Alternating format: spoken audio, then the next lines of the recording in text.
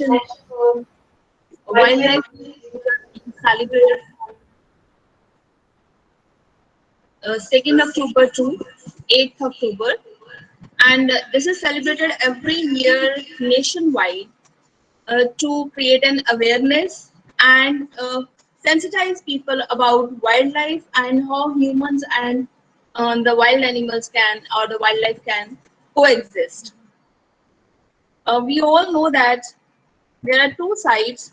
One is this one we generally found on the social media platforms, and we generally go wow about these kind of photographs, and we are astonished by seeing these kind of photographs, and we immediately click the like buttons, right? And at the same time, if we see this kind of photograph or this kind of interaction in our daily life, we are just threatened and we want to run away, or we just stand at a safe distance and look what is going on with a afraid mind, right? So these are the two things, but in those two things the interaction is the similar. There are humans and there are wild animals. So why this happens with us, why humans behave like differently in these two situations, what is the basic problem? And we have studied throughout. Whenever we talk about the wildlife and wildlife conservation, there is one aspect which is being highlighted time and again, that is human wildlife conflict, right? uh, so the today's session will be dealing with this aspect, but with a conservationist amongst us, Mr. Manik Kapoor, who is a avid wildlife conservationist and fond of snakes. He is amongst us, and he will give a brief description or interact with us on this topic, that what is human wildlife conflict and how we can turn the table and make it into a coexistence. Mr. Manik Kapoor is working as a wildlife conservationist at grassroots level for past 5 years. His major focus and interest area is human-snake conflict mitigation. He is involved in community awareness programs which are aimed at creating an awareness and educating local people about snakes, their significance, busting myths about snakes, and how humans can coexist with them. He is also associated with Navashehar Wildlife Conservation Society and is working on rescue and rehabilitation of snakes in association with the society. As a field worker, as a young, aware conservationist, he is here today to interact with us all on what human-wildlife conflict is and how it can be turned into coexistence. With the permission from Dean Sciences and Head Department of Zoology, Madhuguri College, Professor Pradeep Kaur Sandhu, I invite Mr. Manik Kapoor to start with his session. Ma'am, please allow us. Kindly proceed.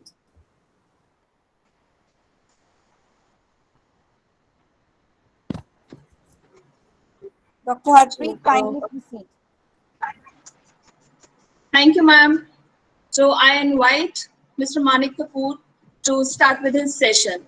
The stage is all yours.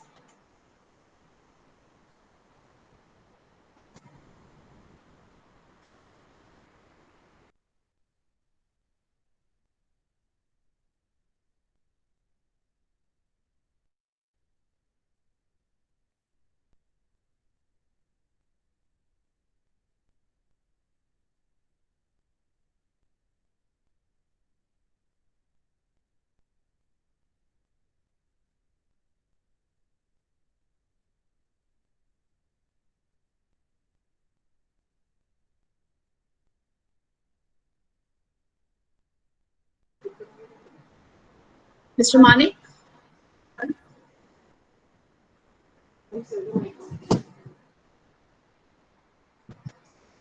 So your mic is off, I think.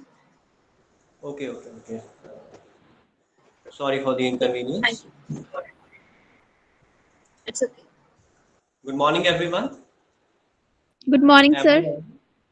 Good morning, everyone. First of all, thank you very much, ma'am, for introducing me. Secondly, I would like to thank the college committee for providing me the chance to speak on this topic. And as we all know that wildlife conflict is an ongoing menace in our country. And in this wildlife week, we generally arrange community awareness programs and other programs so that we can learn something new about this issue and we can change it into coexistence. So in this session, I would provide you with an PowerPoint presentation. And for this, I am going to share my screen.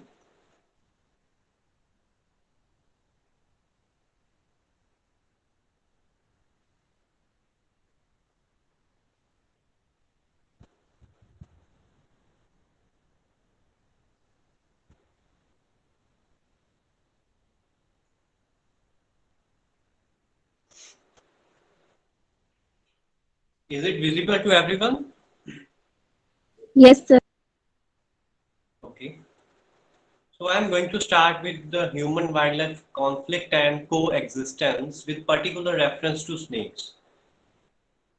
और मैं language of speaking Punjabi रखांगा so that ज़्यादा तो ज़्यादा ਜਿਹੜੇ students ने वो इस चीज़ ਨੂੰ समझ पान अच्छे तरीके ਦੇ ਨਾਲ।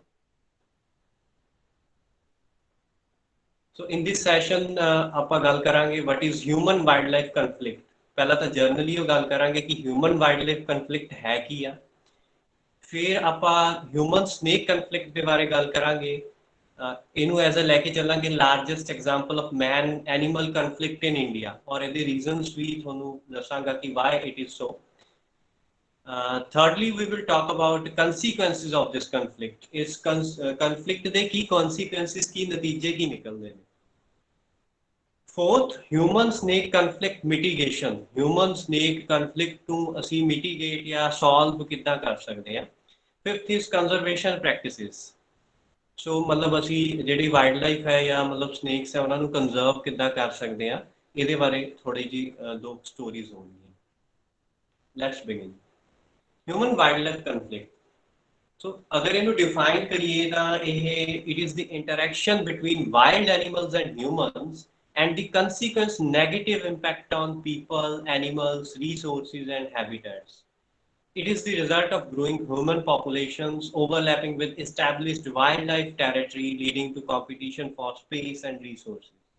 So अगर पंजाबी ਦੇ ਵਿੱਚ ਅਸੀਂ ਸਮਝੀਏ ਤਾਂ ਮਤਲਬ wild animals ਤੇ humans ਦੇ ਵਿੱਚ ਇੱਕ interaction ਹੈ ਤੇ ਜਿਹਦੇ ਕਰਕੇ ਅਕਸਰ ਨੈਗੇਟਿਵ ਇੰਪੈਕਟ ਨਿਕਲ ਕੇ ਆਉਂਦਾ ਲੋਕਾਂ ਦੇ ਉੱਤੇ, ਐਨੀਮਲ ਦੇ ਉੱਤੇ ਜਾਂ ਰਿਸੋਰਸਿਸ ਦੇ ਉੱਤੇ।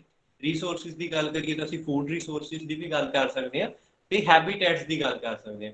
ਹੈਬਿਟੈਟਸ both human and both wild animal habitats, ਯਾਨੀ ਕਿ ਜਿਹੜਾ ਮਤਲਬ ਤੁਸੀਂ ਕਹਿ ਲਓ ਕਿ ਡੀਫੋਰੈਸਟੇਸ਼ਨ ਹੈ, ਉਹ ਹੈਬਿਟੈਟ ਡਿਸਟਰਕਸ਼ਨ ਹੈ, ਉਹ ਵੀ ਇੱਕ ਹਿਊਮਨ ਵਾਈਲਡਲਾਈਫ ਕਨਫਲਿਕਟ ਦੇ ਵਿੱਚ ਹੀ ਅਸੀਂ ਲੈ ਕੇ ਆ ਸਕਦੇ ਹਾਂ। ਜਾਂ ਜਿਹੜੇ ਮਤਲਬ ਅਸੀਂ ਦੇਖਦੇ ਹਾਂ ਕਿ ਐਲੀਫੈਂਟਸ ਨੇ ਉਹ ਕ੍ਰੌਪਲੈਂਡਸ ਨੂੰ ਡਿਸਟਰੋਏ ਕਰ ਦਿੰਦੇ ਨੇ, ਜਾਂ ਫਿਰ ਜਿਹੜੇ ਹਿਊਮਨਸ ਦੇ ਜਿਹੜੀ ਸੈਟਲਮੈਂਟਸ ਨੇ ਘਰ ਵਗੈਰਾ ਉਹਨਾਂ ਨੂੰ ਡਿਸਟਰੋਏ ਕਰ ਦਿੰਦੇ ਆ, ਉਹ ਵੀ ਮਤਲਬ ਕਹਿ ਲਓ ਹੈਬਿਟੈਟ ਡਿਸਟਰਕਸ਼ਨ ਆ ਜਾਏਗਾ ਇਹਦੇ ਵਿੱਚ। ਐਂਡ ਰਿਸੋਰਸਿਸ ਦੇ ਵਿੱਚ ਉਹੀ ਫੂਡ ਜਿਹੜੀ ਹੈ ਸਾਡਾ ਮਤਲਬ ਕ੍ਰੌਪਲੈਂਡਸ ਹੈ ਉਹਦੀ ਡਿਸਟਰਕਸ਼ਨ ਹੋਣਾ। ਠੀਕ ਹੈ, ਇਹ ਸਾਰੀਆਂ ਚੀਜ਼ਾਂ ਹੈਗੀਆਂ ਨੈਗੇਟਿਵ ਇੰਪੈਕਟ ਹੈ ਔਰ ਇਹ ਜ਼ਿਆਦਾਤਰ ਹਿਊਮਨ ਪੋਪੂਲੇਸ਼ਨਸ ਦੀ ਗਰੋਥ ਕਰਕੇ ਹੋ ਰਿਹਾ। ਹਿਊਮਨਸ ਗਰੋ ਹੋ ਰਹੇ ਨੇ ਐਟ ਅ ਰੈਪਿਡ ਪੇਸ, ਔਰ ਜਿਹੜੀਆਂ ਪਹਿਲਾਂ ਤੋਂ ਐਸਟੈਬਲਿਸ਼ਡ ਵਾਈਲਡਲਾਈਫ ਟੈਰੀਟਰੀਜ਼ ਹੈਗੀਆਂ ਸੀ ਸਾਡੇ ਕੋਲ, ਉਹਨਾਂ ਦੇ ਵਿੱਚ ਹੁਣ ਅਸੀਂ ਦਾਖਲ ਕਰਦੇ ਜਾ ਰਹੇ ਹਾਂ, ਉਹ ਏਰੀਆ ਨੂੰ ਅਸੀਂ ਮਤਲਬ ਆਪਣਾ ਘਰ ਬਣਾਉਂਦੇ ਜਾ ਰਹੇ ਹਾਂ, ਤਾਂ ਚਾਂਸਿਸ ਹਮੇਸ਼ਾ ਰਹਿੰਦੇ ਹੀ ਹੈ ਕਿ ਜਿਹੜੇ ਵਾਈਲਡ ਐਨੀਮਲਸ ਹੈ ਉਹ ਸਾਡੇ ਨਾਲ ਸਪੇਸ ਦੇ ਵਾਸਤੇ ਜਾਂ ਰਿਸੋਰਸਿਸ ਦੇ ਵਾਸਤੇ ਕੰਪੀਟ ਕਰਨਗੇ। ਅਸੀਂ ਜੇਕਰ ਹਿਊਮਨ ਵਾਈਲਡਲਾਈਫ ਕਨਫਲਿਕਟ ਦੀ ਗੱਲ ਕਰਦੇ ਹਾਂ ਤਾਂ ਸਾਨੂੰ ਨਾ ਜਿਹੜੇ ਲਾਰਜ ਐਨੀਮਲਸ ਨੇ ਉਹੀ ਦੇਖਣ ਨੂੰ ਮਿਲਦੇ ਆ ਮੀਡੀਆ ਦੇ ਵਿੱਚ ਵੀ ਜ਼ਿਆਦਾਤਰ। For example leopard residential area of Jalandhar Punjab, Jalandhar ਦੇ ਰੈਜ਼ੀਡੈਂਸ਼ੀਅਲ ਏਰੀਆ ਦੇ ਵਿੱਚ ਆਈ ਥਿੰਕ ਸੋ ਇਹ 1 ਫਰਵਰੀ 2019 ਦੀ ਕਹਿ ਲਓ ਸਾਈਟਿੰਗ ਹੈਗੀ ਆ ਕਿ ਇਹ ਜਿਹੜਾ ਲੈਪਰਡ ਹੈ ਰੈਜ਼ੀਡੈਂਸ਼ੀਅਲ ਏਰੀਆ ਦੇ ਵਿੱਚ ਆ ਗਿਆ ਸੀ ਜਲੰਧਰ ਦੇ। ਸਾਨੂੰ ਮਤਲਬ ਇਦਾਂ ਦੀਆਂ ਜਿਹੜੀਆਂ ਹੈਗੀਆਂ ਬਿਗ ਕੈਟਸ ਹੋ ਗਈਆਂ, ਲੈਪਰਡਸ ਹੈ, ਟਾਈਗਰਸ ਨੇ, ਇਹਨਾਂ ਦਾ ਜਿਹੜਾ ਕਨਫਲਿਕਟ ਸਾਨੂੰ ਜ਼ਿਆਦਾਤਰ ਦਿਖਾਈ ਦਿੰਦਾ ਹੈ, ਜਾਂ ਸਾਨੂੰ ਮਤਲਬ ਇਹ ਕਹਿ ਲਓ ਮੀਡੀਆ ਦੇ ਵਿੱਚ ਵੀ ਦਿਖਾਇਆ ਜਾਂਦਾ ਹੈ। ਸੋ ਇਹ ਵੀ ਇੱਕ ਹਿਊਮਨ ਵਾਈਲਡ ਲਾਈਫ ਕਨਫਲਿਕਟ ਦੀ ਐਗਜ਼ਾਮਪਲ ਹੈ। ਤੁਸੀਂ ਇਹਦੇ ਵਿੱਚ ਦੇਖ ਸਕਦੇ ਹੋ ਫੋਟੋਗ੍ਰਾਫ ਦੇ ਵਿੱਚ, ਇਹ ਫੋਟੋਗ੍ਰਾਫੀ ਖੁਦ ਇੱਕ ਸਟੋਰੀ ਬਿਆਨ ਕਰ ਰਹੀ ਆ। ਇਹਦੇ ਵਿੱਚ ਦੇਖੋ ਲੈਪਰਡ ਦੇ ਉੱਤੇ ਇਹ ਨੈਟ ਪਾਉਣ ਦੀ ਕੋਸ਼ਿਸ਼ ਕਰ ਰਹੇ ਸੀਗੇ। ਇਹ ਵਾਈਲਡ ਲਾਈਫ ਡਿਪਾਰਟਮੈਂਟ ਦੇ ਹੀ ਕਰਮਚਾਰੀ ਨੇ, ਔਰ ਇਹਨਾਂ ਦੇ ਕੋਲ ਆਈ ਥਿੰਕ ਸੋ ਅਵੇਲੇਬਿਲਿਟੀ ਨਹੀਂ ਸੀ ਟ੍ਰੈਂਕੁਲਾਈਜ਼ਰ ਗਨਸ ਦੀ। ਇਹਦਾ ਇਸੇ ਕਰਕੇ ਮਤਲਬ ਐਜ਼ ਇਟ ਇਜ਼ ਹੀ ਮਤਲਬ ਉਹਨੂੰ ਟ੍ਰੈਂਕੁਲਾਈਜ਼ ਕਰੇ ਬਿਨਾ, ਬੇਹੋਸ਼ ਕਰੇ ਬਿਨਾ ਹੀ ਇਹ ਉਹਦੇ ਉੱਤੇ ਨੈਟ ਪਾਉਣ ਦੀ ਕੋਸ਼ਿਸ਼ ਕਰ ਰਹੇ ਸੀਗੇ। ਬਟ ਲੈਪਰਡ ਨੇ ਡਿਫੈਂਸ ਦੇ ਵਿੱਚ ਅਟੈਕ ਕੀਤਾ ਐਂਡ ਇਟ ਰੈਨ ਅਵੇ, ਉਹ ਭੱਜ ਗਿਆ। This is the photograph of a leopard with a stray dog as a prey in Mumbai. Mumbai ਦੇ ਵਿੱਚ ਲੈਪਰਡ ਜਿਹੜੇ ਹੈ ਉਹ ਐਜ਼ ਅ ਮਤਲਬ ਸਟ੍ਰੇ ਡੌਗ ਨੂੰ ਆਪਣੀ ਪ੍ਰੇ ਬਣਾ ਰਹੇ ਨੇ। ਮੁੰਬਈ ਦੇ ਵਿੱਚ ਨਹੀਂ ਹੈ, ਮਤਲਬ ਪੰਜਾਬ ਦੇ ਵਿੱਚ ਵੀ ਹੋ ਰਿਹਾ। ਸ਼ਿਵਾਲਿਕ ਫੁੱਟ ਹਿਲਸ ਹੈ ਸਾਡੇ, ਜਿਹੜੇ ਸ਼ਿਵਾਲਿਕ ਦੀ ਪਹਾੜੀਆਂ ਨੇ ਉਹਦੇ ਜਿਹੜੇ ਏਰੀਆ ਨੇ, ਗੜਸ਼ੰਕਰ ਹੈ, ਬਲਾਚੌਰ ਹੈ ਤੇ ਨਵਾਂ ਸ਼ਹਿਰ ਦੇ ਐਡਜੋਇਨਿੰਗ ਏਰੀਆਜ਼ ਨੇ, ਉੱਥੇ ਸਰਦੀਆਂ ਦੇ ਵਿੱਚ ਜਿਹੜੇ ਲੈਪਰਡਸ ਨੇ ਉਹ ਅਕਸਰ ਦੇਖਿਆ ਜਾਂਦਾ ਹੈ ਕਿ ਜਿਹੜੇ ਸਟ੍ਰੇ ਡੌਗਸ ਨੇ ਉਹਨਾਂ ਨੂੰ ਆਪਣੀ ਫੀਡ ਬਣਾਉਂਦੇ ਨੇ, ਕਿਉਂਕਿ ਸਰਦੀਆਂ ਦੇ ਵਿੱਚ ਜਿਹੜੀ ਮੈਮਲਸ ਨੇ ਜਾਂ ਲੈਪਰਡਸ ਨੇ ਇਹਨਾਂ ਦੀ ਜਿਹੜੀ ਕਹਿ ਲਓ ਤੁਸੀਂ ਫੀਡਿੰਗ ਹੈਗੀ ਉਹ ਵੱਧ ਜਾਂਦੀ ਹੈ, ਭੁੱਖ ਜਿਹੜੀ ਇਹਨਾਂ ਦੀ ਵੱਧ ਜਾਂਦੀ ਹੈ। ਸੋ ਐਜ਼ ਅ ਈਜ਼ੀ ਪ੍ਰੇ, ਸੌਖੀ ਪ੍ਰੇ ਦੇ ਤੌਰ ਦੇ ਉੱਤੇ ਇਹ ਡੌਗਸ ਨੂੰ ਅਟੈਕ ਕਰਦੇ ਨੇ। ਜਾਂ ਜਿਹੜੀ ਲਾਈਫ ਸਟਾਕ ਹੁੰਦੀ ਹੈ, ਮਤਲਬ ਕਿਸੇ ਨੇ ਡੰਗਰ ਰੱਖੇ ਹੋਏ ਨੇ, ਮੱਝਾਂ ਰੱਖੀਆਂ ਹੋਈਆਂ, ਗਾਵਾਂ ਰੱਖੀਆਂ ਹੋਈਆਂ ਨੇ। ਸੋ ਇੱਥੇ ਦੇਖੋ ਮਤਲਬ ਇਹ ਲਾਸ ਹੋ ਰਿਹਾ, ਮਤਲਬ ਹਿਊਮਨ ਰਿਸੋਰਸਿਸ ਦਾ ਲਾਸ ਹੋ ਰਿਹਾ। ਹੁਣ ਜਿਹੜੀ ਹੁਣ ਲਾਈਵ ਐਨੀਮਲਸ ਨੂੰ ਜੇਕਰ ਲੈਪਰਡ ਐਜ਼ ਅ ਪ੍ਰੇ ਯੂਜ਼ ਕਰ ਰਿਹਾ ਹੈ, ਕਿਸੇ ਗਾਂ ਨੂੰ ਖਾ ਗਿਆ, ਕਿਸੇ ਦੀ ਮੱਝ ਨੂੰ ਜਾਂ ਕਿਸੇ ਦੀ ਬੱਕਰੀ ਨੂੰ ਹਾਰਮ ਕਰ ਰਿਹਾ, ਤਾਂ ਇਹ ਇੱਕ ਵਾਈਲਡ ਲਾਈਫ ਕਨਫਲਿਕਟ ਹੀ ਬਣ ਰਿਹਾ, because human resources the destruction ਹੋ ਗਈ ਹੈ। ਇਹ ਚੀਜ਼ ਵੀ ਬੜੀ ਕਾਮਨ ਹੈ। ਜਿਹੜੀ ਰੇਲ ਤੇ ਰੋਡ ਐਕਸੀਡੈਂਟਸ ਨੇ, ਚਾਹੇ ਉਹ ਐਲੀਫੈਂਟਸ ਦੇ ਨਾਲ ਹੈ ਜਾਂ ਚਾਹੇ ਹੋਰ ਜਿਹੜੇ ਵੱਡੇ ਜਾਨਵਰ ਨੇ, ਡੀਅਰਸ ਨੇ ਜਾਂ ਫਿਰ ਤੁਹਾਡੇ ਲੈਪਰਡਸ ਨੇ, ਟਾਈਗਰਸ ਨੇ, ਲਾਇਨਸ ਨੇ ਜਾਂ ਹੋਰ ਇਦਾਂ ਦੇ ਕੋਈ ਜਿਹੜੇ ਜਾਨਵਰ ਨੇ, ਉਹਨਾਂ ਦਾ ਜਿਹੜਾ ਰੇਲ ਤੇ ਰੋਡ ਦੇ ਨਾਲ ਜਿਹੜਾ ਹੈਗਾ ਐਕਸੀਡੈਂਟ ਹੁੰਦਾ ਹੀ ਰਹਿੰਦਾ। ਹੁਣ ਜਿਹੜੀ ਰੇਲਵੇਜ਼ ਨੇ ਇਹ ਜੰਗਲਾਂ ਦੇ ਵਿੱਚ ਦੀ ਜਾਂਦੀਆਂ ਨੇ ਜ਼ਿਆਦਾਤਰ, ਜਿਹੜੀਆਂ ਮਤਲਬ ਵੈਸਟ ਬੰਗਾਲ ਜਾਂ ਮਤਲਬ ਇਦਾਂ ਦੇ ਏਰੀਆਜ਼ ਦੇ ਵਿੱਚ ਜਿਹੜੀ ਰੇਲਵੇ ਲਾਈਨਸ ਨੇ they run through the forest areas। ਤਾਂ ਹੁਣ ਫੋਰੈਸਟ ਏਰੀਆਜ਼ ਦੇ ਵਿੱਚ ਇਹ ਐਲੀਫੈਂਟਸ ਦੇ ਕੋਰੀਡੋਰਸ ਨੇ, ਉਹ ਕ੍ਰਾਸ ਕਰਦੇ ਨੇ, ਕ੍ਰਾਸਿੰਗ ਕਰਦੇ ਨੇ ਮਤਲਬ ਉੱਥੋਂ ਦੀ, ਔਰ during the time of crossing ਉਹ ਐਕਸੀਡੈਂਟ ਉਹਨਾਂ ਦਾ ਹੋ ਜਾਂਦਾ। ਇਦਾਂ ਹੀ ਮਤਲਬ ਜਿਹੜੀਆਂ ਰੋਡਸ ਨੇ ਉਹ ਵੀ ਮਤਲਬ ਜ਼ਿਆਦਾਤਰ ਦੇਖੋ ਫੋਰੈਸਟ ਏਰੀਆਜ਼ ਦੇ ਵਿੱਚ ਦੀ ਜਾਂਦੀਆਂ ਨੇ, ਜਿੱਥੇ ਫੋਰੈਸਟ ਲੈਂਡ ਹੁੰਦਾ ਜਿਹੜੇ ਏਰੀਆਜ਼ ਦੇ ਵਿੱਚ, ਤੇ ਉੱਥੇ ਜਦ ਵਾਈਲਡ ਐਨੀਮਲਸ ਕ੍ਰਾਸ ਕਰ ਰਹੇ ਹੁੰਦੇ ਆ ਤਾਂ ਅਕਸਰ ਉਹਨਾਂ ਦਾ ਮਤਲਬ ਐਕਸੀਡੈਂਟ ਹੋ ਜਾਂਦਾ। ਔਰ ਇਹਦੇ ਨਾਲ ਐ ਨਹੀਂ ਹੈਗਾ ਕਿ ਇਕੱਲਾ ਜਿਹੜਾ ਵਾਈਲਡ ਐਨੀਮਲ ਦਾ ਹੀ ਨੁਕਸਾਨ ਹੁੰਦਾ, ਇਹਦੇ ਨਾਲ ਮਤਲਬ ਹਿਊਮਨ ਲਾਈਫਸ ਦਾ ਵੀ ਨੁਕਸਾਨ ਹੋ ਸਕਦਾ। ਐਡਾ ਵੱਡਾ ਅਗਰ ਭਾਰੀ ਜਾਨਵਰ ਕਿਸੇ ਕਾਰ ਦੇ ਨਾਲ ਟਕਰਾ ਰਿਹਾ ਤਾਂ ਤੁਸੀਂ ਸਮਝ ਸਕਦੇ ਹੋ ਕਿ ਮਤਲਬ ਇਹ ਐਕਸੀਡੈਂਟ ਵੱਡਾ ਹੋ ਸਕਦਾ ਕਾਫੀ। ਸੋ ਜਿਹੜਾ ਨੁਕਸਾਨ ਹੈਗਾ ਦੋਨੋਂ ਪਾਸੇ ਹੀ ਹੈ। ਹਿਊਮਨ ਵਾਈਲਡ ਲਾਈਫ ਕਨਫਲਿਕਟ ਦਾ ਜਿਹੜਾ ਮਤਲਬ ਲਾਸ ਹੈ ਉਹ ਟੂ ਫੋਲਡ ਹੈ, ਇੱਕ ਤਾਂ ਹਿਊਮਨਸ ਦੇ ਪਾਸੇ, ਦੂਸਰਾ ਐਨੀਮਲ ਸਾਈਡ ਦੇ ਉੱਤੇ। Third is people throwing fireballs at elephants. ਮਤਲਬ ਤੁਸੀਂ ਦੇਖ ਸਕਦੇ ਹੋ ਕਿ ਐਲੀਫੈਂਟਸ ਨੂੰ ਭਜਾਉਣ ਦੇ ਵਾਸਤੇ ਲੋਕੀ ਇਹਨਾਂ ਦੇ ਉੱਤੇ ਫਾਇਰਬਾਲਸ ਥਰੋ ਕਰ ਰਹੇ ਨੇ। ਇਹ ਸਾਨੂੰ ਥੋੜਾ ਜਿਹਾ ਮਤਲਬ ਦਰਦਨਾਕ ਜਿਹਾ ਸੀਨ ਲੱਗਦਾ ਹੋਏਗਾ ਜੇਕਰ ਅਸੀਂ ਸਿੰਪਥੀ ਜੀ ਜਤਾਈਏ ਐਨੀਮਲਸ ਦੇ ਪ੍ਰਤੀ, ਬਟ ਜਿਹੜੇ ਐਨੀਮਲਸ ਨੇ ਇਦਾਂ ਦੇ ਏਰੀਆਜ਼ ਦੇ ਵਿੱਚ, ਐਲੀਫੈਂਟਸ ਨੇ, ਇਹ ਕ੍ਰੌਪਲੈਂਡਸ ਨੂੰ ਬਹੁਤ ਡਿਸਟਰੋਏ ਕਰਦੇ ਨੇ, ਫਸਲਾਂ ਨੂੰ ਤਬਾਹ ਕਰ ਦਿੰਦੇ ਨੇ। ਦੈਟਸ ਵਾਈ ਮਤਲਬ ਲੋਕਾਂ ਨੂੰ ਇਦਾਂ ਦੇ ਕੰਮ ਕਰਨੇ ਪੈਂਦੇ ਨੇ। ਪਰ ਇਹ ਸਹੀ ਵੀ ਨਹੀਂ ਹੈਗਾ, ਇਦਾਂ ਵੀ ਨਹੀਂ ਕਹਿ ਸਕਦੇ ਕਿ ਇਹ ਸਹੀ ਹੈ।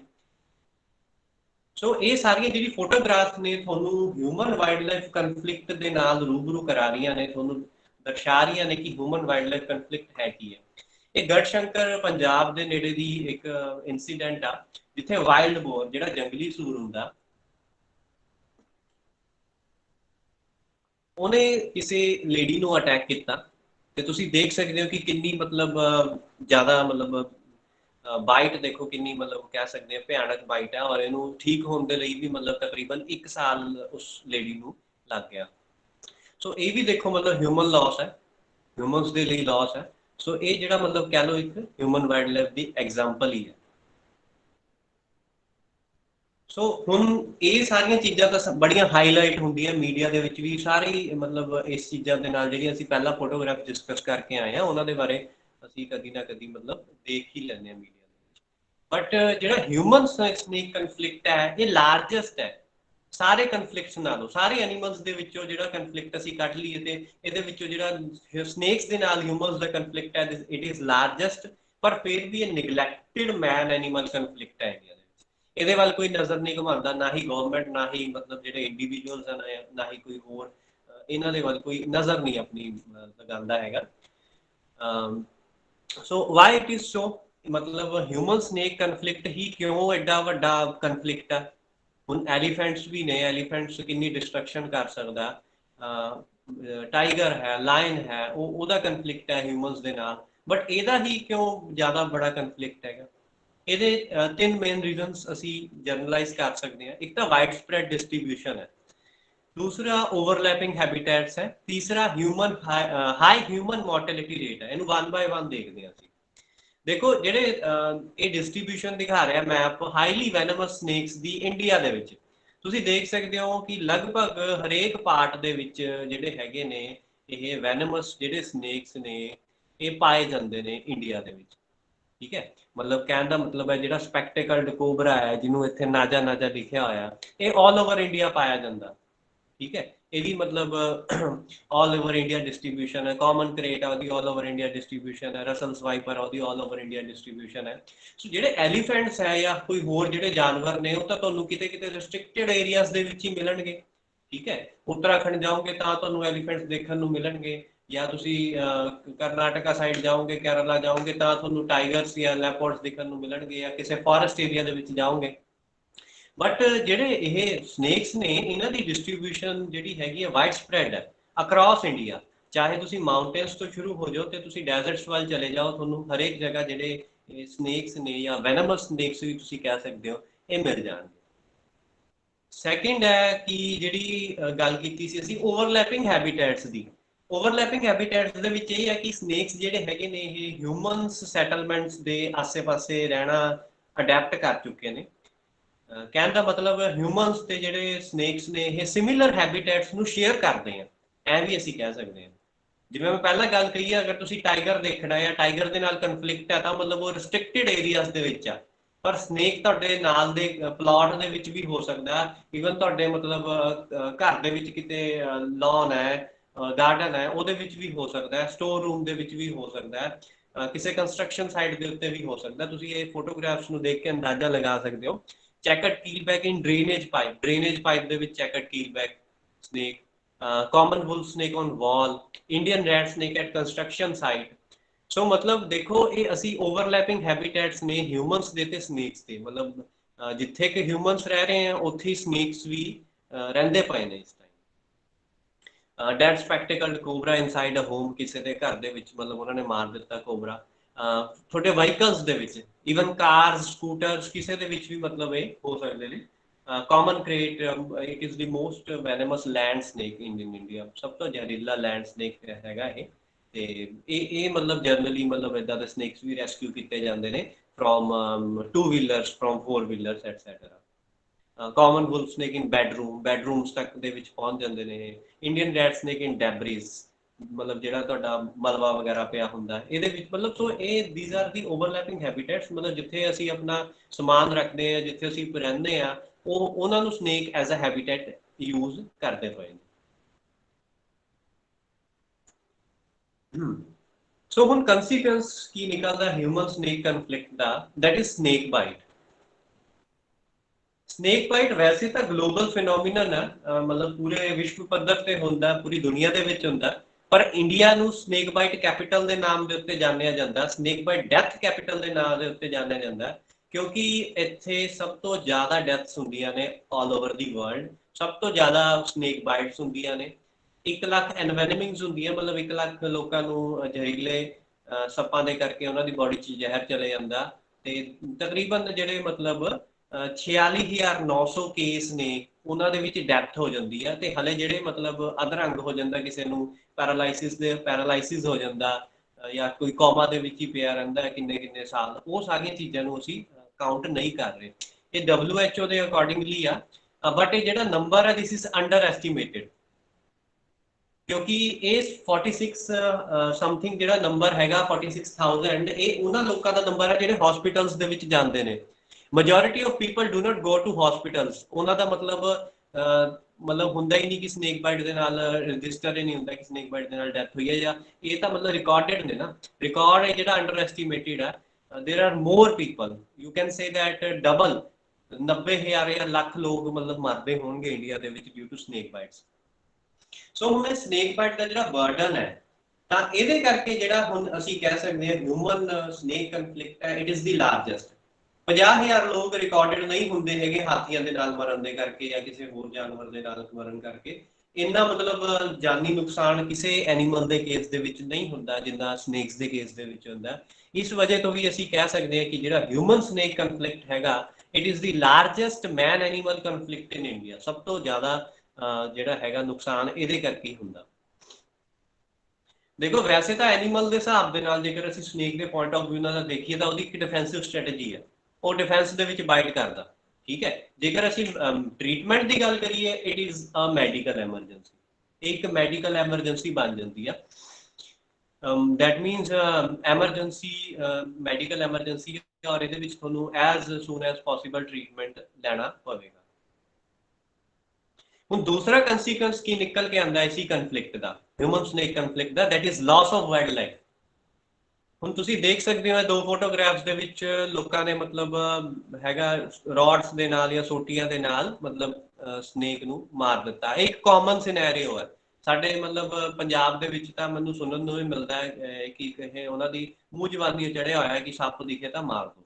ਲੋਕਾਂ ਦੀ ਮੈਂਟੈਲਿਟੀ ਏਦਾਂ ਦੀ ਹੈ, ਲੋਕਾਂ ਦਾ ਇੱਕ ਨੈਗੇਟਿਵ ਐਟੀਟਿਊਡ ਹੈ ਸਨੇਕਸ ਦੇ ਪ੍ਰਤੀ। ਉਹ ਨੈਗੇਟਿਵ ਐਟੀਟਿਊਡ ਤਾਂ ਹੀ ਆ due to fear of snake bite. Snake bite ਦਾ ਫੀਅਰ ਆ ਉਹਨਾਂ ਨੂੰ। ਠੀਕ ਹੈ, ਦੂਸਰੀ ਹੈਗੀ ਹੈ ਕਿ ਉਹ ਅਨਐਜੂਕੇਟਿਡ ਔਰ ਅਨਅਵੇਅਰ ਨੇ ਇਸ ਪੱਖ ਤੋਂ, ਮਤਲਬ ਜਿਹੜਾ ਵਾਈਲਡ ਲਾਈਫ ਕਨਫਲਿਕਟ ਹੈ ਜਾਂ ਮਤਲਬ ਸਨੇਕਸ ਦੇ ਬਾਰੇ ਉਹਨਾਂ ਨੂੰ ਬਹੁਤ ਘੱਟ ਜਾਣਕਾਰੀ ਹੈ। ਜਿਹੜੀ ਥਰਡ ਫੋਟੋਗ੍ਰਾਫ ਹੈਗੀ ਆ ਇਹਦੇ ਵਿੱਚ ਇੱਕ ਸਨੇਕ ਚਾਰਮਰ ਹੈ ਜਿਹਨੇ ਮਤਲਬ ਸਨੇਕ ਨੂੰ ਮਤਲਬ ਹੈਡ ਤੋਂ ਫੜਿਆ ਹੋਇਆ। ਮਤਲਬ ਇਹਨੇ ਹੈਡ ਪਿਨਿੰਗ ਕੀਤੀ, ਪਹਿਲਾਂ ਡੰਡੇ ਦੇ ਨਾਲ ਉਹਦਾ ਸਿਰ ਦੱਬਿਆ, ਫਿਰ ਉਹਦਾ ਸਿਰ ਪਕੜਿਆ। ਇਹ ਮੈਂ ਤਾਂ ਦਿਖਾਈ ਆ ਕਿ ਇਹਦੇ ਵਿੱਚ ਵੀ ਜਿਹੜਾ ਸਨੇਕ ਹੈਗਾ ਉਹਦੇ ਸਰਵਾਈਵਲ ਦੇ ਚਾਂਸਿਸ ਨਹੀਂ ਹੋਣਗੇ, ਕਿਉਂਕਿ ਇਹਨਾਂ ਨੇ ਕੀ ਕਰਨਾ ਹੁੰਦਾ ਸਨੇਕ ਚਾਰਮਰਸ ਨੇ, ਇਹਨਾਂ ਨੇ ਪਹਿਲਾਂ ਤਾਂ ਹੈਡ ਪਿਨਿੰਗ ਕਰਨੀ ਆ, ਉਦੋਂ ਹੀ ਇੰਜਰ ਕਰ ਦੇਣਾ ਸਨੇਕ ਨੂੰ, ਉਹਦੇ ਸਿਰ ਦੇ ਉੱਤੇ ਸੋਟੀ ਰੱਖਣੀ ਹੈ। ਉਹ ਪਤਾ ਨਹੀਂ ਹੈਗਾ ਕਿ ਕਿੰਨੇ ਕੁ ਜ਼ੋਰ ਦੇ ਨਾਲ ਰੱਖ ਰਹੇ ਨੇ। ਠੀਕ ਹੈ, ਤਾਂ ਉਹਦਾ ਮਤਲਬ ਬ੍ਰੇਨ ਆ ਉੱਥੇ, ਨਾਜ਼ੁਕ ਆਰਗਨਸ ਨੇ, ਤੇ ਉਹ ਜਿਹੜੇ ਹੈ ਇੰਜਰ ਹੋ ਜਾਣੇ ਆ। ਦੂਸਰਾ ਇਹਨਾਂ ਨੇ ਮਤਲਬ ਕੀ ਕਰਨਾ ਕਿ ਕੱਪੜੇ ਦੇ ਵਿੱਚ ਫਸਾ ਕੇ ਉਹਦੇ ਫੈਂਗਸ ਨੇ, ਜਿਹੜੇ ਦੰਦ ਨੇ, ਉਹ ਤੋੜ ਦੇਣੇ ਆ। ਜਿਹੜੇ ਮਤਲਬ ਇਹਦੇ ਵੈਨਮ ਗਲੈਂਡਸ ਆ ਉਹ ਕੰਚ ਦੇ ਨਾਲ ਖੁਰਚ ਕੇ ਕੱਢ ਦਿੰਦੇ ਨੇ। ਨੈਕਸਟ ਫੋਟੋਗ੍ਰਾਫ ਦੇ ਵਿੱਚ ਆ ਦੇਖੋ ਕਰੂਅਲ ਐਕਟ ਹੈ ਇਹ ਸਨੇਕ ਚਾਰਮਰ ਤੇ ਪੋਚਰਸ ਦੇ ਦੁਆਰਾ। ਵੈਨਮ ਗਲੈਂਡ ਕੱਢ ਰਿਹਾ ਇਹ ਕੁਝ ਲੋਹੇ ਦੀ ਚੀਜ਼ ਲੈ ਕੇ, ਤਾਂ ਕਿ ਇਹ ਮਤਲਬ ਮੇਲੇ ਵਗੈਰਾ ਦੇ ਵਿੱਚ ਸਨੇਕਸ ਨੂੰ ਮਤਲਬ ਕਿਸੇ ਬਿਨਾਂ ਡਰ ਤੋਂ ਇਹ ਲੈ ਕੇ ਬੈਠ ਸਕਣ। ਮਤਲਬ ਹੁਣ ਅਗਰ ਵੈਨਮ ਗਲੈਂਡ ਹੀ ਕੱਢ ਦਿੱਤੇ, ਉਹਦੇ ਦੰਦ ਹੀ ਕੱਢ ਦਿੱਤੇ, ਤਾਂ ਸਨੇਕ ਕੀ ਹੋ ਗਿਆ, ਹਾਰਮਲੈਸ ਹੋ ਗਿਆ। ਸੋ ਇਹ ਇੱਕ ਕਰੂਅਲ ਐਕਟ ਹੈ, ਇਹ ਵੀ ਇੱਕ ਵਾਈਲਡ ਹਿਊਮਨ ਸਨੇਕ ਕਨਫਲਿਕਟ ਦਾ ਹੀ ਪਾਰਟ ਆ ਜਾਂਦਾ। ਸੈਕਿੰਡ ਫੋਟੋਗ੍ਰਾਫ ਦੇਖੋ ਤਾਂ ਮਤਲਬ ਇਹ ਨਾ ਥੋੜਾ ਜਿਹਾ ਲੋਕਾਂ ਨੂੰ ਪ੍ਰਭਾਵਿਤ ਕਰਨ ਦੇ ਵਾਸਤੇ ਕਿ ਇਹ ਜੱਤ ਵਾਲਾ ਸੱਪ ਹੈ। ਇਹ ਪੋਚਰਸ ਨੇ ਜਾਂ ਜਿਹੜੇ ਸਨੇਕ ਚਾਰਮਰਸ ਨੇ, ਇਹ ਨੇਵਲੇ ਦੇ ਬਾਲ ਫੈਵਿਕਵਿਕ ਦੇ ਨਾਲ ਚਿਪਕਾ ਦਿੰਦੇ ਨੇ, ਜਾਂ ਮਤਲਬ ਹੋਲ ਕਰਕੇ ਨਾ ਸਨੇਕ ਦੀ ਸਕਿਨ ਦੇ ਵਿੱਚ ਉਹ ਚਪਾ ਦਿੰਦੇ ਨੇ ਨੇਵਲੇ ਦੇ ਬਾਲ। ਸੋ ਇਹ ਵੀ ਮਤਲਬ ਦੇਖ ਲਓ ਇੱਕ ਹਿਊਮਨ ਵਾਈਲਡ ਲਾਈਫ ਕਨਫਲਿਕਟ ਹੀ ਆ। ਇਹ ਇੰਡੀਅਨ ਰੌਕ ਪਾਈਥਨ ਹੈ, ਇਹਦੀ ਪੂੰਛ ਵੱਢ ਦਿੱਤੀ, ਜਿਹੜੀ ਲੈਫਟ ਹੈਂਡ ਸਾਈਡ ਦੇ ਉੱਤੇ ਬਲੂ ਬੈਕਗ੍ਰਾਉਂਡ ਦੇ ਵਿੱਚ ਫੋਟੋਗ੍ਰਾਫ ਹੈ ਉਹਦੇ ਵਿੱਚ ਇੰਡੀਅਨ ਰੌਕ ਪਾਈਥਨ ਹੈ। ਇਹਦੀ ਟੇਲ ਨੂੰ ਚੌਪ ਆਫ ਕਰਤਾ ਪੋਚਰਸ ਨੇ, ਜਿਹੜੇ ਸਮਗਲਰਸ ਨੇ, ਉਹਨਾਂ ਨੇ ਇਹਦੀ ਟੇਲ ਨੂੰ ਚੌਪ ਆਫ ਕਰਕੇ ਤੇ ਇਹਦੀ ਬਾਡੀ ਨੂੰ ਬਰਾਊਨ ਪੇਂਟ ਕਰਤਾ, ਤਾਂ ਕਿ ਇਹ ਨਾ ਰੈੱਡ ਸੈਂਡ ਬੋਆ ਵਰਗਾ ਲੱਗੇ ਸਨੇਕ ਲਗਭਗ। ਔਰ ਦੇਖੋ ਜਿਹੜੀ ਐਕਚੁਅਲ ਫੋਟੋਗ੍ਰਾਫ ਹੈਗੀ ਹੈ ਰੈੱਡ ਸੈਂਡ ਬੋਆ ਦੀ, ਤੁਸੀਂ ਦੇਖ ਸਕਦੇ ਹੋ ਨਾਲ ਹੀ ਹੈ ਤੁਹਾਡੇ। ਔਰ ਉਹਦੇ ਵਰਗਾ ਬਣਾਉਣ ਦੇ ਵਾਸਤੇ ਇਹਨਾਂ ਨੇ ਇਹਨੂੰ ਏਦਾਂ ਕੀਤਾ। ਇਹ ਕਿਉਂ ਕੀਤਾ, ਕਿਉਂਕਿ ਇਹ ਜਿਹੜਾ ਰੈੱਡ ਸੈਂਡ ਬੋਆ ਹੈ ਨਾ, ਇਹਦੇ ਮਤਲਬ ਕਾਫੀ ਮਿਥੋਲੋਜੀਕਲ ਜਿਹਾ ਬਣਾਇਆ ਪਿਆ ਇਹਨੂੰ ਕ੍ਰੀਏਚਰ ਨੂੰ। ਇਹਦੇ ਮਤਲਬ ਕਿ ਰਿਲੀਜੀਅਸ ਬਿਲੀਫ ਜੇ ਮੰਨੇ ਜਾਂਦੇ ਨੇ, ਅਗਰ ਇਹਨੂੰ ਪੂਜਾ ਅਨੁਸ਼ਠਾਨਾਂ ਦੇ ਵਿੱਚ ਯੂਜ਼ ਕੀਤਾ ਜਾਵੇ, ਰਿਲੀਜੀਅਸ ਸੈਰੇਮਨੀ ਦੇ ਵਿੱਚ ਯੂਜ਼ ਕੀਤਾ ਜਾਵੇ ਤਾਂ ਪ੍ਰੋਸਪੈਰਿਟੀ ਆਉਂਦੀ ਹੈ। ਤੇ ਮਤਲਬ ਏਦਾਂ ਮਤਲਬ ਕਈ ਲੋਕ ਨੇ ਜਿਹੜੇ ਮਤਲਬ ਪੂਜਾ ਵਗੈਰਾ ਦੇ ਵਿੱਚ ਇਹਨੂੰ ਯੂਜ਼ ਕਰਦੇ ਨੇ ਮਤਲਬ। ਠੀਕ ਹੈ, ਮਤਲਬ ਕਾਈਂਡ ਆਫ ਰਿਲੀਜੀਅਸ ਸੈਰੇਮਨੀਜ਼ ਦੇ ਵਿੱਚ ਕੋਈ ਪਰੰਪਰਾਵਾਂ ਦੇ ਵਿੱਚ ਵਰਤਦੇ ਨੇ, ਉਹਦੇ ਲਈ ਇਸ ਸਨੇਕ ਦੀ ਸਮਗਲਿੰਗ ਕੀਤੀ ਜਾਂਦੀ ਹੈ। ਹੁਣ ਮਿਟੀਗੇਸ਼ਨ ਮੈਥਡਸ ਐਂਡ ਕੋਐਗਜ਼ਿਸਟੈਂਸ। ਹੁਣ ਅਗਰ ਅਸੀਂ ਇਸ ਕਨਫਲਿਕਟ ਨੂੰ ਮਿਟੀਗੇਟ ਕਰਨਾ, ਹੁਣ ਤੁਸੀਂ ਦੇਖ ਤਾਂ ਲਿਆ ਹੀ ਹੈ ਕਿ ਕਨਫਲਿਕਟ ਕਿੱਡਾ ਵੱਡਾ, ਮਤਲਬ 50,000 ਦੇ ਲੋਕ ਨੇੜੇ ਤੇੜੇ ਲੋਕ ਮਰ ਜਾਂਦੇ ਨੇ ਸਨੇਕ ਬਾਈਟ ਡੈਥ ਦੇ ਨਾਲ, ਤੇ ਇੰਨੇ ਹੀ ਲੋਕ ਨੇ ਜਿਹੜੇ ਵਿਚਾਰੇ ਮਤਲਬ ਉਹ ਕੋਈ ਨਾ ਕੋਈ ਮੋਰਬਿਡਿਟੀ ਦੇ ਨਾਲ ਮਤਲਬ ਕੋਈ ਨਾ ਕੋਈ ਉਹਨਾਂ ਦੇ ਵਿੱਚ ਕੱਜ ਪੈ ਜਾਂਦਾ, ਕਿਸੇ ਦੀ ਆਈ ਸਾਈਟ ਚਲੇ ਜਾਂਦੀ, ਕਿਸੇ ਨੂੰ ਪੈਰਾਲਾਈਸਿਸ ਹੋ ਜਾਂਦਾ, ਕਿਸੇ ਨੂੰ ਕੋਮਾ ਹੋ ਜਾਂਦਾ ਐਂਡ ਆਲ। ਸੋ ਹੁਣ ਇਹ ਜਿਹੜਾ ਕਨਫਲਿਕਟ ਹੈ ਇਹਨੂੰ ਮਿਟੀਗੇਟ ਕਿੱਦਾਂ ਕਰ ਸਕਦੇ ਹਾਂ ਤੇ ਅਸੀਂ ਇਹਨੂੰ ਕੋਐਗਜ਼ਿਸਟੈਂਸ ਵੱਲ ਕਿਵੇਂ ਲੈ ਕੇ ਜਾ ਸਕਦੇ ਹਾਂ। ਸੋ ਇਹਦੇ ਵਿੱਚ ਪਹਿਲੀ ਚੀਜ਼ ਹੈਗੀ ਹੈ ਕਮਿਊਨਿਟੀ ਅਵੇਅਰਨੈਸ ਐਂਡ ਐਜੂਕੇਸ਼ਨ। ਦੇਖੋ ਇੰਡੀਆ ਦੇ ਵਿੱਚ ਲੋਕਾਂ ਨੂੰ ਜਿਹੜੀ ਹੈ ਸਨੇਕਸ ਦੇ ਬਾਰੇ, ਸਨੇਕ ਬਾਈਟਸ ਦੇ ਬਾਰੇ, ਸਨੇਕ ਬਾਈਟ ਦੇ ਟ੍ਰੀਟਮੈਂਟ ਦੇ ਬਾਰੇ ਬਹੁਤ ਘੱਟ ਜਾਣਕਾਰੀ ਹੈ। ਦੂਸਰੀ ਚੀਜ਼ ਹੈ ਸਨੇਕਸ ਨੂੰ ਇਹਨਾਂ ਨੇ ਮਿਥਸ ਦੇ ਨਾਲ ਜੋੜਿਆ ਹੋਇਆ। ਬਹੁਤ ਸਾਰੇ ਮਿਥਸ ਨੇ ਜੋ ਸਨੇਕ ਦੇ ਨਾਲ ਜੁੜੇ ਹੋਏ ਨੇ, ਬਹੁਤ ਸਾਰੀਆਂ ਮਤਲਬ ਅਫਵਾਹਾਂ ਨੇ, ਬਹੁਤ ਸਾਰੀਆਂ ਝੂਠੀਆਂ ਗੱਲਾਂ ਨੇ ਉਹ ਜੁੜੀਆਂ ਹੋਈਆਂ ਨੇ। ਹੁਣ ਜੇਕਰ ਇਹ ਲੋਕਾਂ ਨੂੰ ਅਵੇਅਰ ਕੀਤਾ ਜਾਵੇ ਕਮਿਊਨਿਟੀ ਅਵੇਅਰਨੈਸ ਪ੍ਰੋਗਰਾਮਸ ਦੇ ਥਰੂ, ਉਹਨਾਂ ਨੂੰ ਫੈਕਟ ਦੱਸੇ ਜਾਣ ਸਨੇਕਸ ਦੇ ਬਾਰੇ, ਜਾਂ ਉਹਨਾਂ ਨੂੰ ਪ੍ਰੀਵੈਂਸ਼ਨ ਦੱਸੀ ਜਾਵੇ ਕਿ ਸਨੇਕ ਬਾਈਟ ਦੀ ਪ੍ਰੀਵੈਂਸ਼ਨ ਕਿਵੇਂ ਕਰ ਸਕਦੇ ਹੋ ਤੁਸੀਂ, ਤੇ ਟ੍ਰੀਟਮੈਂਟ ਕਿਵੇਂ ਸਹੀ ਲੈ ਸਕਦੇ ਹੋ, ਇਹਦੇ ਨਾਲ ਜਿਹੜਾ ਮਤਲਬ 50,000 ਲੋਕ ਮਰਦੇ ਪਏ ਨੇ ਰਿਕਾਰਡਡ, ਉਹ ਨੰਬਰ ਨੀਚੇ ਜਾ ਸਕਦਾ। ਜੇਕਰ ਉਹ ਨੰਬਰ ਨੀਚੇ ਜਾਂਦਾ 50,000 ਡੈਥਸ ਵਾਲਾ, ਤਾਂ ਹੀ ਅਸੀਂ ਜਿਹੜੀ ਹੈਗੀ ਅਸੀਂ ਕਹਿ ਸਕਦੇ ਹਾਂ ਕਿ ਅਸੀਂ ਕਨਫਲਿਕਟ ਨੂੰ ਸੋਲਵ ਕਰ ਰਹੇ ਹਾਂ ਜਾਂ ਕਨਫਲਿਕਟ ਸੋਲਵ ਹੋ ਰਿਹਾ, ਤਾਂ ਹੀ ਲੋਕੀ ਕੋਐਗਜ਼ਿਸਟ ਕਰ ਪਾਣਗੇ। ਅਦਰਵਾਈਜ਼ ਜਿਹੜਾ ਫੀਅਰ ਆਫ ਡੈਥ ਹੈ, ਉਹਨਾਂ ਨੂੰ ਮਤਲਬ ਫੀਅਰ ਆਫ ਸਨੇਕ ਬਾਈਟ ਹੈ ਔਰ fear of death due to snake bite ਹੈ, ਉਹਦੇ ਕਰਕੇ ਉਹ ਕੋਐਗਜ਼ਿਸਟ ਨਹੀਂ ਕਰਨਗੇ। ਵੈਸੇ ਜੇਕਰ ਅਸੀਂ ਕੋਐਗਜ਼ਿਸਟੈਂਸ ਦੀ ਗੱਲ ਕਰਦੇ ਹਾਂ ਤਾਂ ਸਨੇਕਸ ਦੀ ਜਿਹੜੀ ਹੈਬਿਟ ਹੈ ਨਾ, ਦੈਟ ਇਜ਼ ਹਾਈਲੀ ਐਲੂਸਿਵ, ਮਤਲਬ ਬੜਾ ਲੁਕ ਛਿਪ ਕੇ ਰਹਿਣ ਵਾਲੀ, ਉਹਨਾਂ ਦੀ ਸਿਕ੍ਰੀਟਿਵ ਐਨੀਮਲਸ ਨੇ, ਲੁਕ ਛਿਪ ਕੇ ਰਹਿੰਦੇ ਨੇ, ਤੁਹਾਡੀ ਨਜ਼ਰ ਦੇ ਵਿੱਚ ਨਹੀਂ ਆਉਂਦੇ ਉਹ ਜ਼ਿਆਦਾਤਰ। ਸੋ ਇਸ ਹੈਬਿਟ ਦੇ ਕਰਕੇ ਵੀ ਉਹ ਖੁਦ ਹੀ ਕੋਐਗਜ਼ਿਸਟ ਨਾਲ ਕਰੀ ਜਾਂਦੇ ਨੇ। ਹੁਣ ਫੋਰ ਐਗਜ਼ਾਮਪਲ ਦੇਖੋ, ਤੁਹਾਡਾ ਕੋਈ ਕਲੋਨੀ ਹੈ, ਉਹਦੇ ਵਿੱਚ ਪਲਾਟਸ ਵੇਕੈਂਟ ਪਏ ਨੇ, ਠੀਕ ਹੈ, ਉੱਥੇ ਮਤਲਬ ਸਨੇਕਸ ਰਹਿ ਰਹੇ ਨੇ, ਤੇ ਤੁਸੀਂ ਦੇਖਦੇ ਵੀ ਨਹੀਂ ਹੈਗੇ, ਤੇ ਅਚਾਨਕ ਤੁਸੀਂ ਦੇਖਦੇ ਹੋ ਕਿ ਤੁਹਾਡੇ ਘਰ ਸੱਪ ਆ ਗਿਆ, ਠੀਕ ਹੈ। ਸੋ ਮਤਲਬ ਇਹ ਹੁਣ ਇਹ ਤੋਂ ਅਸੀਂ ਇਹੀ ਅੰਦਾਜ਼ਾ ਲਗਾ ਸਕਦੇ ਹਾਂ ਕਿ ਕੋਐਗਜ਼ਿਸਟ ਕਰ ਰਹੇ ਐਨੀਮਲ। ਤੁਹਾਡੇ ਘਰ 6 ਫੀਟ ਦਾ ਸਨੇਕ ਆ ਗਿਆ, ਤਾਂ ਉੱਥੇ ਮਤਲਬ ਉਹ ਪਲਿਆ, ਉਹ ਪਹਿਲਾਂ ਕਿਤੇ ਉਹ 12-13 ਇੰਚ ਦਾ ਹੁੰਦਾ ਹੋਏਗਾ, ਤੇ ਉਹ 6 ਫੀਟ ਦਾ ਹੋ ਗਿਆ, ਤੇ ਤੁਹਾਨੂੰ ਦਿਖਿਆ ਵੀ ਨਹੀਂ ਹੈਗਾ ਅੱਜ ਤੱਕ, ਤੇ ਰੈਂਡਮਲੀ ਤੁਹਾਡੇ ਘਰ ਦੇ ਵਿੱਚ ਸਨੇਕ ਆ ਗਿਆ, ਤਾਂ ਤੁਸੀਂ ਇਹ ਸਮਝ ਸਕਦੇ ਹੋ ਕਿ ਮਤਲਬ they are coexisting very well with ਅਸ।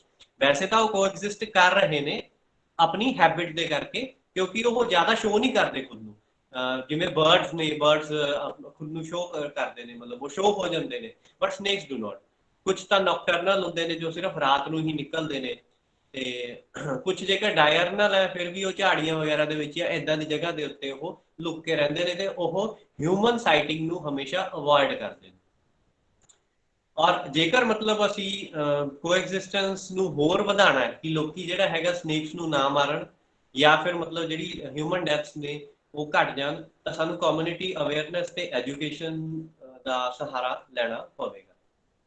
ਸੋ ਇਹਦੇ ਵਾਸਤੇ ਅਸੀਂ ਮਤਲਬ ਲੈਕਚਰਸ ਵਗੈਰਾ ਵੀ ਹੋ ਸਕਦੇ ਹਾਂ, ਜਾਂ ਫਿਰ ਮਤਲਬ ਜੇਕਰ ਪੋਸੀਬਲ ਹੈ ਤਾਂ ਮਤਲਬ ਪਬਲਿਕ ਅਵੇਅਰਨੈਸ ਲਈ ਪੋਸਟਰਸ ਵੀ ਇੰਸਟਾਲ ਕੀਤੇ ਜਾ ਸਕਦੇ ਨੇ, ਜਾਂ ਫਿਰ ਜਿਹੜੇ ਪੈਂਫਲੇਟਸ ਨੇ ਪਬਲਿਕ ਅਵੇਅਰਨੈਸ ਦੇ ਵਾਸਤੇ, ਉਹ ਵੀ ਮਤਲਬ ਤੁਸੀਂ ਕਹਿ ਲਓ ਕਿ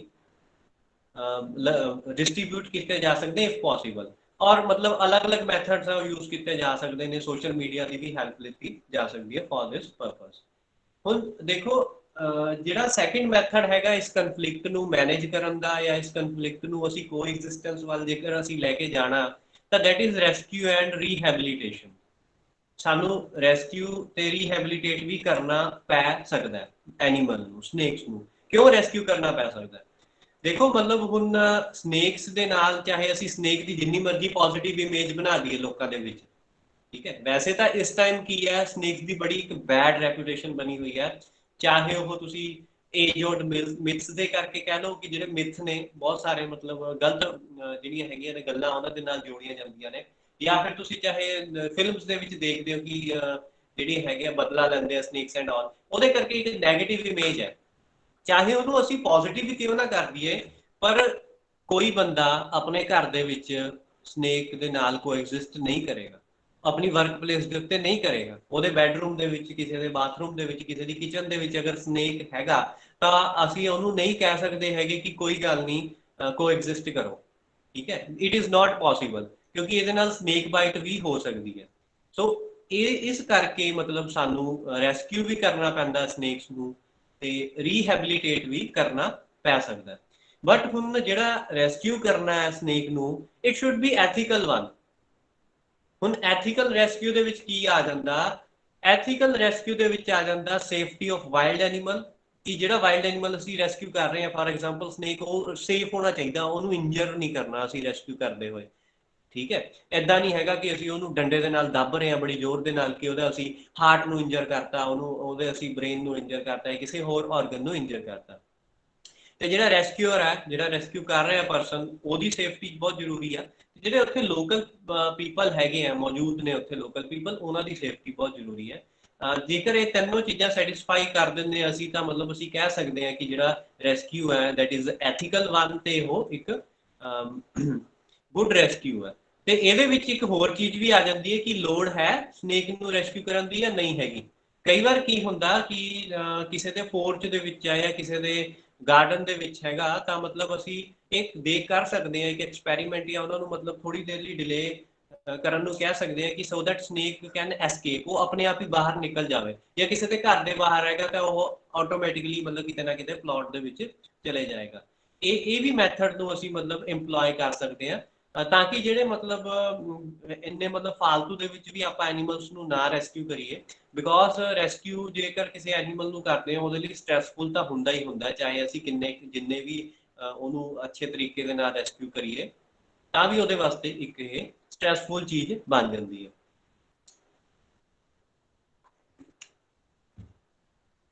ਆਫਟਰ ਰੈਸਕਿਊ ਉਹਨੂੰ ਰੀਹੈਬਿਲਿਟੇਟ ਕਰਨਾ ਉਹਦੇ ਸੂਟੇਬਲ ਹੈਬਿਟੇਟ ਦੇ ਵਿੱਚ। ਸੂਟੇਬਲ ਜੇ ਹੈਬਿਟੇਟ ਦੇ ਵਿੱਚ ਰੀਹੈਬਿਲਿਟੇਟ ਕਰਨ ਦਾ ਮਤਲਬ ਆ ਕਿ ਉਹਨੂੰ ਕਿਸੇ ਚੰਗੀ ਥਾਂ ਦੇ ਉੱਤੇ, ਤੇ ਜਿੱਥੇ ਉਹਦਾ ਹਿਊਮਨ ਦੇ ਨਾਲ ਇੰਟਰੈਕਸ਼ਨ ਥੋੜੀ ਜਿਹੀ ਘੱਟ ਜਾਵੇ, ਤੇ ਇਦਾਂ ਵੀ ਹੋਵੇ ਕਿ ਉਹ ਉਹਦੇ ਵਾਸਤੇ ਸੂਟੇਬਲ ਹੈਬਿਟੇਟ ਹੋਵੇ। ਫॉर एग्जांपल ਜੇਕਰ ਕੋਈ ਐਕੁਆਟਿਕ ਸਨੇਕ ਹੈ, ਸੈਮੀ ਐਕੁਆਟਿਕ, ਜਿਵੇਂ ਚੈਕਰਡ ਕੀਲਬੈਕ ਹੈ, ਉਹ ਰੈਸਕਿਊ ਕੀਤਾ ਜਾਂਦਾ ਤਾਂ ਉਹਨੂੰ ਵਾਟਰ ਬੋਡੀ ਦੇ ਨੇੜੇ ਤੇੜੇ ਛੱਡਣਾ ਹੀ ਠੀਕ ਰਹੇਗਾ। ਸੋ ਮਤਲਬ ਰੈਸਕਿਊ ਤੇ ਰੀਹੈਬਿਲਿਟੇਸ਼ਨ ਦੇ ਵਾਸਤੇ ਸਾਨੂੰ ਐਨੀਮਲ ਬਿਹੇਵੀਅਰ ਦੀ ਜਿਹੜੀ ਨੌਲੇਜ ਹੈਗੀ ਹੈ, ਜਾਂ ਐਨੀਮਲਸ ਦੇ ਬਾਰੇ ਜਿਹੜੇ ਨੌਲੇਜ ਹੈ ਕਿ ਉਹ ਕਿੱਥੇ ਪਾਏ ਜਾਂਦੇ, ਉਹਨਾਂ ਦੇ ਹੈਬਿਟੇਟਸ ਦੀ ਨੌਲੇਜ ਹੈ, ਉਹ ਸਾਰੀ ਜ਼ਰੂਰੀ ਹੈ। ਅਦਰਵਾਈਜ਼ ਅਸੀਂ ਰੈਸਕਿਊ ਪ੍ਰੋਪਰਲੀ ਕਰ ਲਵਾਂਗੇ ਤੇ ਅਗਰ ਉਹਨੂੰ ਅਸੀਂ ਗਲਤ ਜਗ੍ਹਾ ਦੇ ਉੱਤੇ ਰੀਹੈਬਿਲਿਟੇਟ ਕਰਤਾ, ਕਿਸੇ ਵਾਟਰ ਪਾਣੀ ਦੇ ਵਿੱਚ ਰਹਿਣ ਵਾਲੇ ਸੱਪ ਨੂੰ ਅਸੀਂ ਕੋਈ ਏਦਾਂ ਸੁੱਕੀ ਜਗ੍ਹਾ ਦੇ ਉੱਤੇ, ਬਿਲਕੁਲ ਡਰਾਈ ਜਗ੍ਹਾ ਦੇ ਉੱਤੇ ਰਿਲੀਜ਼ ਕਰ ਰਹੇ ਹਾਂ, ਤਾਂ ਉਹਦੇ ਲਈ ਸਟ੍ਰੈਸਫੁਲ ਹੋਏਗਾ ਬਹੁਤ ਜ਼ਿਆਦਾ ਇਹ, ਔਰ ਅਲਟੀਮੇਟਲੀ ਇਹ ਵੀ ਹੋ ਸਕਦਾ ਹੈ ਐਨੀਮਲ ਮਰ ਵੀ ਸਕਦਾ। ਓਕੇ, ਸੋ ਮਤਲਬ ਕਹਿਣ ਦਾ ਮਤਲਬ ਇਹ ਹੈ ਕਿ ਜ਼ਿਆਦਾਤਰ ਲੋਕੀ ਕਹਿੰਦੇ ਆ ਕਿ ਅਸੀਂ ਮਾਰਿਆ ਨਹੀਂ ਹੈਗਾ ਤੇ ਅਸੀਂ ਨਾ ਬੋਰੀ ਦੇ ਵਿੱਚ ਪਾ ਕੇ ਮਤਲਬ ਛੱਡਿਆ ਹੈ। ਤੇ ਹੁਣ ਉਹਨਾਂ ਨੂੰ ਕਿਆ ਪਤਾ ਮਤਲਬ ਕਿ ਅਸੀਂ ਕਿਹੜੇ ਮਤਲਬ ਏਰੀਆ ਦੇ ਵਿੱਚ ਉਹਨੂੰ ਛੱਡਿਆ, ਕਿਹੜੀ ਸਪੀਸ਼ੀਜ਼ ਦਾ ਸਨੇਕ ਸੀਗਾ ਉਹ, ਕਿਹੜੇ ਏਰੀਆ 'ਚ ਅਸੀਂ ਉਹਨੂੰ ਛੱਡ ਰਹੇ ਹਾਂ। ਤਾਂ ਮਤਲਬ ਇਹ ਵੀ ਇੱਕ ਤਰ੍ਹਾਂ ਦਾ ਕਹਿ ਲਓ ਕਿ ਉਹਨੂੰ ਸਲੋ ਡੈਥ ਦੇਣਾ ਹੀ ਹੋਇਆ, ਸਲੋਲੀ ਅਸੀਂ ਉਹਨੂੰ ਮਾਰ ਰਹੇ ਹਾਂ ਜੇਕਰ ਅਸੀਂ ਉਹਨੂੰ ਗਲਤ ਏਰੀਆ ਦੇ ਵਿੱਚ ਰੀਲੋਕੇਟ ਕਰ ਦਿੱਤਾ। ਹੁਣ ਮੈਂ ਤੁਹਾਨੂੰ ਦੋ ਵੀਡੀਓਜ਼ ਦਿਖਾਊਂਗਾ ਕਿ ਐਥੀਕਲ ਰੈਸਕਿਊ ਕੀ ਹੁੰਦਾ ਤੇ ਇੱਕ ਨਾਨ ਐਥੀਕਲ ਰੈਸਕਿਊ ਕੀ ਹੁੰਦਾ। ਕਿਉਂਕਿ ਇਹ ਜਿਹੜਾ ਰੈਸਕਿਊ ਹੈ ਸਨੇਕ ਰੈਸਕਿਊ ਨਾ, ਇਹ ਮਤਲਬ ਤੁਸੀਂ ਕਹਿ ਲਓਗੇ ਕਿ ਬਹੁਤ ਹੀ ਜ਼ਿਆਦਾ ਹੋ ਚੁੱਕਾ ਕੰਮ ਇਹ। ਮਤਲਬ ਬਹੁਤ ਸਾਰੇ ਲੋਕ ਇਹਦੇ ਵਿੱਚ ਐਂਟਰ ਕਰ ਰਹੇ ਨੇ ਤੇ ਉਹਨਾਂ ਨੂੰ ਨੌਲੇਜ ਨਹੀਂ ਹੈਗੀ ਐਨੀਮਲ ਦੇ ਬਿਹੇਵੀਅਰ ਬਾਰੇ, ਤੇ ਉਹ ਜਿਹੜਾ ਹੈਗਾ ਟਰੂ ਮੀਨਿੰਗ ਨਹੀਂ ਜਾਣਦੇ ਕਿ ਰੈਸਕਿਊ ਕਰਨ ਦਾ ਮਤਲਬ ਕੀ ਆ। For the kind of show off ਦੇ ਵਾਸਤੇ ਉਹ ਜ਼ਿਆਦਾਤਰ ਕੀ ਕਰਦੇ ਨੇ, ਐਨੀਮਲਸ ਨੂੰ ਰੈਸਕਿਊ ਕਰਦੇ। Let me show you the video.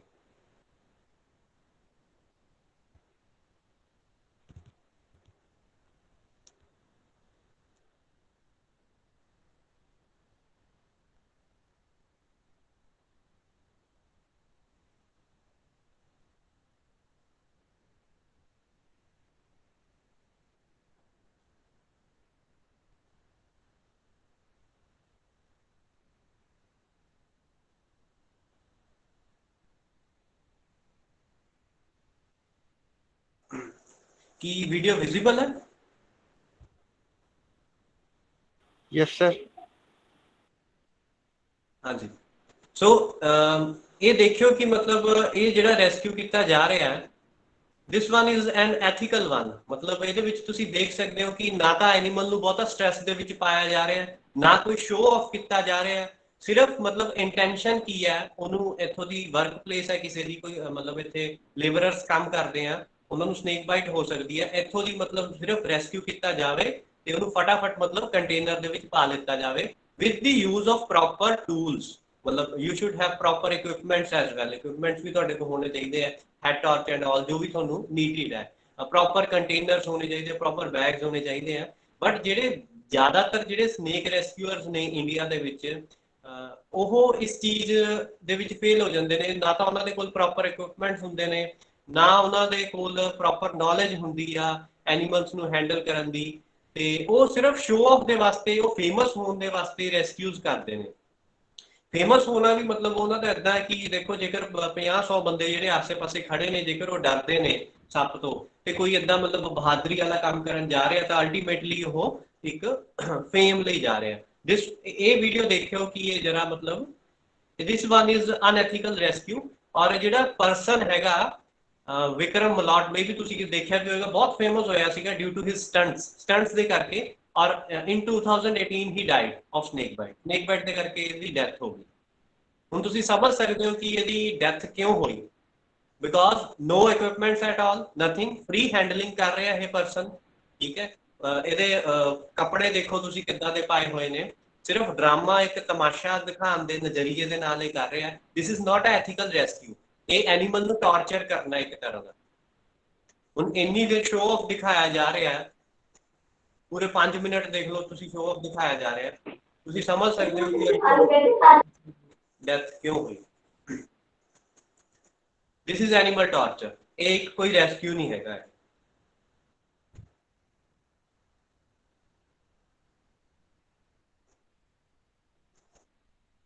So this is to be ਅਵੋਇਡਡ। ਮਤਲਬ ਜੇਕਰ ਕੋਈ ਵੀ ਪਰਸਨ ਇਸ ਪ੍ਰੋਫੈਸ਼ਨ ਦੇ ਵਿੱਚ, ਇਸ ਫੀਲਡ ਦੇ ਵਿੱਚ ਜੇਕਰ ਐਂਟਰ ਕਰ ਰਿਹਾ ਹੈ ਤਾਂ ਉਹਨੂੰ ਇਹ ਚੀਜ਼ਾਂ ਅਵੋਇਡ ਕਰਨੀਆਂ ਚਾਹੀਦੀਆਂ ਨੇ, ਬਿਕੋਜ਼ ਸਨੇਕ ਬਾਈਟ ਨੂੰ ਤੁਸੀਂ ਏਦਾਂ ਸੀਰੀਅਸਲੀ ਨਹੀਂ ਲੈ ਸਕਦੇ ਹੈਗੇ। It can kill you. ਤੁਸੀਂ ਚਾਹੇ ਜਿੰਨੇ ਮਰਜ਼ੀ ਹੈਲਦੀ ਹੋਵੋ, ਚਾਹੇ ਤੁਸੀਂ ਜਿੰਨੇ ਮਰਜ਼ੀ ਮੈਂਟਲੀ ਮਤਲਬ ਵੈਲ ਹੋਵੋ, ਤਾਂ ਵੀ ਜੇਕਰ ਤੁਹਾਡੇ ਅੰਡਰ ਬੋਡੀ ਦੇ ਵਿੱਚ ਸਨੇਕ ਵੈਨਮ ਜਾ ਰਿਹਾ ਤਾਂ it is not good for you.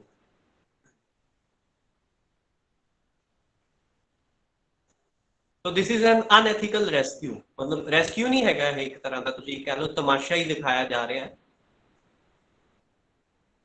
And look at this one.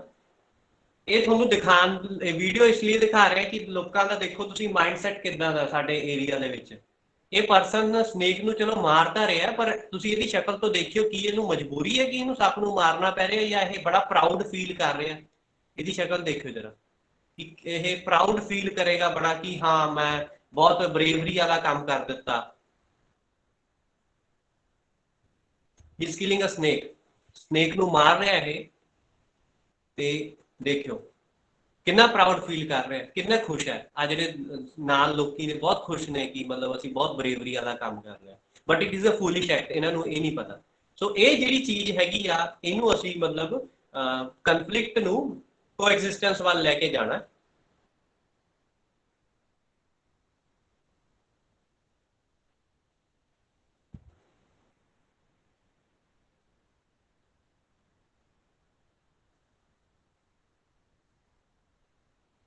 ਸੋ ਅਸੀਂ ਇੱਥੇ ਰੈਸਕਿਊ ਤੇ ਰੀਹੈਬਿਲਿਟੇਸ਼ਨ ਦੀ ਗੱਲ ਕਰ ਰਹੇ ਸੀ ਕਿ ਐਥੀਕਲ ਰੈਸਕਿਊ ਕੀ ਹੋਏਗਾ, ਕੀ ਸਾਨੂੰ ਲੋੜ ਹੈ ਰੈਸਕਿਊ ਕਰਨ ਦੀ ਜਾਂ ਨਹੀਂ ਹੈ, ਇਹ ਸਾਰੀਆਂ ਚੀਜ਼ਾਂ ਦੇ ਬਾਰੇ ਅਸੀਂ ਗੱਲਬਾਤ ਕੀਤੀ। ਹੁਣ ਥਰਡ ਚੀਜ਼ ਹੈ ਜਿਹੜੀ ਇਸ ਕਨਫਲਿਕਟ ਨੂੰ ਮੈਨੇਜ ਕਰਨ ਲਈ ਬਹੁਤ ਜ਼ਰੂਰੀ ਆ ਤੇ ਇਸ ਕਨਫਲਿਕਟ ਨੂੰ ਕੋਐਗਜ਼ਿਸਟੈਂਸ ਵੱਲ ਲੈ ਕੇ ਜਾਣ ਲਈ ਬਹੁਤ ਜ਼ਰੂਰੀ ਆ, ਉਹ ਹੈ ਇਫੈਕਟਿਵ ਐਂਡ ਅਫੋਰਡੇਬਲ ਟ੍ਰੀਟਮੈਂਟ। ਠੀਕ ਹੈ, ਜੇਕਰ ਅਸੀਂ ਮਤਲਬ ਸਨੇਕ ਬਾਈਟਸ ਨੂੰ ਪ੍ਰੋਪਰਲੀ ਟ੍ਰੀਟ ਕਰ ਪਾਵਾਂਗੇ, ਇਫੈਕਟਿਵਲੀ ਟ੍ਰੀਟਮੈਂਟ ਸਾਨੂੰ ਮਿਲੇਗਾ ਪ੍ਰੋਪਰ, ਤਾਂ ਨੈਚੁਰਲ ਹੈ ਕਿ ਲੋਕੀ ਮਤਲਬ ਸਮਝਣ ਲੱਗ ਜਾਣਗੇ ਕਿ ਹਾਂ ਮਤਲਬ ਕੋਈ ਗੱਲ ਨਹੀਂ, ਅਗਰ ਸਨੇਕ ਬਾਈਟ ਹੋ ਰਹੀ ਹੈ ਤਾਂ ਅਸੀਂ ਮਤਲਬ ਹਸਪੀਟਲਾਈਜ਼ ਹੋ ਕੇ ਸਹੀ ਹੋ ਜਾਵਾਂਗੇ। ਠੀਕ ਹੈ, ਉਹਨਾਂ ਨੂੰ ਇੱਕ ਇੰਨਾ ਜ਼ਿਆਦਾ ਡਰ ਨਹੀਂ ਹੋਏਗਾ, ਔਰ ਉਹ ਐਨੀਮਲਸ ਨੂੰ ਥੋੜਾ ਕਹਿ ਲਓ ਘੱਟ ਟਾਰਚਰ ਕਰਨਗੇ, ਜਾਂ ਉਹਨਾਂ ਦੀ ਕਿਲਿੰਗ ਵੱਲ ਘੱਟ ਜਾਣਗੇ। ਹੁਣ ਇਹਦੇ ਵਿੱਚ ਕੁਝ ਕੁ ਚੈਲੰਜਸ ਨੇ ਸਾਡੇ ਵਾਸਤੇ। ਜਿਹੜੀ ਐਂਟੀ ਵੈਨਮ ਆ ਉਹ ਲੈਸ ਇਫੈਕਟਿਵ ਹੈ due to regional variation in snakes. ਹੁਣ ਜਿਹੜੇ ਤਾਂ ਦੇਖੋ ਐਂਟੀ ਵੈਨਮ ਹੈ, ਇਹ ਪ੍ਰੋਡਿਊਸ ਹੁੰਦੀ ਹੈ ਸਾਊਥ ਇੰਡੀਆ ਦੇ ਵਿੱਚ। ਸਾਊਥ ਇੰਡੀਆ, ਤਾਮਿਲਨਾਡੂ ਦੇ ਵਿੱਚ ਮਦਰਾਸ ਕ੍ਰੋਕੋਡਾਈਲ ਬੈਂਕ ਟਰਸਟ ਹੈ, ਇਰੋਲਾ ਕੋਆਪਰੇਟਿਵ ਸੁਸਾਇਟੀ ਹੈ, ਉਹ ਦੋਨਾਂ ਦੀ ਐਸੋਸੀਏਸ਼ਨ ਦੇ ਵਿੱਚ ਐਂਟੀ ਵੈਨਮ ਪ੍ਰੋਡਿਊਸ ਕਰਨ ਦੇ ਵਾਸਤੇ ਵੈਨਮ ਐਕਸਟ੍ਰੈਕਸ਼ਨ ਕੀਤੀ ਜਾਂਦੀ ਹੈ, और ਜਿਹੜੀ ਵੈਨਮ ਐਕਸਟ੍ਰੈਕਟ ਕੀਤੀ ਜਾਂਦੀ ਹੈ ਉਹ ਸਾਊਥ ਇੰਡੀਅਨ ਸਨੇਕਸ ਦੀ ਹੈ ਬਟ ਹੁਣ ਜਿਹੜੀ ਵੈਨਮ ਹੈਗੀ ਆ ਨਾਰਥ ਇੰਡੀਅਨ ਸਨੇਕਸ ਦੀ ਜਿਹੜੀ ਵੈਨਮ ਹੈ ਉਹ ਡਿਫਰ ਕਰਦੀ ਹੈ due to regional variation region ਦੇ ਕਰਕੇ ਹੁਣ 2500 3000 4000 ਕਿਲੋਮੀਟਰ ਦਾ ਡਿਫਰੈਂਸ ਪੈ ਰਿਹਾ ਹੈ ਨਾਰਥ ਇੰਡੀਆ ਦੇ ਵਿੱਚ ਇਨਵਾਇਰਨਮੈਂਟ ਕੁਝ ਹੋਰ ਤਰ੍ਹਾਂ ਦਾ ਤੇ ਜਿਹੜਾ ਹੈਗਾ ਸਾਊਥ ਇੰਡੀਆ 'ਚ ਕੁਝ ਇਨਵਾਇਰਨਮੈਂਟ ਹੋਰ ਤਰ੍ਹਾਂ ਦਾ ਸਨੇਕਸ ਨੂੰ ਪ੍ਰੇ ਹੋਰ ਤਰ੍ਹਾਂ ਦੀ ਮਿਲਦੀ ਹੈ ਸਾਊਥ ਇੰਡੀਆ ਦੇ ਵਿੱਚ ਨਾਰਥ ਇੰਡੀਆ ਦੇ ਵਿੱਚ ਪ੍ਰੇ ਜਿਹੜੀ ਹੈਗੀ ਆ ਉਹਨਾਂ ਨੂੰ ਘੱਟ ਮਿਲਦੀ ਹੈ ਘੱਟ ਨਹੀਂ ਮਤਲਬ ਹੋਰ ਤਰੀਕੇ ਦੀ ਮਿਲਦੀ ਹੈ ਸੋ ਇਹਦੇ ਕਰਕੇ ਜਿਹੜੀ ਉਹਨਾਂ ਦੀ ਵੈਨਮ ਹੈਗੀ ਆ ਉਹਦੇ ਵਿੱਚ ਵੀ ਡਿਫਰੈਂਸਿਸ ਨੇ ਹੁਣ ਜੇਕਰ ਵੈਨਮ ਦੇ ਵਿੱਚ ਡਿਫਰੈਂਸਿਸ ਹੈ ਤੇ ਜਿਹੜੀ ਐਂਟੀ ਵੈਨਮ ਸਾਊਥ ਇੰਡੀਆ ਦੇ ਵੈਨਮ ਤੋਂ ਬਣ ਰਹੀ ਆ ਤਾਂ ਤੁਸੀਂ ਸਮਝ ਸਕਦੇ ਹੋ ਕਿ ਜਿਹੜੀ ਐਂਟੀ ਵੈਨਮ ਆ ਉਹ ਲੈਸ ਇਫੈਕਟਿਵ ਹੋਏਗੀ let me tell you anti venom ਕੀ ਹੁੰਦੀ ਹੈ ਜੇਕਰ ਕਿਸੇ ਨੂੰ ਨਹੀਂ ਪਤਾ ਐਂਟੀ ਵੈਨਮ ਇੱਕ ਤਰ੍ਹਾਂ ਦਾ ਤੁਸੀਂ ਸਮਝ ਸਕਦੇ ਹੋ ਕਿ ਇੱਕ ਐਂਟੀਡੋਟ ਹੈ ਜੇਕਰ ਔਰ ਇਹ ਮਤਲਬ ਇੰਜੈਕਸ਼ਨਸ ਦੀ ਫਾਰਮ ਦੇ ਵਿੱਚ ਅਵੇਲੇਬਲ ਹੁੰਦਾ ਔਰ ਇਹ ਸਿਰਫ ਇੱਕ ਕੁਆਲੀਫਾਈਡ ਡਾਕਟਰ ਹੈ ਉਹੀ ਮਤਲਬ ਇੰਜੈਕਟ ਕਰ ਸਕਦਾ ਹੈ ਅਗਰ ਸਨੇਕ ਬਾਈਟ ਐਨਵੈਨਮਿੰਗ ਹੁੰਦੀ ਹੈ ਜਾਂ ਮਤਲਬ ਜੇ ਅਸੀਂ ਕਹਿ ਲਈਏ ਕਿ ਸਨੇਕ ਬਾਈਟ ਦੇ ਨਾਲ ਜਿਹੜਾ ਵੈਨਮ ਹੈਗਾ ਬਾਡੀ ਦੇ ਵਿੱਚ ਜਾਂਦਾ ਸੋ ਮਤਲਬ ਐਂਟੀ ਵੈਨਮਸ ਨੂੰ ਜ਼ਿਆਦਾ ਇਫੈਕਟਿਵ ਬਣਾਉਣ ਦੀ ਲੋੜ ਹੈ that means ਨਾਰਥ ਇੰਡੀਆ ਦੇ ਜਿਹੜੇ ਸਨੇਕਸ ਹੈ ਉਹਨਾਂ ਦੀ ਵੈਨਮ ਕਲੈਕਸ਼ਨ ਹੋਣੀ ਚਾਹੀਦੀ ਹੈ ਉਹਨਾਂ ਦੀ ਵੈਨਮ ਵੀ ਯੂਜ਼ ਕਰਨੀ ਚਾਹੀਦੀ ਹੈ ਇਨ ਯੂਅਰ ਐਂਟੀ ਵੈਨਮ ਪ੍ਰੋਡਕਸ਼ਨ ਤਾਂ ਕਿ ਇਫੈਕਟਿਵ ਹੋਵੇ ਇੱਥੇ ਜਿਹੜੀ ਐਂਟੀ ਵੈਨਮ ਹੈ ਉਹਦੇ 50 60 ਵਾਇਲ ਲੱਗ ਜਾਂਦੇ ਨੇ ਵਾਇਲ ਇੱਕ ਸ਼ੀਸ਼ੀ ਜਿਹਨੂੰ ਅਸੀਂ ਕਹਿ ਦਿੰਦੇ ਹਾਂ ਉਹਦੇ 50 ਵਾਇਲ 60 ਵਾਇਲਸ ਇਦਾਂ ਯੂਜ਼ ਹੋ ਜਾਂਦੇ ਨੇ during treatment that means it is less effective ਦੂਸਰੀ ਚੀਜ਼ ਹੈਗੀ ਹੈ ਕਿ ਜਿਹੜੇ ਮੈਡੀਕਲ ਸਟਾਫ ਹੈ ਉਹ ਵੈਲ ਟ੍ਰੇਨਡ ਨਹੀਂ ਹੈਗਾ ਸਨੇਕ ਬਾਈਟਸ ਨੂੰ ਹੈਂਡਲ ਕਰਨ ਲਈ ਗਵਰਨਮੈਂਟ ਹਸਪੀਟਲਸ ਦੇ ਵਿੱਚ ਓਕੇ ਇਹਦੇ ਪਿੱਛੇ ਮੇਰੇ ਕੋਲ ਇੱਕ ਸਟੋਰੀ ਵੀ ਹੈਗੀ ਆ ਇੱਕ ਲੇਡੀ ਨੂੰ ਬਾਈਟ ਹੋਇਆ ਔਰ ਵਿਦਿਨ 15 ਮਿੰਟਸ ਦੇ reached civil hospital Khanna but ਇਹਨਾਂ ਦੇ ਕੋਲ ਵੈਂਟੀਲੇਟਰ ਨਹੀਂ ਸੀਗਾ ਔਰ ਵੈਂਟੀਲੇਟਰ ਦੀ ਕਮੀ ਹੋਣ ਕਰਕੇ ਇਹਨਾਂ ਨੇ ਰਜਿੰਦਰਾ ਹਸਪੀਟਲ ਰੈਫਰ ਕਰਤਾ due to corona virus Rajindra virus ਵੀ ਵੈਂਟੀਲੇਟਰ ਅਵੇਲੇਬਲ ਨਹੀਂ ਸੀਗਾ ਉਹਨਾਂ ਨੇ ਪੀਜੀਆਈ ਰੈਫਰ ਕਰ ਦਿੱਤਾ ਪੀਜੀਆਈ ਰੈਫਰ ਕੀਤਾ ਉੱਥੇ ਪਹਿਲਾਂ ਕੋਰੋਨਾ ਟੈਸਟ ਐਂਡ ਆਲ ਸਾਰਾ ਫਾਰਮੈਲਿਟੀਜ਼ ਕਰਦੇ ਹੋਏ 2 ਘੰਟੇ ਦਾ ਡਿਲੇ ਹੋ ਗਿਆ ਐਂਡ ਪੇਸ਼ੈਂਟ ਜਿਹੜਾ ਹੈਗਾ ਉਹ ਪੈਰਾਲਾਈਸਿਸ ਦੇ ਵਿੱਚ ਆਇਆ ਨਿਊਰੋ ਪੈਰਾਲਾਈਸਿਸ ਜਿਹੜਾ ਹੈਗਾ ਨਿਊਰੋਟੌਕਸਿਕ ਬਾਇਸ ਉਹਦੇ ਵਿੱਚ ਨਿਊਰੋ ਪੈਰਾਲਾਈਸਿਸ ਹੋ ਜਾਂਦਾ ਤੇ after 9 days ਵੈਂਟੀਲੇਟਰ ਤੇ ਰਿਹਾ ਐਂਟੀ ਡਾਇਟ तो देखो ये कितना कितना जो सिस्टम है लैकिंग है गवर्नमेंट हॉस्पिटल ਵਿੱਚ ਇੱਕ ਤਾਂ ਗਵਰਨਮੈਂਟ ਆਪਣੇ ਕੋ ਕੈਰੀ ਟ੍ਰੀਟਮੈਂਟ ਹੈ ਇੱਕ ਬਾਰ ਟ੍ਰੀਟਮੈਂਟ ਸਿਵਲ ਹਸਪੀਟਲ ਦੇ ਪਰ ਬਟ ਇਜ਼ ਡਿਫਰੈਂਟ ਉਹਨਾਂ ਕੋਲ ਨਹੀਂ on ਦੀ ਸ਼ਾਰਟੇਜ ਹੈ ਨॉन ਅਵੇਲੇਬਿਲਿਟੀ 31 ਆਉਂਦੇ 31% ਦੇ ਤੇ ਯੂਜ਼ ਹੋ ਜਾਂਦਾ ਹੋਰ ਡਰੱਗਸ ਨਹੀਂ ਹੁੰਦੇ ਹੈਗੇ ਵੈਂਟੀਲੇਟਰ ਨਹੀਂ ਜਿੱਦਾਂ ਤੁਹਾਨੂੰ ਦੱਸਿਆ ਤੇ ਉਹਨਾਂ ਨੂੰ ਜਿਹੜੀ ਹੈਗੀ ਉਹਨਾਂ ਨੇ ਕਦੇ ਹੈਂਡਲ ਸਹੀ ਤਰੀਕੇ ਨਾਲ ਮਤਲਬ ਉਹਨਾਂ ਨੇ ਟ੍ਰੇਨਿੰਗ ਨਹੀਂ ਲਿੱਤੀ ਸਕਦੇ ਆ ਦੂਸਰੀ ਜਿਹੜਾ ਫੋਰਥ ਪੁਆਇੰਟ ਹੈ that is treatment was lack in private hospital private hospital ਦੀ ਪ੍ਰਾਈਵੇਟ ਹਸਪੀਟਲ ਲੱਖ 2 ਲੱਖ ਖਰਚਾ ਆ ਜਾਂਦਾ ਤੇ ਜੇਕਰ ਖਰਚਾ ਆ ਜਾਏਗਾ Excuse me, sir. ਹਾਂਜੀ Sir, your voice is not clear.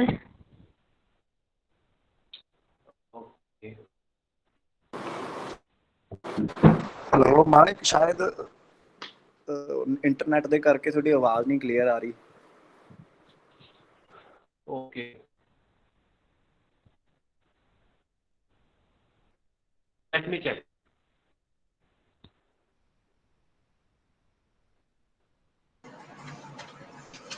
I think Manik sir, it's just a network issue. थोड़ी सी breakage है voice ਵਿੱਚ. okay is it ਹੁਣ ਠੀਕ ਹੈ ਹਾਲੇ ਵੀ breakage ਹੈਗੀ ਹੈ sir.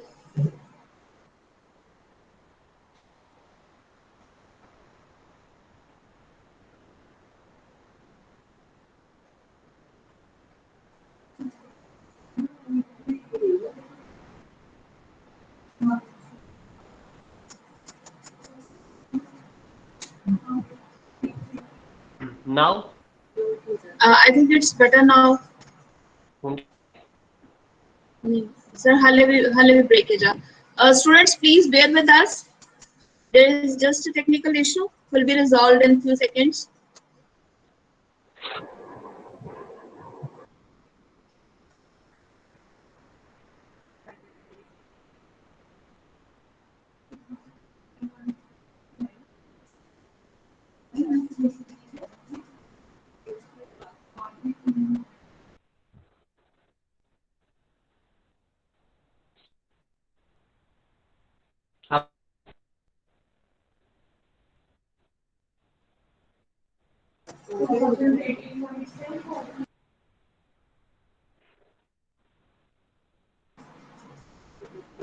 Hello. hello हाँ जी. Better than previous one. I think you can start with it. We will see along. okay ठीक है. So ਅਸੀਂ treat those in lakhs in क्या ਤੇ ਕੋਈ ਜਿਹੜਾ ਗਰੀਬ ਲੇਬਰ ਹੈ 200-400 ਦੀ ਦਿਹਾੜੀ ਕਰ ਨਹੀਂ ਕਰ ਸਕਦਾ. तो ਇਹ ਵੀ ਇੱਕ ਮਤਲਬ ਚੈਲੰਜ ਜਿਹਦੇ ਕਰਕੇ ਮਤਲਬ ਉਸ ਤੋਂ ਦੱਸਣੇ ਕਿ ਤਾਂ ਇਸੇ ਤਰ੍ਹਾਂ ਕਿ ਖਰਚਾ ਹਸਪੀਟਲ ਵਿੱਚ ਰਾਈਟ ਹੋ ਰਹੀ ਹੈ ਜਿਹੜੇ circumstances. Excuse me, sir. It's still breaking. आवाज हाले भी कट रही है. ओके मेरे ख्याल है सिर्फ नेटवर्क इश्यू था. Just because of that.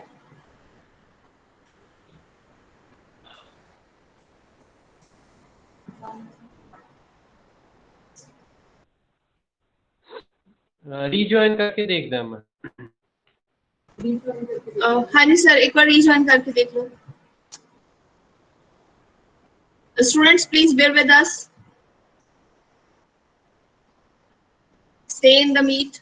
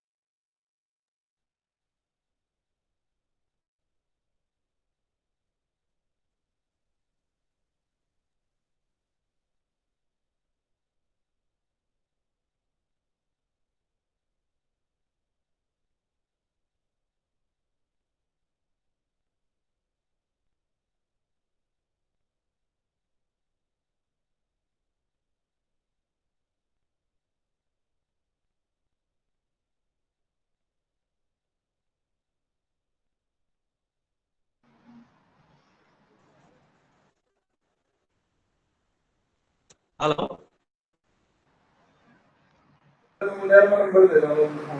हाँ जी सर. सर अपनी प्रेजेंटेशन ਨੂੰ ਸ਼ੋ ਕਰਕੇ ਇੱਕ ਵਾਰੀ ਬੋਲ ਕੇ ਦੇਖੋ.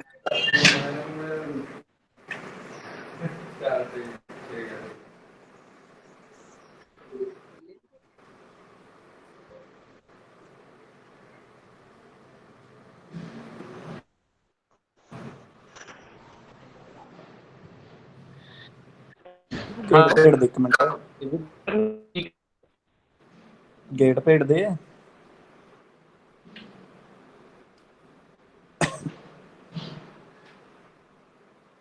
हेलो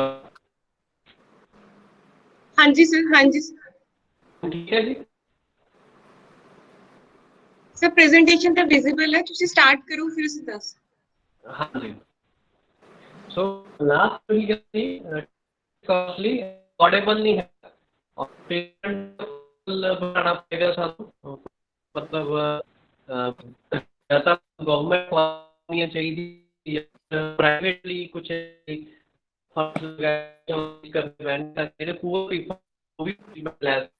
अदरवाइज यही ਹੁੰਦਾ ਕਿ ਸ਼ਾਰਟ ਹੋਣੀ ਉਹ ਪ੍ਰਾਈਵੇਟ ਹਸਪੀਟਲ ਜਾ ਸਕਦੇ ਨੇ ਔਰ ਉਹ ਚਾਹੁੰਦੇ ਆ ਕਿ ਮਤਲਬ ਇਹਨਾਂ 3000 4 ਦੇ ਵਿੱਚ ਜਿਹੜਾ ਕੋਈ ਸਪੇਅਰ ਸਾਡੇ ਇਦਾਂ ਦਾ ਹੈਗਾ ਉਹਦਾ ਕਰ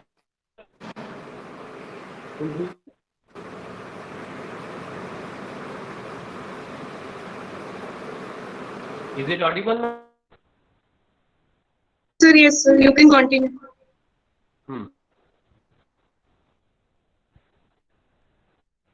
ਹੁਣ ਆਪਾਂ ਕੁਝ ਕੁ ਨਾ ਮਿਥਸ ਦੇ ਬਾਰੇ ਕੁਝ ਇਹ ਵੀ ਮਤਲਬ ਕਿ ਕੰਫਲਿਕਟ ਨੂੰ ਵਧਾਉਂਦੇ ਆ ਕੋਈ ਸੋਚ ਪਿੱਛੇ ਨੇ ਵਹਿਮ ਭਰਮ ਜਿਹੜੇ ਨੇ ਇਹਨਾਂ ਬਾਰੇ ਕਰਾਂਗੇ।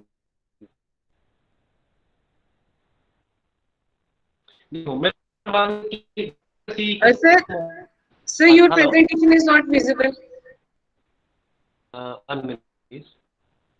The slide show करके दिखने में presentation. विजिबल नहीं है Sir, visible है, slide show कर दो एक. now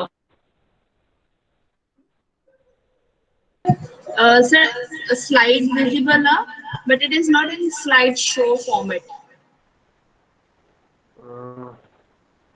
Slideshow play कर दो एक बार।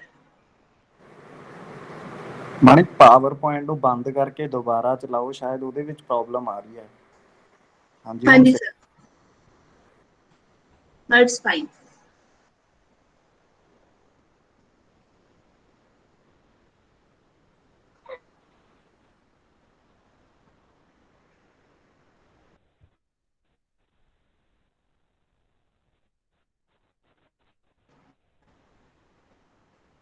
ਹੁਣ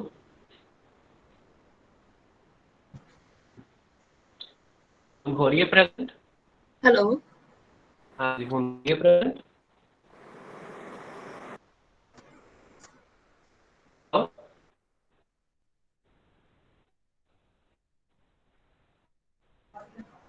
हेलो, हेलो, हो present? Hello, Yes, sir, it's visible. Okay. Number 1 ਇੱਕ ਸਾਹਮਣੇ ਆ ਤਾਂ ਜਿਹੜਾ ਉਹ ਜਿਹੜਾ ਜਾਂ ਸੱਪ ਨੂੰ ਮਾਰ ਜਾਂ ਸੱਪ ਨੂੰ ਮਾਰਨਗੇ ਤਾਂ ਸੱਪ ਬਦਲ ਲੈ ਆਊਗਾ। ਇੱਕ ਮਿਥ ਹੈ, ਬਟ ਐਕਚੁਅਲ ਦੇ ਵਿੱਚ ਇਹਦਾ ਤਾਂ ਕੁਝ ਨਹੀਂ ਹੈ। ਇਹਦੇ ਸਨੇਕਸ ਲਾਈਫ ਦੇ ਲਈ ਨਹੀਂ ਰੱਖਦੇ, ਮਤਲਬ ਕਹਿ ਲਓ ਕਿ ਇੱਕ ਹੀ ਪਾਰਟਨਰ ਰੱਖਦੇ ਹੋ, 7 ਪਾਰਟਨਰਸ।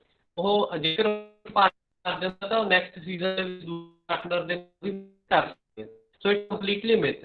ਸੋ ਮਤਲਬ ਦੇਖੋ ਇੱਦਾਂ ਦੀ ਗੱਲਾਂ ਦੇ ਕਰਕੇ ਵੀ ਲੋਕੀ ਵਹਿਮਾਂ ਭਰਮਾਂ ਦੇ ਵਿੱਚ ਫਸਦੇ ਨੇ ਤੇ ਦੇ ਮਤਲਬ ਸਟਾਰਟ ਕਿਲਿੰਗ ਸਨੇਕਸ, ਔਰ ਇੱਕ ਉਹਨਾਂ ਦੀ ਨੈਗੇਟਿਵ ਇਮੇਜ ਜ਼ਰੂਰ ਬਣਦੀ ਹੈ snakes the.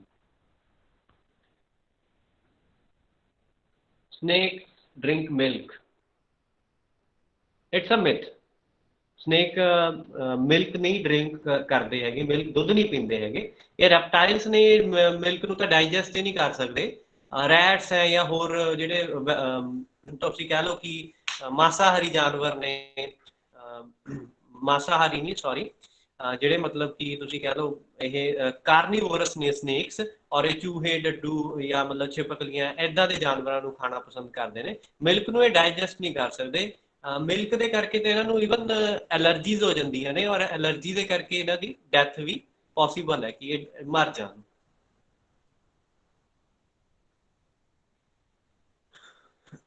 Third myth is cobras are females of rat snakes.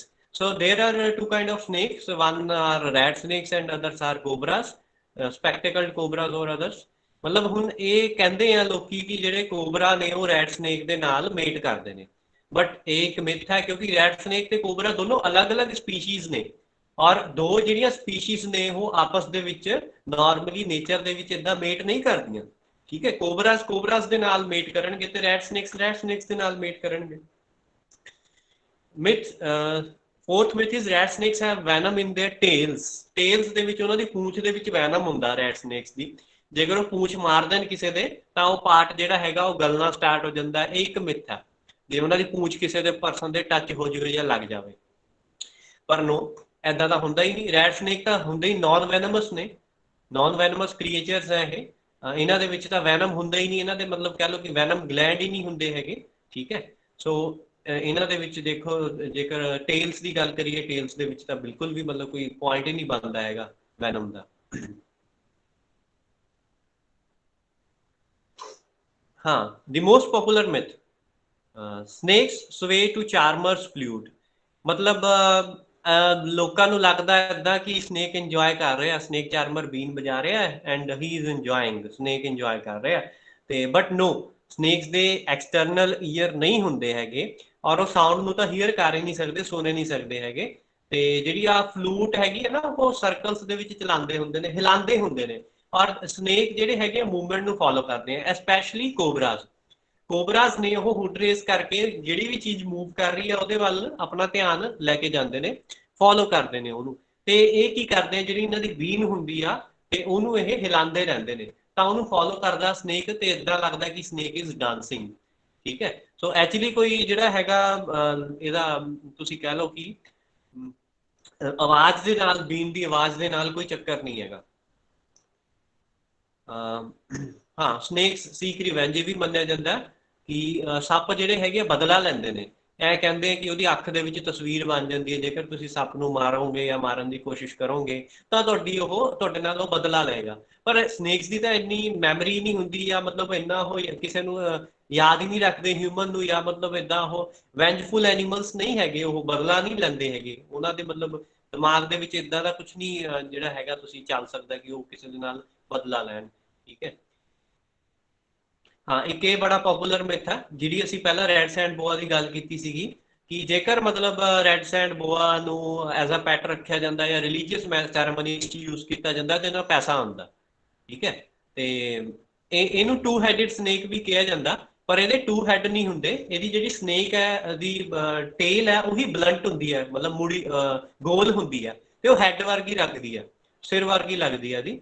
ਤੇ ਮਤਲਬ ਇਹਦੇ ਨਾਲ ਕੋਈ ਵੈਲਥ ਵਗੈਰਾ ਕੁਝ ਨਹੀਂ ਆਉਂਦਾ ਹੈਗਾ। ਔਰ ਜੇਕਰ ਤੁਸੀਂ ਇਦਾਂ ਐਜ਼ ਅ ਪੈਟ ਰੱਖੋਗੇ ਸਨੇਕ ਨੂੰ ਆਪਣੇ ਘਰਾਂ ਦੇ ਵਿੱਚ, ਦਿਸ ਇਜ਼ ਇਲੀਗਲ ਆਲਸੋ, ਇਹ ਇਲੀਗਲ ਵੀ ਹੈ। ਕੋਬਰਾਸ ਕੈਰੀ ਜੈਮਸਟੋਨ ਇਨ देयर ਹੈਡਸ। ਕੋਬਰਾਸ ਦੇ ਸਿਰ ਦੇ ਵਿੱਚ ਜੈਮਸਟੋਨ, ਇੱਕ ਮਣੀ ਹੁੰਦੀ ਹੈ, ਨਾਗਮਣੀ ਜਿਹਨੂੰ ਕਹਿ ਦਿੰਦੇ ਆ, ਉਹ ਹੁੰਦੀ ਹੈ। ਪਰ ਇਦਾਂ ਦੀ ਤਾਂ ਕੋਈ ਨਾਗਮਣੀ ਜਾਂ ਕੁਝ ਵੀ ਨਹੀਂ ਹੁੰਦਾ ਹੈਗਾ, ਠੀਕ ਹੈ। ਸੋ ਐਕਚੁਅਲ ਦੇ ਵਿੱਚ there is nothing like that.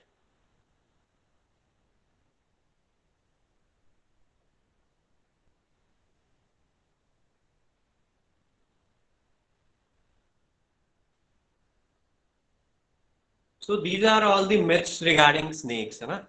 ਤੇ ਇਹਨਾਂ ਦੇ ਕਰਕੇ ਜਿਹੜੇ ਮਤਲਬ ਜਿਹੜੀ ਮਿਸਗਾਈਡਡ ਨੇ ਲੋਕੀ, ਅਵੇਅਰ ਨਹੀਂ ਹੈਗੇ ਸਨੇਕਸ ਦੇ ਬਾਰੇ, ਉਹਨਾਂ ਨੂੰ ਕਲੀਅਰ ਨੌਲੇਜ ਨਹੀਂ ਹੈਗੀ, ਇਹਦੇ ਕਰਕੇ ਵੀ ਕਨਫਲਿਕਟ ਜਿਹੜਾ ਹੈਗਾ ਇੰਕਰੀਜ਼ ਹੁੰਦਾ। ਔਰ ਜੇਕਰ ਅਸੀਂ ਇਹਨਾਂ ਨੂੰ ਮਿਥਸ ਨੂੰ ਇਨਟੂ ਫੈਕਟ ਦੇ ਵਿੱਚ ਚੇਂਜ ਕਰ ਦਈਏ, ਮਤਲਬ ਫੈਕਟਸ ਦੇ ਨਾਲ ਉਹਨਾਂ ਦੇ ਮਿਥਸ ਨੂੰ ਖਤਮ ਕਰ ਦਈਏ, ਤਾਂ ਉਹਦੇ ਨਾਲ ਕੀ ਹੋਏਗਾ ਕਿ ਜਿਹੜੇ ਸਨੇਕਸ ਨੇ ਉਹ ਵੀ ਮਤਲਬ ਪ੍ਰੋਪਰਲੀ ਸਹੀ ਤਰੀਕੇ ਨਾਲ ਰਹਿ ਪਾਣਗੇ, ਔਰ ਹਿਊਮਨਸ ਵੀ ਸੇਫ ਰਹਿਣਗੇ।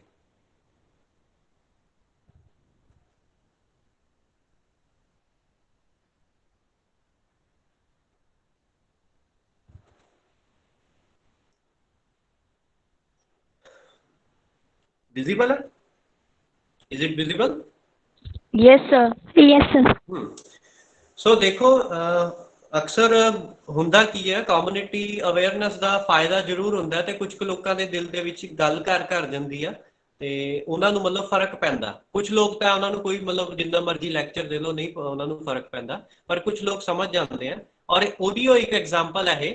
ਤੇ ਇਹਦੇ ਵਿੱਚ ਇਦਾਂ ਸੀਗਾ ਕਿ ਆਰਟੀਫੀਸ਼ੀਅਲ ਇਨਕਿਊਬੇਸ਼ਨ ਕਰਾਈ ਗਈ ਰੈਸਕਿਊਡ ਸਨੇਕ ਐਗਸ ਦੀ। ਐਕਚੁਅਲ ਦੇ ਵਿੱਚ ਕੰਸਟਰਕਸ਼ਨ ਸਾਈਟ ਦੇ ਉੱਤੇ ਡਿਊਰਿੰਗ ਡਿਗਿੰਗ, ਮਤਲਬ ਜਦ ਨੀਹਾਂ ਪੱਟਦੇ ਹੁੰਦੇ ਆ ਤਾਂ ਉਦੋਂ ਜਿਹੜੇ ਕੰਸਟਰਕਸ਼ਨ ਵਰਕਰਸ ਨੇ ਉਹਨਾਂ ਨੂੰ ਉੱਥੇ ਐਗਸ ਮਿਲੇ, ਤਾਂ ਇਮੀਡੀਏਟਲੀ ਉਹਨਾਂ ਨੇ ਮਤਲਬ ਮੈਨੂੰ ਕਾਲ ਕੀਤੀ, ਐਂਡ ਉਹਨਾਂ ਨੇ ਮਤਲਬ ਜਿਹੜੇ ਐਗਸ ਨੇ ਉਹ ਹੈਂਡ ਓਵਰ ਕਰ ਦਿੱਤੇ instead of destroying them. Otherwise ਜਿਹੜੇ ਲੋਕ ਨੇ ਨਾ, ਉਹ ਅਗਰ ਉਹਨਾਂ ਨੂੰ ਪਤਾ ਲੱਗ ਜਾਏ ਕਿ ਸਨੇਕ ਦੇ ਐਗਸ ਨੇ, ਉਹ ਡਿਸਟਰੋਏ ਕਰ ਦਿੰਦੇ ਨੇ, ਠੀਕ ਹੈ, ਤਾਂ ਕਿ ਉਹਨਾਂ ਨੂੰ ਹੁੰਦਾ ਕਿ ਇਹਨਾਂ ਦਾ ਜਿਹੜਾ ਨੰਬਰ ਹੈਗਾ ਉਹ ਇਨਕਰੀਜ਼ ਹੋ ਜਾਏਗਾ।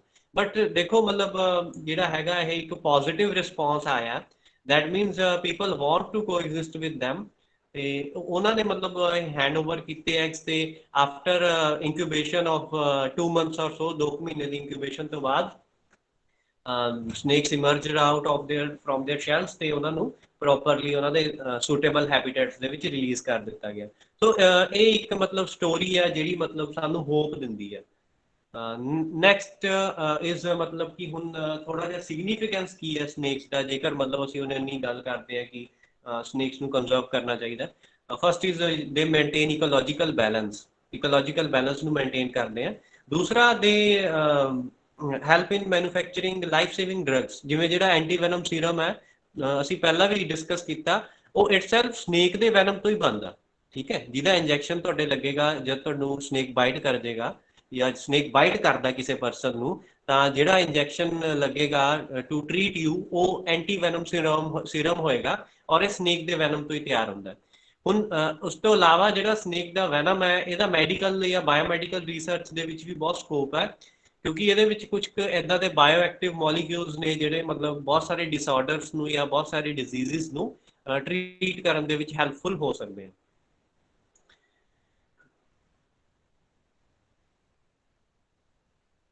हाँ, and another story of hope and coexistence, मतलब ਇਹ ਮਤਲਬ ਸਾਨੂੰ ਇੱਥੋਂ ਪਤਾ ਲੱਗਦਾ ਕਿ ਜਿਹੜੇ ਹੈਗੇ ਆ ਕਿ ਜਿਹੜੇ ਫੀਲਡ ਦੇ ਵਿੱਚ ਮਤਲਬ ਗਰਾਊਂਡ ਲੈਵਲ ਦੇ ਉੱਤੇ ਜੇਕਰ ਅਸੀਂ ਲੋਕਾਂ ਨੂੰ ਐਜੂਕੇਟ ਕਰਦੇ ਹਾਂ ਤਾਂ ਉਹਦਾ ਫਾਇਦਾ ਹੁੰਦਾ।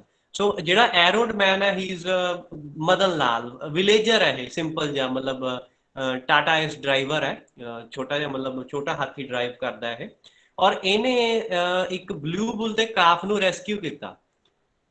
ਐਕਚੁਅਲ ਦੇ ਵਿੱਚ ਹੋਇਆ ਇਦਾਂ ਕਿ ਜਿਹੜੀ ਬਲੂ ਬੁੱਲ ਦੀ ਕਾਫ ਦੀ ਮਦਰ ਸੀਗੀ ਉਹ ਭੱਜ ਗਈ, ਮਤਲਬ ਜਿਹੜਾ ਬਲੂ ਬੁੱਲ ਸੀ ਫੀਮੇਲ ਬਲੂ ਬੁੱਲ, ਉਹ ਇਹਦੇ ਮਗਰ ਸਟ੍ਰੇ ਡੌਗਸ ਪੈ ਗਏ, ਸਟ੍ਰੇ ਡੌਗਸ ਨੇ ਉਹਨੂੰ ਭਜਾ ਦਿੱਤਾ ਤੇ ਜਿਹੜਾ ਕਾਫ ਹੈਗਾ ਉਹ ਪਿੱਛੇ ਹੀ ਰਹਿ ਗਿਆ, ਬਛੜਾ ਹੈ ਪਿੱਛੇ ਹੀ ਰਹਿ ਗਿਆ। ਤੇ ਇਹਨੇ ਮਦਨ ਲਾਲ ਨੇ ਰੈਸਕਿਊ ਕੀਤਾ ਉਹਨੂੰ ਤੇ ਕਾਫੀ ਦਿਨ ਉੱਥੇ ਗੇੜੇ ਵੀ ਮਾਰਦਾ ਰਿਹਾ ਸੋ ਦੈਟ ਉਹਨੂੰ ਮਤਲਬ ਕਿ ਉਹਦੀ ਮਦਰ ਮਿਲ ਜਾਵੇ ਤੇ ਉਹਦੇ ਨਾਲ ਉਹ ਉਹਨੂੰ ਰੀਯੂਨਾਈਟ ਕਰਾ ਦੇਵੇ, ਪਰ ਇਦਾਂ ਹੋਇਆ ਨਹੀਂ। ਤੇ ਉਹਨੂੰ ਕੀ ਕੀਤਾ ਫਿਰ ਉਹਨੇ, with the help of honorary wild life warden Nikhil Sengar, district Shaheed Bhagat Singh Nagar, ਉਹਨਾਂ ਦੀ ਹੈਲਪ ਦੇ ਨਾਲ ਜਾਂ ਉਹਨਾਂ ਦੀ ਗਾਈਡੈਂਸ ਦੇ ਨਾਲ ਇਸ ਪਰਸਨ ਨੇ ਉਹਨੂੰ ਉਹਦੀ ਪ੍ਰੋਪਰ ਕੇਅਰ ਕੀਤੀ, ਬਲੂ ਬੁੱਲ ਦੇ ਕਾਫ ਦੀ ਆਪਣੇ ਕੋਲ ਰੱਖਿਆ ਉਹਨੇ। ਐਂਡ ਤੇ ਮਤਲਬ ਹੁਣ ਹਲੇ ਵੀ ਮਤਲਬ ਕਹਿ ਲਓ ਕਿ ਅੰਡਰ ਸੁਪਰਵਿਜ਼ਨ ਹੈ ਤੇ ਗਰੋ ਹੋ ਰਿਹਾ ਹੈ।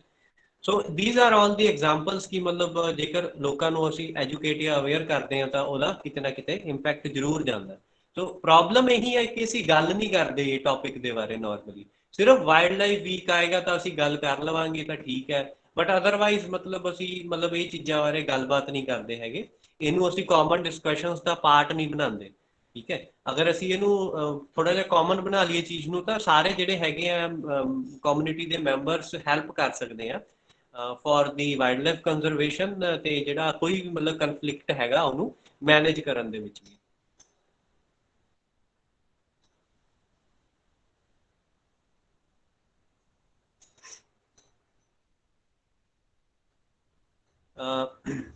Excuse me, can I get 5 to 10 minutes मोर?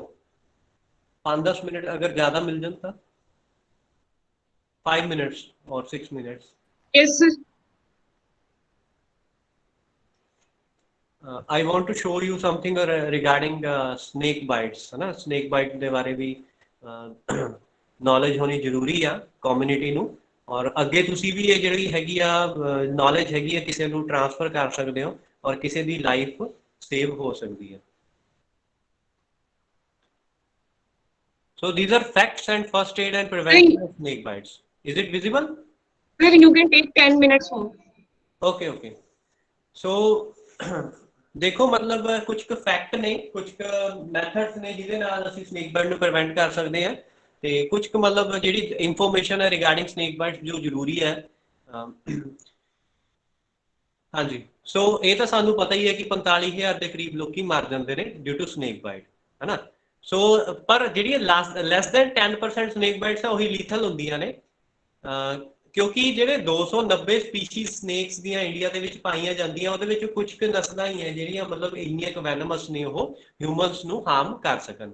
ਸੋ ਮਤਲਬ ਏਦਾਂ ਨਹੀਂ ਹੈਗਾ ਕਿ ਜੇਕਰ ਤੁਹਾਨੂੰ ਸਨੇਕ ਬਾਈਟ ਹੋਈ ਹੈ ਤਾਂ ਤੁਸੀਂ ਸਮਝੋ ਕਿ ਮੇਰੀ ਤਾਂ ਹੁਣ ਡੈਥ ਹੀ ਹੋਏਗੀ, ਠੀਕ ਹੈ। ਤਾਂ ਮਤਲਬ ਤੁਸੀਂ ਖੁਦ ਵੀ ਹੌਸਲੇ ਦੇ ਵਿੱਚ ਰਹਿ ਸਕਦੇ ਹੋ, ਅਗਰ ਤੁਹਾਨੂੰ ਇਹ ਚੀਜ਼ ਪਤਾ ਹੋਵੇ ਤਾਂ ਤੁਸੀਂ ਦੂਸਰੇ ਬੰਦੇ ਨੂੰ ਵੀ ਜਿਹਨੂੰ ਸਨੇਕ ਬਾਈਟ ਹੋਈ ਹੈ ਉਹਨੂੰ ਵੀ ਤੁਸੀਂ ਹੌਸਲੇ ਦੇ ਵਿੱਚ ਰੱਖ ਸਕਦੇ ਹੋ। ਔਰ ਵੈਨਮਸ ਸਨੇਕ ਬਾਈਟਸ ਨੂੰ ਸਿਰਫ ਟ੍ਰੀਟ ਕੀਤਾ ਜਾ ਸਕਦਾ ਹੈ ਹਸਪੀਟਲਸ ਦੇ ਵਿੱਚ with the help of anti snake venom ASV ਜਾਂ ਐਂਟੀ ਵੈਨਮ ਦੇ ਨਾਲ ਹੀ ਟ੍ਰੀਟ ਕੀਤਾ ਜਾ ਸਕਦਾ। ਨੋ ਅਦਰ ਟ੍ਰੀਟਮੈਂਟ ਅੱਜ ਤੱਕ ਜਿਹੜਾ ਹੈਗਾ ਇਫੈਕਟਿਵ ਨਹੀਂ ਪਾਇਆ ਗਿਆ ਹੈਗਾ। ਜਿਹੜੀ ਫਸਟ ਏਡ ਹੈਗੀ ਆ ਤੇ ਪਹਿਲੇ ਘੰਟੇ ਦੇ ਵਿੱਚ ਸਨੇਕ ਬਾਈਟ ਦੇ, ਜਿਹਨੂੰ 골ਡਨ ਆਰ ਵੀ ਕਹਿ ਦਿੱਤਾ ਜਾਂਦਾ, ਉਹਦੇ ਵਿੱਚ ਜੇਕਰ ਉਹਨੂੰ ਮਤਲਬ ਥੋੜੀ ਬਹੁਤੀ ਪ੍ਰੋਪਰ ਫਸਟ ਏਡ ਦੇ ਦਿੱਤੀ ਜਾਵੇ ਤਾਂ ਉਹਦੇ ਨਾਲ ਉਹਦੀ ਪਰਸਨ ਦੀ ਜਾਨ ਬਚ ਸਕਦੀ ਹੈ। ਇਨਕਰੈਕਟ ਫਸਟ ਏਡ ਹੈ ਜਿਹੜੀ ਮਤਲਬ ਗਲਤ ਫਸਟ ਏਡ ਹੈ, ਉਹ ਵੀ ਅਸੀਂ ਅੱਗੇ ਗੱਲ ਕਰਾਂਗੇ ਕੀ ਗਲਤ ਹੈ ਫਸਟ ਏਡ ਜਿਹੜੀਆਂ ਲੋਕੀ ਯੂਜ਼ ਕਰਦੇ ਨੇ। ਕੁਐਕਸ ਦੇ ਕੋਲ ਜਾਣਾ, ਤਾਂਤਰਿਕਸ ਦੇ ਕੋਲ ਜਾਣਾ, ਟ੍ਰੈਡੀਸ਼ਨਲ ਰੈਮੇਡੀਜ਼ ਨੂੰ ਯੂਜ਼ ਕਰਨਾ, ਠੀਕ ਹੈ, ਇਹ ਸਿਰਫ ਟਾਈਮ ਵੇਸਟ ਹੈ। ਔਰ ਇਹਦੇ ਨਾਲ ਕੀ ਹੋਊਗਾ, ਤੁਹਾਡਾ ਜਿਹੜਾ ਟ੍ਰੀਟਮੈਂਟ ਦੀ ਕਾਸਟ ਹੈ ਹਸਪੀਟਲ ਦੇ ਵਿੱਚ ਉਹ ਵੀ ਵੱਧ ਜਾਣੀ ਆ, ਤੇ ਔਰ ਕੀ ਹੋਏਗਾ ਤਾਂ ਡੈਥ ਵੀ ਹੋ ਸਕਦੀ ਹੈ ਪੇਸ਼ੈਂਟ ਦੀ। ਔਰ ਜਿਹੜਾ ਮਤਲਬ ਡਾਕਟਰ ਹੀ ਹੈ ਸਿਰਫ ਜਿਹੜਾ ਕਲੀਨਿਕਲ ਸਿੰਪਟਮਸ ਨੂੰ ਰਿਕੋਗਨਾਈਜ਼ ਕਰ ਸਕਦਾ ਸਨੇਕ ਬਾਈਟ ਦੇ ਤੇ ਸਨੇਕ ਬਾਈਟ ਨੂੰ ਟ੍ਰੀਟ ਕਰ ਸਕਦਾ। ASV ਦੀ ਜਿਹੜੀ ਅਸੀਂ ਗੱਲ ਕੀਤੀ ਹੈ ਐਂਟੀ ਸਨੇਕ ਵੈਨੋਮ ਦੀ, ਇਹ ਸਿਰਫ ਕੁਆਲੀਫਾਈਡ ਡਾਕਟਰ ਹੈ ਉਹੀ ਮਤਲਬ ਇੰਜੈਕਟ ਕਰ ਸਕਦਾ। ਇਹ ਕੋਈ ਫਸਟ ਏਡ ਮੈਥਡ ਨਹੀਂ ਹੈ ਕਿ ਤੁਸੀਂ ਘਰਾਂ ਦੇ ਵਿੱਚ ਲਿਆ ਕੇ ਰੱਖ ਲਓ ਕਿ ਮਤਲਬ ਸਨੇਕ ਬਾਈਟ ਹੋਈ ਤਾਂ ਉਹਦਾ ਇੰਜੈਕਸ਼ਨ ਲਗਾ ਲਿਆ। ਉਹ ਵੀ ਮਤਲਬ ਅਲਰਜੀਕ ਰਿਐਕਸ਼ਨ ਕਰ ਸਕਦੀ ਹੈ ਐਂਟੀ ਸਨੇਕ ਵੈਨਮ, ਉਹਦੇ ਨਾਲ ਵੀ ਅਲਰਜੀਕ ਰਿਐਕਸ਼ਨ ਨਾਲ ਪਰਸਨ ਦੀ ਡੈਥ ਹੋ ਸਕਦੀ ਹੈ। ਔਰ ਚੈੱਕ ਵੀ ਕਰਨਾ ਪੈਂਦਾ ਕਿ ਵੈਦਰ ਇਹ ਵੈਨਮਸ ਸਨੇਕ ਬਾਈਟ ਹੈ ਜਾਂ ਫਿਰ ਜਿਹੜੀ ਹੈ ਵੈਨਮ ਨਹੀਂ ਗਈ ਹੈਗੀ। ਕਈ ਕੇਸਿਸ ਦੇ ਵਿੱਚ ਡਰਾਈ ਬਾਈਟ ਵੀ ਹੁੰਦੀ ਆ। ਸੋ ਡਰਾਈ ਬਾਈਟਸ ਦੇ ਕੇਸਿਸ ਦੇ ਵਿੱਚ ਜਿਹੜੀ ਐਂਟੀ ਸਨੇਕ ਵੈਨਮ ਉਹਦੀ ਲੋੜ ਨਹੀਂ ਹੈ, ਔਰ ਇਹ ਡਾਕਟਰ ਹੀ ਡਿਸਾਈਡ ਕਰੇਗਾ ਅਕੋਰਡਿੰਗ ਟੂ ਦੀ ਸਿੰਪਟਮਸ, ਜਿੱਦਾਂ ਦੇ ਲੱਛਣ ਆਣਗੇ during your hospitalisation. So the big 4 of India, ਇਹ 4 ਸਨੇਕਸ ਨੇ ਜਿਹੜੇ ਜਿਨ੍ਹਾਂ ਨੂੰ ਬਿਗ 4 ਕਿਹਾ ਜਾਂਦਾ ਇੰਡੀਆ ਦੇ ਵਿੱਚ, ਕਿਉਂਕਿ ਬਿਗ 4 ਦਾ ਮਤਲਬ ਇਹ ਨਹੀਂ ਹੈ ਕਿ ਇਹ ਇਹਨਾਂ ਦਾ ਸਾਈਜ਼ ਵੱਡਾ, ਇਹ ਕਿਉਂਕਿ ਨਾ ਇਹਨਾਂ ਦੀ ਜਿਹੜੀ ਡਿਸਟ੍ਰੀਬਿਊਸ਼ਨ ਹੈ ਵਾਈਡ ਸਪਰੈਡ ਹੈ, ਸਾਰੇ ਇੰਡੀਆ ਦੇ ਵਿੱਚ ਪਾਏ ਜਾਂਦੇ ਨੇ ਲਗਭਗ, ठीक है। Common cobra, common crate, Russell viper, short scaled viper और 90% स्नेक बाइट डेथ्स ने ਜਿਹੜੀਆਂ ਕੰਟਰੀ ਦੇ ਵਿੱਚ ਇਹਨਾਂ ਦੇ ਕਰਕੇ ਹੀ ਹੁੰਦੀਆਂ ਨੇ।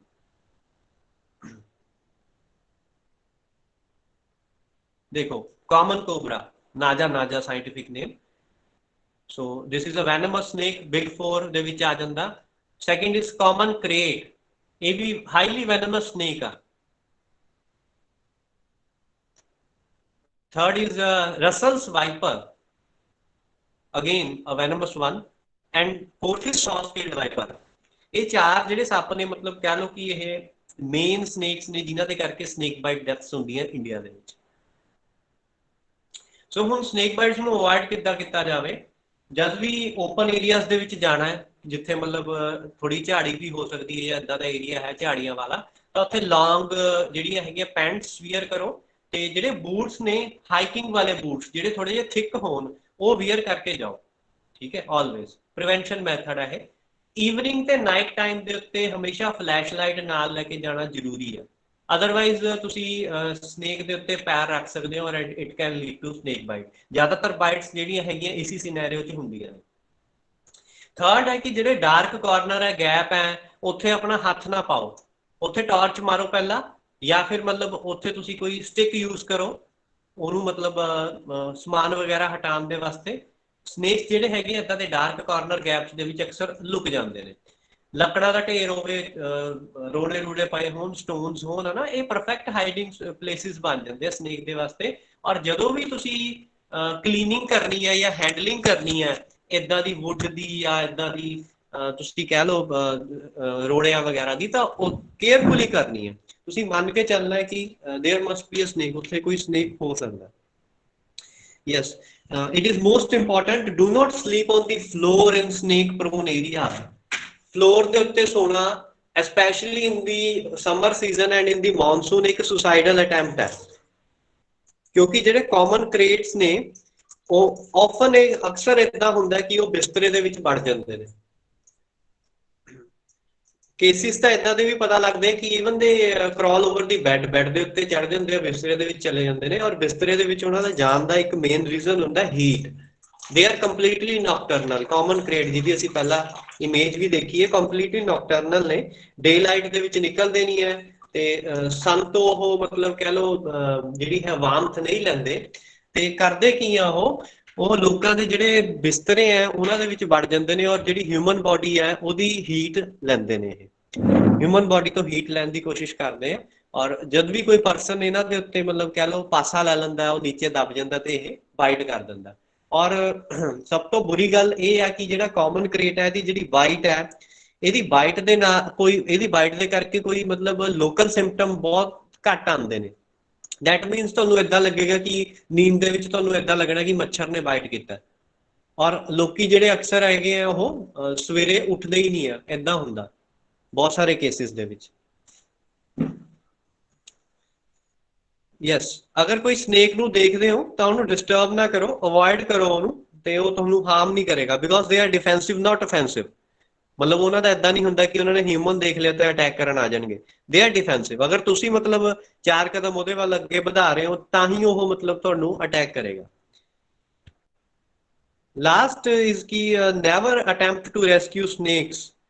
ਟੀਵੀ ਸ਼ੋਜ਼ ਨੂੰ ਦੇਖ ਕੇ, ਡਿਸਕਵਰੀ ਚੈਨਲ ਨੂੰ ਦੇਖ ਕੇ ਅਸੀਂ ਜਿਹੜਾ ਹੈਗਾ ਸਨੇਕਸ ਨੂੰ ਰੈਸਕਿਊ ਨਹੀਂ ਕਰ ਸਕਦੇ ਜਾਂ ਸਨੇਕ ਨੂੰ ਮਤਲਬ ਕੈਪਚਰ ਨਹੀਂ ਕਰ ਸਕਦੇ। ਠੀਕ ਹੈ, ਇਹ ਨਾ ਤਾਂ ਸਨੇਕ ਦੇ ਲਈ ਚੰਗਾ ਹੁੰਦਾ, ਤੁਸੀਂ ਸਨੇਕ ਨੂੰ ਵੀ ਇੰਜਰ ਕਰ ਸਕਦੇ ਹੋ ਔਰ ਖੁਦ ਨੂੰ ਵੀ।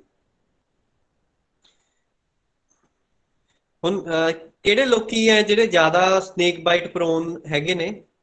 ਦੇਖੋ ਇਹ ਜਿਹੜੇ ਸ਼ੂਗਰ ਕੇਨ ਫੀਲਡ ਜਾਂ ਮਤਲਬ ਖੇਤਾਂ ਦੇ ਵਿੱਚ ਲੋਕੀ ਕੰਮ ਕਰਦੇ ਨੇ ਹਨਾ, ਕੰਸਟਰਕਸ਼ਨ ਸਾਈਟਸ ਦੇ ਉੱਤੇ ਕੰਮ ਕਰਦੇ ਨੇ, ਇਹ ਜਿਹੜੇ ਲੋਕ ਨੇ ਮਤਲਬ ਕਹਿ ਲਓ ਇਹਨਾਂ ਨੂੰ ਜ਼ਿਆਦਾ ਸਨੇਕ ਬਾਈਟ ਹੋਣ ਦੇ ਚਾਂਸਿਸ ਹੁੰਦੇ ਨੇ। ਔਰ ਇਹਨਾਂ ਦੇ ਵਾਸਤੇ ਇੱਕ ਇਹ ਆਕੂਪੇਸ਼ਨਲ ਹਜ਼ਾਰਡ ਬਣ ਜਾਂਦਾ। ਕੋਈ ਇੰਡਸਟਰੀ ਦੇ ਵਿੱਚ ਲੋਕੀ ਕੰਮ ਕਰ ਰਹੇ ਨੇ, ਜਿਵੇਂ ਕੈਟਲ ਫੀਡ ਇੰਡਸਟਰੀ ਹੈ, ਉੱਥੇ ਰੋਡੈਂਟਸ ਚੂਹੇ ਬਹੁਤ ਜ਼ਿਆਦਾ ਹੁੰਦੇ ਆ, ਤੇ ਉਦਾਂ ਦੀ ਇੰਡਸਟਰੀ ਦੇ ਵਿੱਚ ਜਿਹੜੇ ਹੈਗੇ ਆ ਫੈਕਟਰੀਜ਼ ਗੋਡਾਊਨਸ ਦੇ ਵਿੱਚ ਸਨੇਕਸ ਕਾਫੀ ਹੁੰਦੇ ਨੇ। ਔਰ ਅਗਰ ਉੱਥੇ ਜੇਕਰ ਉਹ ਪ੍ਰੀਵੈਂਟਿਵ ਮੈਥਡਸ ਨਹੀਂ ਯੂਜ਼ ਕਰਦੇ ਤਾਂ ਬਾਈਟ ਹੋਣ ਦੇ ਚਾਂਸਿਸ ਬਹੁਤ ਵੱਧ ਜਾਂਦੇ ਨੇ। Yes, common locations of snake bites. Snake bites the common locations ਕੀ ਹੋ ਸਕਦੀਆਂ ਨੇ? ਸੋ ਇੱਕ ਦੇਖੋ ਜ਼ਿਆਦਾਤਰ ਜਿਹੜਾ ਹੈਗਾ ਹੈਂਡਸ ਦੇ ਉੱਤੇ ਬਾਈਟ ਹੁੰਦੀ ਹੈ, ਹੱਥਾਂ ਦੇ ਉੱਤੇ, ਪੈਰਾਂ ਦੇ ਉੱਤੇ, ਪੈਰਾਂ ਦੇ ਉੱਤੇ ਜਾਂ ਮਤਲਬ ਗੋਡਿਆਂ ਤੋਂ ਨੀਚੇ ਨੀਚੇ ਜ਼ਿਆਦਾ ਬਾਈਟ ਹੁੰਦੀ ਹੈ। ਔਰ ਦੇਖੋ ਜਿਹੜੇ ਇਹ ਇਮੇਜਿਸ ਹੈ ਇਹ ਦਿਖਾਉਂਦੀਆਂ ਨੇ ਸਾਨੂੰ ਕਿ ਜ਼ਰੂਰੀ ਨਹੀਂ ਹੈਗਾ ਕਿ ਮਤਲਬ ਜਿਹੜਾ ਵੈਨਮਸ ਸਨੇਕ ਦੀ ਬਾਈਟ ਦੇ ਵਿੱਚ ਤੁਹਾਨੂੰ ਜਿਹੜੇ ਉਹਦੇ ਫੈਂਗ ਮਾਰਕਸ ਨੇ ਉਹ ਕਲੀਅਰਲੀ ਦਿਖਣ। ਕਈ ਵਾਰ ਬਹੁਤ ਜਿਹੜਾ ਹੈਗਾ ਪੰਚਰ ਮਾਰਕਸ ਨੇ ਜਾਂ ਜਿਹੜੇ ਸੁਰਾਖ ਬਣਦੇ ਆ ਫੈਂਗਸ ਦੇ ਨਾਲ, ਉਹ ਬਹੁਤ ਹੀ ਇਨਵਿਜ਼ੀਬਲ ਟਾਈਪ ਦੇ ਹੁੰਦੇ ਨੇ। ਓਕੇ, ਸੋ ਮਤਲਬ ਇਹ ਨਹੀਂ ਮੰਨ ਕੇ ਚੱਲਣਾ ਚਾਹੀਦਾ ਕਿ ਮੇਰੇ ਤਾਂ 2 ਬਿੰਦੀਆਂ ਬਣੀਆਂ ਹੀ ਨਹੀਂ, ਜੋ ਤੁਹਾਨੂੰ ਬਾਲੀਵੁੱਡ ਮੂਵੀ ਜਾਂ ਹਿੰਦੀ ਮੂਵੀਜ਼ 'ਚ ਦਿਖਾਉਂਦੇ ਕਿ 2 ਬਿੰਦੀਆਂ ਬਣ ਜਾਂਦੀਆਂ ਨਾਲ ਦੀ ਨਾਲ। ਮੇਰੇ ਤਾਂ 2 ਬਿੰਦੀਆਂ ਬਣੀਆਂ ਹੀ ਨਹੀਂ, ਮੇਰੇ ਤਾਂ ਬਾਈਟ ਹੀ ਨਹੀਂ ਹੋਈ ਹੈਗੀ। ਨੋ, ਦਿਸ ਇਜ਼ ਰੋਂਗ। ਅਗਰ ਤੁਹਾਨੂੰ ਮਤਲਬ ਲੱਗਦਾ ਕਿ ਹਾਂ ਕਿ ਸਨੇਕ ਨੇ ਤੁਹਾਨੂੰ ਬਾਈਟ ਕੀਤਾ, ਠੀਕ ਹੈ, ਈਵਨ ਸਕ੍ਰੈਚ ਹੀ ਕਿਉਂ ਨਾ ਲੱਗਿਆ ਹੋਵੇ ਉਹਦੇ ਟੀਥ ਦਾ, ਤਾਂ ਵੀ ਮਤਲਬ ਜਿਹੜੀ ਹੈ ਐਨਵੈਨੋਮੇਸ਼ਨ, ਜ਼ਹਿਰ ਅੰਦਰ ਜਾ ਸਕਦਾ ਔਰ ਹਸਪੀਟਲ ਜਾਣਾ is important. So these are the signs and symptoms of venomous snake bite. Venomous snake bite ਦੇ ਕੇਸ ਦੇ ਵਿੱਚ ਕੀ ਸਾਈਨ ਸਿੰਪਟਮ ਨੇ? ਕੁਝ ਕਾਮਨ ਸਿੰਪਟਮ ਹੈ। ਇੱਕ ਤਾਂ ਆਈਲਿਡਸ ਡਰੂਪ ਕਰਨ ਲੱਗ ਜਾਂਦੀਆਂ ਨੇ, ਅੱਖਾਂ ਭਾਰੀ ਹੋ ਜਾਂਦੀਆਂ ਨੇ, ਪਲਕਾਂ ਮਤਲਬ ਬੰਦਾ ਜਿਹੜਾ ਹੈਗਾ ਪਰਸਨ ਅੱਖਾਂ ਨਹੀਂ ਖੋਲ ਪਾਉਂਦਾ ਆਪਣੀਆਂ। ਸਵੈਲਿੰਗ ਵੀ ਹੋ ਸਕਦੀ ਆ, ਬਲਿਸਟਰਸ ਹੋ ਸਕਦੇ ਨੇ, ਏਦਾਂ ਦੇ ਜਿਹੜੇ ਮਤਲਬ ਛਾਲੇ ਆ, ਖੂਨ ਦੇ ਭਰੇ ਹੋਏ ਛਾਲੇ ਜਿਹੇ ਹੋ ਸਕਦੇ ਨੇ, ਤੇ ਜਿਹੜਾ ਟਿਸ਼ੂ ਹੈ ਉਹਦਾ ਕਲਰ ਚੇਂਜ ਹੋ ਜਾਂਦਾ ਮਤਲਬ ਜੇਕਰ ਮਤਲਬ ਏਦਾਂ ਵੈਨਮਸ ਸਨੇਕ ਬਾਈਟ ਹੋਈ ਹੈ ਤੁਹਾਡੇ। ਪਰ ਇਹਦੇ ਨਾਲ ਐ ਨਹੀਂ ਹੈਗਾ ਕਿ ਤੁਸੀਂ ਆਪ ਹੀ ਮਤਲਬ ਅਸੀਂ ਡਾਕਟਰ ਬਣ ਜਾਈਏ, ਸਾਨੂੰ ਮਤਲਬ ਜਿਹੜੀ ਡਾਕਟਰੀ ਸਲਾਹ ਹੈ ਉਹ ਜ਼ਰੂਰ ਲੈਣੀ ਹੀ ਪਏਗੀ। Do's and don'ts in case of snake bite ਦੇ ਕੇਸ 'ਚ ਅਸੀਂ ਡੂਜ਼ ਐਂਡ ਡੌਟਸ ਕੀ ਨੇ? ਦੇਖੋ ਇੱਕ ਚੀਜ਼ ਤਾਂ ਯਾਦ ਰੱਖੋ ਕਿ 15 ਸੱਪ ਨੇ ਜਿਹੜੇ 290 ਸਪੀਸ਼ੀਜ਼ ਦੇ ਵਿੱਚੋਂ ਨੋਨ ਸਪੀਸ਼ੀਜ਼ ਨੇ ਜਿਹੜੀਆਂ 290, ਉਹ ਸੀਰੀਅਸ ਹੈਲਥ ਪ੍ਰੋਬਲਮ ਕਰ ਸਕਦੀਆਂ ਨੇ ਹਿਊਮਨਸ ਦੇ ਕੇਸ ਦੇ ਵਿੱਚ। ਔਰ ਸਾਰੇ ਦੇ ਸਾਰੇ ਦੇਖੋ ਹਰੇਕ ਜਗ੍ਹਾ ਇਹ ਪਾਏ ਨਹੀਂ ਜਾਂਦੇ ਹੈਗੇ, ਠੀਕ ਹੈ। ਸੋ ਮਤਲਬ ਇਹ ਮੰਨ ਕੇ ਚੱਲੋ ਕਿ ਮਤਲਬ ਤੁਹਾਡਾ ਵੈਨਮਸ ਸਨੇਕ ਦੇ ਨਾਲ ਬਾਈਟ ਹੋਣ ਦੇ ਚਾਂਸਿਸ ਲੋ ਨੇ, ਪਰ ਇਹਦੇ ਨਾਲ ਓਵਰ ਕੌਨਫੀਡੈਂਟ ਵੀ ਨਹੀਂ ਹੋਣਾ ਅਸੀਂ, ਇਹਦੇ ਨਾਲ ਅਸੀਂ ਓਵਰ ਕੌਨਫੀਡੈਂਟ ਵੀ ਨਹੀਂ ਹੋਣਾ। ਅਗਰ ਮਤਲਬ ਇਦਾਂ ਕੁਝ ਲੱਗਦਾ ਕਿ ਬਾਈਟ ਹੋਈ ਆ ਤਾਂ ਮਤਲਬ ਅਸੀਂ ਹਸਪੀਟਲਾਈਜੇਸ਼ਨ ਇੱਕ ਨੈਸੈਸਰੀ ਹੈ ਸਾਡੇ ਵਾਸਤੇ। ਔਰ ਜੇਕਰ ਬਾਈਟ ਹੁੰਦੀ ਹੈ ਕਿਸੇ ਪਰਸਨ ਨੂੰ, ਉਹਨੂੰ ਸ਼ਾਂਤ ਰੱਖਣਾ ਬਹੁਤ ਜ਼ਰੂਰੀ ਹੈ। ਜੇਕਰ ਪਰਸਨ ਕਾਮ ਹੋਏਗਾ ਤਾਂ ਉਹਦੇ ਸਰਵਾਈਵ ਕਰਨ ਦੇ ਚਾਂਸਿਸ ਵੱਧ ਜਾਂਦੇ ਨੇ।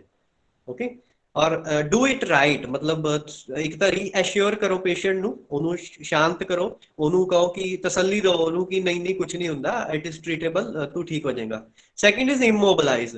ਜਿਹੜੀ ਪਾਰਟ ਦੇ ਉੱਤੇ ਬਾਈਟ ਹੋਈ ਹੈ, ਫਾਰ ਐਗਜ਼ਾਮਪਲ ਹੱਥ ਦੇ ਉੱਤੇ ਬਾਈਟ ਹੋਈ ਹੈ, ਉਹਨੂੰ ਇਮੋਬਿਲਾਈਜ਼ ਕਰ ਦੇਣਾ, ਉਹਨੂੰ ਹਿਲਾਣਾ ਨਹੀਂ ਜ਼ਿਆਦਾ, ਔਰ ਪੇਸ਼ੈਂਟ ਨੂੰ ਵੀ ਜ਼ਿਆਦਾ ਹਿਲਾਣਾ ਨਹੀਂ, ਮਤਲਬ ਉਹਨੂੰ ਭੱਜਣ ਨੱਠਣ ਨਹੀਂ ਦੇਣਾ ਹੈਗਾ। Go to hospital, tell the doctor, hospital ਜਾਓ ਤੇ ਡਾਕਟਰ ਨੂੰ ਦੱਸੋ। So do's and don'ts in case of snake bite ਦੇ ਵਿੱਚ ਇਹ ਆ ਜਾਂਦਾ ਕਿ ਇੱਕ ਤਾਂ ਤੁਸੀਂ ਜਿਹੜੀਆਂ ਤੁਹਾਡੇ ਅੰਗੂਠੀ ਵਗੈਰਾ ਪਾਈ ਆ, ਚੂੜੀ ਪਾਈ ਆ ਕੋਈ, ਉਹ ਉਤਾਰ ਦੇਣੀ ਆ ਸੋ ਦੈਟ ਜਿਹੜੀ ਸਵੈਲਿੰਗ ਹੈਗੀ ਆ ਉਹਦੇ ਨਾਲ ਔਖਾ ਨਾ ਹੋ ਜਾਵੇ ਕੰਮ, ਬਾਅਦ ਦੇ ਵਿੱਚ ਉਹਨੂੰ ਰਿਮੂਵ ਕਰਨਾ। ਤੇ ਸਿਰਫ ਵਾਟਰ ਦੇ ਨਾਲ ਤੁਸੀਂ ਵਾਸ਼ ਕਰ ਸਕਦੇ ਹੋ, ਠੀਕ ਹੈ। ਮਤਲਬ ਇਹਨੂੰ ਮਸਾਜ ਮਸੂਜ ਨਹੀਂ ਕਰਨਾ, ਮਲਣ ਨਹੀਂ ਲੱਗ ਜਾਣਾ ਵਾਸ਼ ਕਰਨ ਦੇ ਦੌਰਾਨ। ਇਹਦੇ ਨਾਲ ਜਿਹੜਾ ਵੈਨਮ ਹੈਗਾ ਉਹ ਤੇਜ਼ੀ ਦੇ ਨਾਲ ਸਪਰੈਡ ਕਰੇਗਾ ਬੋਡੀ ਦੇ ਵਿੱਚ। ਇਹ ਜਿਹੜੇ ਹੈਗੇ ਆ ਡੂ ਨੋਟ ਹੈ, ਮਤਲਬ ਇਹ ਕਰਨੇ ਨਹੀਂ ਆ ਤੁਸੀਂ, ਬਿਲਕੁਲ ਵੀ ਨਹੀਂ। ਵੂੰਡ ਦੇ ਉੱਤੇ ਜ਼ਖਮ ਨਹੀਂ ਬਣਾ ਦੇਣਾ, ਉਹਨੂੰ ਤੁਸੀਂ ਕੱਟ ਨਹੀਂ ਲਗਾਣੇ ਹੈਗੇ, ਠੀਕ ਹੈ। ਜਿਹੜਾ ਤੁਹਾਡੇ ਸਨੇਕ ਬਾਈਟ ਹੋਈ ਹੈ ਜਿੱਥੇ, ਉੱਥੇ ਕੱਟ ਵਗੈਰਾ ਨਹੀਂ ਲਗਾਣੇ।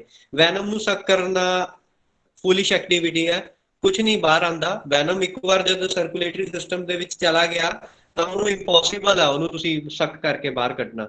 ਐਲਕੋਹਲ ਟੀ ਐਂਡ ਵਾਟਰ ਦੇਣਾ ਦੈਟ ਇਜ਼ ਨੌਨਸੈਂਸ, ਮਤਲਬ ਪੇਸ਼ੈਂਟ ਨੂੰ ਮਤਲਬ ਸਿਰਫ ਵਾਟਰ ਹੀ ਦੇਣਾ, ਐਲਕੋਹਲ ਟੀ ਐਂਡ ਆਲ ਦੇਣ ਦਾ ਕੋਈ ਮਤਲਬ ਸਹੀ ਨਹੀਂ ਹੈ। ਸੋ ਪੇਸ਼ੈਂਟ ਨੂੰ ਸ਼ਾਂਤ ਰੱਖਣਾ ਹੈ, ਉਹਨੂੰ ਮਤਲਬ ਵਾਕ ਨਹੀਂ ਕਰਨ ਦੇਣਾ, ਭੱਜਣ ਨਹੀਂ ਦੇਣਾ ਹੈਗਾ, ਬੋਡੀ ਮੂਵਮੈਂਟ ਘੱਟ ਹੋਣੀ ਚਾਹੀਦੀ ਹੈ। ਟ੍ਰੈਡੀਸ਼ਨਲ ਰੈਮੇਡੀਜ਼ ਨੋ ਟ੍ਰੈਡੀਸ਼ਨਲ ਰੈਮੇਡੀਜ਼, ਕੋਈ ਇੱਦਾਂ ਦੀ ਲੋਕਲ ਫੇਥ ਹੀਲਰ, ਕੋਈ ਸਪੇਰੇ ਦੇ ਕੋਲ, ਕੋਈ ਬੰਗਾਲੇ ਦੇ ਕੋਲ ਜਾਣਾ, ਇਹ ਸਿਰਫ ਟਾਈਮ ਵੇਸਟੇਜ ਹੈ, ਠੀਕ ਹੈ। ਲਾਸਟ ਦੇ ਵਿੱਚ ਇਹ ਵੀ ਨਹੀਂ ਹੈ ਕਿ ਤੁਹਾਨੂੰ ਲੋੜ ਹੈ ਕਿ ਤੁਸੀਂ ਸੱਪ ਨੂੰ ਲੱਭੋ ਤੇ ਉਹਨੂੰ ਮਾਰਨ ਦੀ ਕੋਸ਼ਿਸ਼ ਕਰੋ। ਮੇ ਬੀ ਇਹ ਹੋਵੇ ਤੁਸੀਂ ਸੱਪ ਲੱਭਣ ਗਏ ਹੋ ਤੇ ਤੁਸੀਂ ਵੀ ਬਾਈਟ ਕਰਾ ਲਈ, ਪਹਿਲਾਂ ਤਾਂ ਇੱਕ ਨੂੰ ਬਾਈਟ ਹੋਈ ਸੀ, ਹੁਣ 2 ਨੂੰ ਬਾਈਟ ਹੋ ਗਈ ਫੈਮਿਲੀ ਦੇ ਵਿੱਚ, ਠੀਕ ਹੈ। ਇਹ ਵੀ ਮਤਲਬ ਕਰਨਾ ਸਹੀ ਨਹੀਂ ਹੈ। ਸੋ ਕੀ ਕਰ ਸਕਦੇ ਹੋ ਤੁਸੀਂ, ਪ੍ਰੈਸ਼ਰ ਬੈਂਡੇਜ ਯੂਜ਼ ਕਰ ਸਕਦੇ ਹੋ, ਠੀਕ ਹੈ। ਪ੍ਰੈਸ਼ਰ ਬੈਂਡੇਜ ਨਹੀਂ ਹੈਗੀ ਤਾਂ ਤੁਹਾਡੇ ਕੋਲ ਮਤਲਬ ਤਾਂ ਤੁਸੀਂ ਇੱਕ ਏਦਾਂ ਦਾ ਕੱਪੜੇ ਦਾ ਪੀਸ ਤਿਆਰ ਕਰਕੇ ਰੱਖ ਸਕਦੇ ਹੋ 1 ਮੀਟਰ ਲੰਬੇ ਦਾ, 3-4 ਇੰਚ ਚੌੜਾ, ਠੀਕ ਹੈ। ਤੇ ਉਹਨੂੰ ਤੁਸੀਂ ਲਪੇਟਦੇ ਜਾਣਾ, ਮਤਲਬ ਜਿੱਥੋਂ ਦੀ ਬਾਈਟ ਹੋਈ ਹੈ, ਜਿਵੇਂ ਫੋਰ ਐਗਜ਼ਾਮਪਲ ਇੱਥੋਂ ਅੰਗੂਠੇ ਤੋਂ ਬਾਈਟ ਹੋਈ ਹੈ ਤਾਂ ਲਪੇਟਦੇ ਜਾਣਾ ਤੁਸੀਂ, ਔਰ ਇਹਨੂੰ ਮਤਲਬ ਉੱਪਰ ਤੱਕ ਲਪੇਟਦੇ ਜਾਣਾ, ਲਿੰਬ ਦੇ ਮਤਲਬ ਜਿਹੜਾ ਉੱਪਰਲਾ ਹਿੱਸਾ ਉੱਥੇ ਤੱਕ ਲੈ ਜਾਣਾ। ਔਰ ਇਹਦੇ ਨਾਲ ਇਹ ਹੋਏਗਾ ਕਿ ਜਿਹੜਾ ਵੈਨਮ ਦਾ ਜਿਹੜਾ ਤੁਸੀਂ ਕਹਿ ਲਓ ਅਸਰ ਹੈਗਾ ਉਹ ਸਲੋ ਡਾਊਨ ਜ਼ਰੂਰ ਹੋ ਜਾਏਗਾ, ਪਰ ਪ੍ਰੋਪਰਲੀ ਨਹੀਂ ਰੁਕੇਗਾ, ਠੀਕ ਹੈ। ਪ੍ਰੋਪਰਲੀ ਜਿਹੜਾ ਬਲੱਡ ਸਰਕੂਲੇਸ਼ਨ ਨੂੰ ਕੱਟ ਕਰਨ ਦਾ ਜਿਹੜਾ ਹੈਗਾ ਉਹ ਗਲਤ ਚੀਜ਼ ਹੋ ਜਾਂਦੀ ਆ, ਉਹਦੇ ਨਾਲ ਅਕਸਰ ਜਿਹੜਾ ਹੈਗਾ ਬਲੱਡ ਫਲੋ ਰੁਕ ਜਾਏਗਾ ਤਾਂ ਟਿਸ਼ੂ ਡੈਮੇਜ ਹੋ ਜਾਂਦਾ। ਟਿਸ਼ੂ ਡੈਮੇਜ ਹੋਏਗਾ ਯਾਨੀ ਗੈਂਗਰੀਨ ਹੋ ਸਕਦਾ, ਤੇ ਜਿਹੜਾ ਤੁਹਾਡਾ ਪਾਰਟ ਹੈਗਾ ਜਿੱਥੇ ਤੁਸੀਂ ਰੱਸੀ ਵਗੈਰਾ ਬੰਨ ਲਿੱਤੀ ਹੈ ਹਨਾ, ਜਿਵੇਂ ਆ ਦੇਖੋ ਟੋਰਨੀਕੋਇਟ ਬੰਨ ਲੈਂਦੇ ਆ ਅਕਸਰ, ਯੈਸ ਆਹ ਟੋਰਨੀਕੋਇਟ ਬੰਨਿਆ ਹੋਇਆ, ਠੀਕ ਹੈ। ਇਹਨੂੰ ਟੋਰਨੀਕੋਇਟ ਕਹਿੰਦੇ ਆ, ਰਕਤ ਬੰਦ ਕਰ ਦਿੰਦੇ ਆ ਇਹਦੇ ਨਾਲ, ਮਤਲਬ ਬਲੱਡ ਸਰਕੂਲੇਸ਼ਨ ਕੰਪਲੀਟਲੀ ਰੋਕਣ ਦੀ ਕੋਸ਼ਿਸ਼ ਕਰਦੇ ਆ। ਇਹਦੇ ਨਾਲ ਇਹ ਵੀ ਹੋ ਸਕਦਾ ਕਿ ਜਿਹੜਾ ਹੈਗਾ ਬਲੱਡ ਸਰਕੂਲੇਸ਼ਨ ਨਾ ਜਾਣ ਦੇ ਨਾਲ ਪਾਰਟ ਡੈਮੇਜ ਹੋ ਜਾਵੇ ਤੇ ਉਹਨੂੰ ਐਂਪੂਟੇਟ ਕਰਨਾ ਪਵੇ, ਕੱਟ ਕਰਨਾ ਪਵੇ।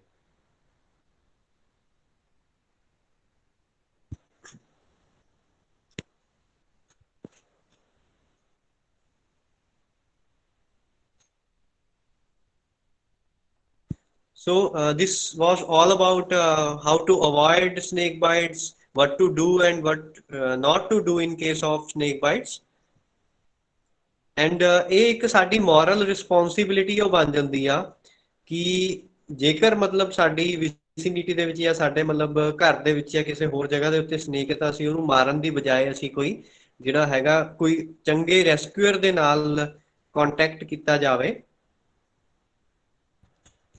ਇੰਸਟੈਡ ਆਫ ਕਿਲਿੰਗ ਜਿਹੜਾ ਹੈਗਾ ਲਾਸਟ ਰਿਜ਼ੋਰਟ ਹੋਣਾ ਚਾਹੀਦਾ ਤੁਹਾਡਾ, ਠੀਕ ਹੈ। ਲਾਸਟ ਰਿਜ਼ੋਰਟ ਹੋਣਾ ਚਾਹੀਦਾ killing.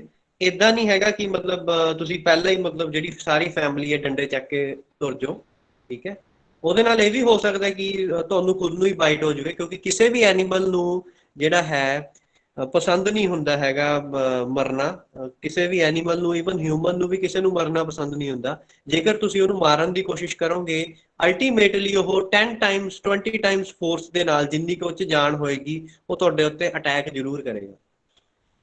So thank you so much for attending this lecture. Hop ਕਰਦਾ ਕਿ ਤੁਹਾਨੂੰ ਸਾਰੀਆਂ ਚੀਜ਼ਾਂ ਸਮਝ ਲੱਗ ਗਈਆਂ ਹੋਣਗੀਆਂ। ਐਂਡ ਅਗਰ ਤੁਹਾਡੇ ਕੋਈ ਕੁਐਸਚਨਸ ਹੈਗੇ ਆ ਤਾਂ questions are welcome. ਹੈਲੋ ਹਾਂਜੀ Thank you, sir. ਮਾਨਿਕ ਇੱਕ ਤਾਂ ਇਹ Thank you, sir, for such a beautiful presentation and informative talk. Thank you so much, ma'am. Hello ਹਾਂਜੀ ਮਾਨਿਕ ਇੱਕ ਜਿਹੜੀ send boa Now the we move to the ਸਮੱਗਰੀ question section.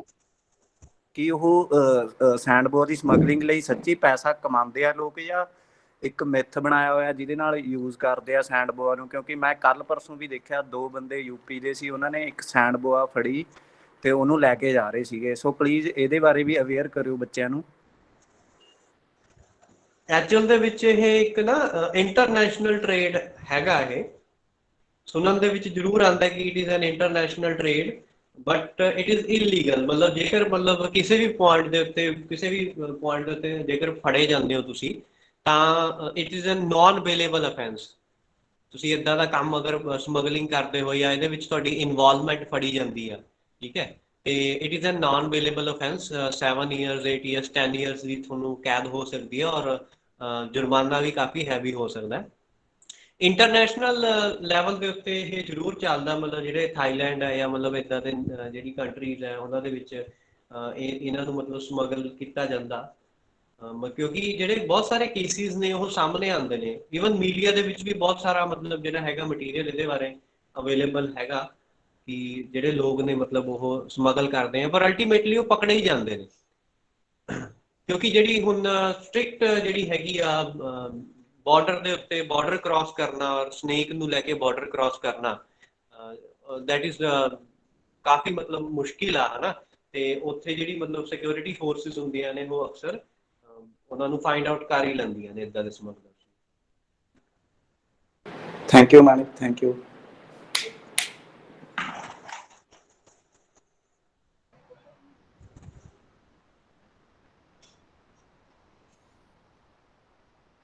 Sir, one of the participants want to ask, what are the difference between the poisonous and venomous snake bite? Actually, snakes are not poisonous. Snakes ਨੂੰ ਅਸੀਂ poisonous ਨਹੀਂ ਕਹਿ ਸਕਦੇ, they are venomous. Venomous ਦਾ ਮਤਲਬ ਹੈ ਉਹਨਾਂ ਦੇ ਕੋਲ ਜਿਹੜਾ ਹੈ ਉਹਨਾਂ ਦੇ ਮੂੰਹ ਦੇ ਵਿੱਚ ਪ੍ਰੋਪਰ ਜਿਹੜਾ ਹੈ ਸਿਸਟਮ ਹੈਗਾ ਵੈਨਮ ਨੂੰ ਡਿਲੀਵਰ ਕਰਨ ਦਾ। ਫੈਂਗਸ ਨੇ, ਮਤਲਬ ਦੰਦ ਨੇ, ਵਿਸ਼ ਦੰਤ ਹੈ ਜਿਨ੍ਹਾਂ ਨੂੰ ਕਹਿ ਦਿੰਦੇ ਆ, ਤੇ ਵੈਨਮ ਗਲੈਂਡਸ ਨੇ ਜਿਨ੍ਹਾਂ ਦੀ ਹੈਲਪ ਦੇ ਨਾਲ ਉਹ ਵੈਨਮ ਨੂੰ ਆਪਣੇ ਬਲੱਡ ਦੇ ਵਿੱਚ ਇੰਜੈਕਟ ਕਰ ਸਕਦੇ ਆ। ਪੋਇਜ਼ਨ ਉਹ ਹੁੰਦੀ ਹੈ ਕਿ ਜਿਹਨੂੰ ਕਿਸੇ ਚੀਜ਼ ਨੂੰ ਖਾਣਾ ਪਵੇ ਸਾਨੂੰ ਐਕਟ ਕਰਨ ਦੇ ਲਈ, ਠੀਕ ਹੈ, ਸਾਡੇ ਸਟਮਕ ਦੇ ਵਿੱਚ ਜਾਵੇ। ਜਿਹੜੀ ਚੀਜ਼ ਨੂੰ ਬਲੱਡ ਦੇ ਵਿੱਚ ਪਾਇਆ ਜਾਂਦਾ ਹੈ, ਇੰਜੈਕਟ ਕੀਤਾ ਜਾਂਦਾ, ਔਰ ਉਹ ਬਲੱਡ ਦੇ ਵਿੱਚ ਜਾ ਕੇ ਹੀ ਐਕਸ਼ਨ ਸ਼ੋ ਕਰੇਗੀ, ਦੈਟ ਇਜ਼ ਵੈਨਮ। ਪੋਇਜ਼ਨਸ ਨਹੀਂ ਕਹਿ ਸਕਦੇ ਹੈਗੇ ਅਸੀਂ। ਇਹੀ ਕੁਐਸਚਨ ਸੀ ਜਾਂ ਮਤਲਬ ਕੁਝ ਹੋਰ ਮਤਲਬ ਅਲੱਗ ਪੁੱਛਣਾ ਚਾਹ ਰਹੇ ਨੇ? ਹਾਂਜੀ ਹਾਂਜੀ ਸਰ, ਇਹੀ ਕੁਐਸਚਨ ਸੀ। ਸਰ, ਇੱਕ ਸਾਡੇ ਸਟੂਡੈਂਟਸ ਜਾਣਨਾ ਚਾਹੁੰਦੇ ਆ ਕਿ ਜਦੋਂ ਤੁਸੀਂ ਫਸਟ ਟਾਈਮ ਇਹ ਫੀਲਡ 'ਚ ਆਏ ਤਾਂ ਉਸ ਟਾਈਮ ਜਦ ਤੁਸੀਂ ਫਸਟ ਟਾਈਮ ਕੈਪਚਰ ਕੀਤਾ ਸਨੇਕ ਤਾਂ ਤੁਹਾਡਾ ਕੀ ਐਕਸਪੀਰੀਅੰਸ ਸੀ? ਫਸਟ ਟਾਈਮ ਇੱਦਾਂ ਸੀਗਾ ਕਿ ਮਤਲਬ ਐਕਸਾਈਟਮੈਂਟ ਵੀ ਹੁੰਦੀ ਆ, ਕਿਉਂਕਿ ਉਸ ਟਾਈਮ ਦੇ ਉੱਤੇ ਇੱਦਾਂ ਸੀਗਾ ਕਿ ਸਾਡੇ ਘਰ ਦੇ ਵਿੱਚ ਹੀ ਸਨੇਕ ਸੀਗਾ, ਤੇ ਉਸ ਟਾਈਮ ਦੇ ਉੱਤੇ ਮੈਨੂੰ ਨਹੀਂ ਪਤਾ ਸੀਗਾ ਕਿ ਕਿੱਦਾਂ ਹੈਂਡਲ ਕਰਨਾ ਐਂਡ ਆਲ। ਮੈਂ ਸਿਰਫ ਮਤਲਬ ਸਟਿੱਕ ਦੇ ਨਾਲ ਉਹਨੂੰ ਹੈਂਡਲ ਕੀਤਾ, ਸਟਿੱਕ ਦੇ ਨਾਲ ਚੱਕ ਕੇ ਉਹਨੂੰ ਇੱਕ ਕੰਟੇਨਰ ਦੇ ਵਿੱਚ ਪਾ ਲਿੱਤਾ। ਤੇ ਐਕਸਾਈਟਮੈਂਟ ਵੀ ਹੁੰਦੀ ਹੈ, ਕਾਫੀ ਨਰਵਸਨੈਸ ਵੀ ਹੁੰਦੀ ਹੈ, ਕਾਫੀ ਡਰ ਵੀ ਲੱਗਦਾ ਤੁਹਾਨੂੰ, ਕਿਉਂਕਿ ਤੁਹਾਨੂੰ ਨਹੀਂ ਪਤਾ ਹੈਗਾ ਕਿ ਮਤਲਬ ਸਨੇਕ ਕਿਵੇਂ ਹੈਂਡਲ ਕਰਨਾ, ਹਨਾ। ਤੇ ਅਲਟੀਮੇਟਲੀ ਜੇਕਰ ਤੁਸੀਂ ਇਸ ਕੰਮ ਨੂੰ ਪ੍ਰੋਪਰ ਟ੍ਰੇਨਿੰਗ ਦੇ ਨਾਲ ਸਿੱਖ ਲੈਂਦੇ ਹੋ, ਹਨਾ, ਤਾਂ ਜਿਹੜੀ ਆਹ ਮਤਲਬ ਨਰਵਸਨੈਸ ਹੈ, ਐਂਜ਼ਾਈਟੀ ਹੈਗੀ ਹੈ, ਇਹ ਖਤਮ ਹੋ ਜਾਂਦੀ ਹੈ, ਔਰ ਤੁਸੀਂ ਬਿਲਕੁਲ ਕਾਮ ਮਾਈਂਡ ਦੇ ਨਾਲ ਇਸ ਕੰਮ ਨੂੰ ਕਰ ਸਕਦੇ ਹੋ। Sir, another question from Diksha. What are the societies which help in the rescue and rehabilitation of the snakes? ਦੇਖੋ, ਬਹੁਤ ਸਾਰੇ ਲੋਕ ਇਨਵੋਲਵਡ ਨੇ। ਪੰਜਾਬ ਦੇ ਵਿੱਚ ਤਾਂ ਮਤਲਬ ਅਸੀਂ ਕਹਿ ਲਈਏ ਕਿ ਜਿਵੇਂ Nawanshahr wildlife rescue and conservation society ਹੈ ਨਾ, ਉਹ ਹੈਗੀ ਆ, ਮਤਲਬ ਉਹਨੂੰ ਅਸੀਂ ਪਾਇਨੀਅਰ ਮੰਨ ਸਕਦੇ ਹਾਂ। ਮਤਲਬ ਉਹ ਤਕਰੀਬਨ 18-20 ਸਾਲ ਤੋਂ ਕੰਮ ਕਰ ਰਹੇ ਹੈ। ਨਵਾਂ ਸ਼ਹਿਰ ਬੇਸਡ ਸੁਸਾਇਟੀ ਹੈ, ਉਹਨਾਂ ਦੇ ਨਾਲ ਹੀ ਮੈਂ ਐਸੋਸੀਏਟਡ ਹੈ। ਇਹ ਮਤਲਬ ਨਾ ਤੁਹਾਡੇ ਲੋਕਲ ਏਰੀਆਜ਼ ਦੇ ਵਿੱਚ ਮਤਲਬ ਹੋ ਸਕਦੇ ਹੈ ਕਿ ਕੁਝ ਕੁ ਲੋਕ ਹੋਣ ਜਿਹੜੇ ਮਤਲਬ ਰੈਸਕਿਊਜ਼ ਕਰਦੇ ਹੋਣ ਸਨੇਕਸ ਜਾਂ ਹੋਰ ਵਾਈਲਡ ਐਨੀਮਲਸ ਦਾ, ਬਟ ਮਤਲਬ ਜਿੱਥੇ ਤੱਕ ਮੈਨੂੰ ਦੇਖਣ ਦੇ ਵਿੱਚ ਆਉਂਦਾ ਤਾਂ ਬਹੁਤ ਸਾਰੇ ਜਿਹੜੇ ਹੈਗੇ ਆ ਦੇ ਆਰ ਅਨਪ੍ਰੋਫੈਸ਼ਨਲ, ਮਤਲਬ ਬੜੇ ਹੀ ਗਲਤ ਤਰੀਕੇ ਦੇ ਨਾਲ ਕਰਦੇ ਨੇ। ਮਤਲਬ that means if you want ਕਿ ਮਤਲਬ ਤੁਹਾਨੂੰ ਕੋਈ ਸਨੇਕ ਰੈਸਕਿਊਰ ਦੀ ਲੋੜ ਹੈ ਜਾਂ ਇੱਦਾਂ ਦੀ ਹੈਲਪ ਦੀ ਲੋੜ ਹੈ, ਯੂ ਕੈਨ ਕੰਟੈਕਟ ਨਵਾਂ ਸ਼ਹਿਰ ਵਾਈਲਡ ਲਾਈਫ ਕੰਜ਼ਰਵੇਸ਼ਨ ਸੁਸਾਇਟੀ, ਔਰ you can contact me as well. ਤੁਸੀਂ ਮੈਨੂੰ ਵੀ ਕਰ ਸਕਦੇ ਹੋ। ਔਰ ਡਿਪੈਂਡਿੰਗ ਅਪੋਨ ਦੀ ਏਰੀਆ, ਹੈ ਨਾ, ਏਰੀਆ ਬਹੁਤ ਡਿਪੈਂਡ ਕਰਦਾ, ਕਿਉਂਕਿ ਸਾਰੇ ਪੰਜਾਬ ਦੇ ਵਿੱਚ ਜਿਹੜੀ ਰੈਸਕਿਊ ਸਰਵਿਸਿਜ਼ ਆ ਉਹ ਪ੍ਰੋਵਾਈਡ ਕਰਨਾ ਦੈਟ ਇਜ਼ ਡਿਫਿਕਲਟ ਹੈ। ਤਾਂ ਬਹੁਤ ਸਾਰੀ ਸੁਸਾਇਟੀਜ਼ ਹੈ, ਬਠਿੰਡਾ ਦੇ ਵਿੱਚ ਵੀ ਹੈ ਉਹ ਬਟ ਨਾ ਤੁਸੀਂ ਦੇਖੋਗੇ ਕਿ ਤੁਸੀਂ ਸਰਚ ਕਰ ਲਿਓ ਬਠਿੰਡਾ ਦੇ ਉੱਤੇ ਨੌਜਵਾਨ ਵੈਲਫੇਅਰ ਸੁਸਾਇਟੀ, ਉਹਨਾਂ ਨੇ ਤਾਂ ਇੱਕ ਵੈਲਫੇਅਰ ਸੁਸਾਇਟੀ ਬਣਾਈ ਹੋਈ ਆ, ਬਟ ਉਹਨਾਂ ਦਾ ਹੈ ਇੱਦਾਂ ਦਾ ਕਿ ਉਹ ਅਨਪ੍ਰੋਫੈਸ਼ਨਲ ਦੇ ਵੇ ਦੇ ਵਿੱਚ ਕੰਮ ਕਰਦੇ ਨੇ। ਠੀਕ ਹੈ, ਮਤਲਬ ਚਲੇ ਜਾਂਦੇ ਨੇ ਸਨੇਕ ਰੈਸਕਿਊ ਕਰਨ, ਉਹਨਾਂ ਦੇ ਕੋਲ ਨਾ ਕੋਈ ਟਾਰਚ ਹੁੰਦੀ ਹੈ, ਨਾ ਉਹਨਾਂ ਦੇ ਕੋਲ ਕੋਈ ਹੁੱਕ ਹੁੰਦੀ ਆ, ਨਾ ਉਹਨਾਂ ਦੇ ਕੋਲ ਕੋਈ ਕੰਟੇਨਰ ਹੁੰਦਾ, ਟੌਫੀਆਂ ਵਾਲੇ ਡੱਬੇ ਦੇ ਵਿੱਚ ਉਹ ਸੱਪ ਨੂੰ ਪਾਉਂਦੇ ਨੇ। ਠੀਕ ਹੈ, ਤੇ ਅਲਟੀਮੇਟਲੀ ਹੁੰਦਾ ਕਿ ਬਾਈਟ ਹੋ ਜਾਂਦੀ ਹੈ। ਸੋ ਮਤਲਬ ਦੇਰ ਆਰ ਵੈਰੀ ਫਿਊ ਪੀਪਲ ਇਨ ਪੰਜਾਬ ਦੇ ਵਿੱਚ ਬਹੁਤ ਘੱਟ ਲੋਕ ਨੇ। ਹਾਂਜੀ, is it clear? Yes, sir. Thank you, sir. Any other question? ਹਾਂਜੀ ਸਰ, ਮੇਰਾ ਕੁਐਸਚਨ ਹੈ, ਅਗਰ ਆਪਾਂ ਡੇਲੀ ਲਾਈਫ ਦੇ ਵਿੱਚ ਕਿਸੇ ਸਨੇਕ ਨੂੰ ਐਨਕਾਊਂਟਰ ਕਰਦੇ ਹਾਂ ਤਾਂ ਆਪਾਂ ਨੂੰ ਰੀਹੈਬਿਲਿਟੇਟ ਕਰਾਉਣਾ ਚਾਹੁੰਦੇ ਹਾਂ, ਆਪਾਂ ਕਿਸੇ ਰੈਸਕਿਊ ਟੀਮ ਨੂੰ ਕੰਟੈਕਟ ਕਰਦੇ ਹਾਂ, ਤੇ ਜਦੋਂ ਤੱਕ ਉਹ ਰੈਸਕਿਊ ਟੀਮ ਉਸ ਲੋਕੇਸ਼ਨ ਤੇ ਨਹੀਂ ਪਹੁੰਚਦੀ ਉਦੋਂ ਤੱਕ ਆਪਾਂ ਉਸ ਸਨੇਕ ਕਿਵੇਂ ਉਸ ਜਗ੍ਹਾ ਤੇ ਕੰਟੇਨ ਕਰਕੇ ਰੱਖ ਸਕਦੇ ਹਾਂ, ਜਾਂ ਕਿਵੇਂ ਆਪਾਂ ਉਸ ਤੋਂ ਬਚ ਸਕਦੇ ਹਾਂ ਤਾਂ ਕਿ ਉਸ ਐਨੀਮਲ ਨੂੰ ਵੀ ਹਾਰਮ ਨਾ ਹੋਵੇ ਤੇ ਆਪਾਂ ਨੂੰ ਵੀ ਹਾਰਮ ਨਾ ਹੋਵੇ। ਹਾਂਜੀ, ਸੋ ਐਕਚੁਅਲ ਦੇ ਵਿੱਚ ਸਾਨੂੰ ਰੀਹੈਬਿਲਿਟੇਟ ਜਾਂ ਉਹਨੂੰ ਰੈਸਕਿਊ ਕਰਨ ਦੀ ਲੋੜ ਉਦੋਂ ਪੈਂਦੀ ਹੈ ਜਦ ਨਾ ਉਹ ਪ੍ਰੈਮਿਸਿਸ ਦੇ ਅੰਦਰ ਹੋਵੇ। ਠੀਕ ਹੈ, ਜੇਕਰ ਉਹ ਪ੍ਰੈਮਿਸਿਸ ਦੇ ਬਾਹਰ ਹੈ, ਤੁਹਾਡੀ ਗਲੀ ਦੇ ਵਿੱਚ ਘੁੰਮਦਾ ਪਿਆ, ਠੀਕ ਹੈ, ਤੇ ਉਹਨੂੰ ਰੈਸਕਿਊ ਕਰਨ ਦੀ ਜ਼ਰੂਰਤ ਨਹੀਂ ਹੈ, ਕਿਉਂਕਿ ਮਤਲਬ ਸਨੇਕਸ ਸਾਡੇ ਨਾਲ ਹੀ ਕੋਐਗਜ਼ਿਸਟ ਕਰਦੇ ਨੇ, ਤੇ ਜਿਹੜੇ ਪ੍ਰੀਵੈਂਟਿਵ ਮੈਥਡਸ ਨੇ ਉਹਨਾਂ ਨੂੰ ਯੂਜ਼ ਕਰਕੇ ਅਸੀਂ ਸਨੇਕ ਬਾਈਟ ਤੋਂ ਬਚ ਸਕਦੇ। ਜੇਕਰ ਅੰਦਰ ਆ ਜਾਂਦਾ, ਜਿਵੇਂ ਹੁਣ ਤੁਹਾਡੇ ਰੂਮ ਦੇ ਵਿੱਚ ਆ ਹਨਾ, ਸਿੰਪਲੀ ਉਹ ਇਹੀ ਐਡਵਾਈਸ ਹੁੰਦੀ ਹੈ ਕਿ ਜਿਹੜੇ ਐਂਟਰੀ ਪੁਆਇੰਟ ਹੈ, ਐਗਜ਼ਿਟ ਪੁਆਇੰਟਸ ਆ, ਉਹਨੂੰ ਕਲੋਜ਼ ਕਰ ਦਿਓ। ਓਕੇ, ਇਹੀ ਹੋ ਸਕਦਾ। ਔਰ ਤੁਸੀਂ ਉਹਨੂੰ ਦੂਰੋਂ ਦੇ ਉੱਤੇ ਮਤਲਬ 5-6 ਫੀਟ ਦੀ ਦੂਰੀ ਤੋਂ ਉਹਦੇ ਉੱਤੇ ਨਜ਼ਰ ਵੀ ਬਣਾਏ ਰੱਖ ਸਕਦੇ ਹੋ, ਕਿਉਂਕਿ ਐਦਾਂ ਜਿਹੜਾ ਹੈਗਾ ਸਨੇਕ ਤੁਹਾਨੂੰ ਅਟੈਕ ਕਰਨ ਨਹੀਂ ਆਏਗਾ। ਮੈਂ ਬਾਰ-ਬਾਰ ਕਹਿ ਰਿਹਾ, they are defensive not offensive, offend ਨਹੀਂ ਕਰਦੇ ਹੈਗੇ। ਔਰ ਅਕਸਰ ਮਤਲਬ ਪੋਸੀਬਲ ਇਹੀ ਹੁੰਦਾ ਰੈਸਕਿਊ ਕਰਨਾ ਕਿ ਉਹ ਜੇਕਰ ਉਹ ਤੁਹਾਡੇ ਮਤਲਬ ਬਿਲਡਿੰਗ ਦੇ ਅੰਦਰ ਹੈ, ਮਤਲਬ ਕੋਈ ਰੂਮ ਹੈ ਜਾਂ ਕੋਈ ਸਟੋਰ ਰੂਮ ਹੈ, ਠੀਕ ਹੈ, ਉੱਥੇ ਵੜਿਆ ਹੋਇਆ ਹੈ, ਉੱਥੋਂ ਕਰਨ ਦਾ ਉਹਨੂੰ ਰੈਸਕਿਊ ਕਰਨ ਦਾ ਮਤਲਬ ਵੀ ਬਣਦਾ, ਮਤਲਬ ਇੱਕ ਸਹੀ ਮਤਲਬ ਐਥੀਕਲ ਰੈਸਕਿਊ ਵੀ ਆ ਉਹ, ਤੇ ਉੱਥੋਂ ਹੀ ਹੋ ਸਕਦਾ। ਅਦਰਵਾਈਜ਼ ਜੇਕਰ ਗਲੀ ਵਗੈਰਾ ਦੇ ਵਿੱਚ ਫਿਰਦਾ ਪਿਆ, ਉਹ ਪੋਸੀਬਲ ਹੀ ਨਹੀਂ ਹੈਗਾ ਕਿ ਤੁਹਾਨੂੰ ਕਹਾਂ ਕਿ ਕਿਸੇ ਨੂੰ ਮੈਂ ਕਹਾਂ ਕਿ ਰੋਕ ਕੇ ਰੱਖਿਓ, ਹਨਾ, ਦਿਸ ਇਜ਼ ਨਾਟ ਪੋਸੀਬਲ।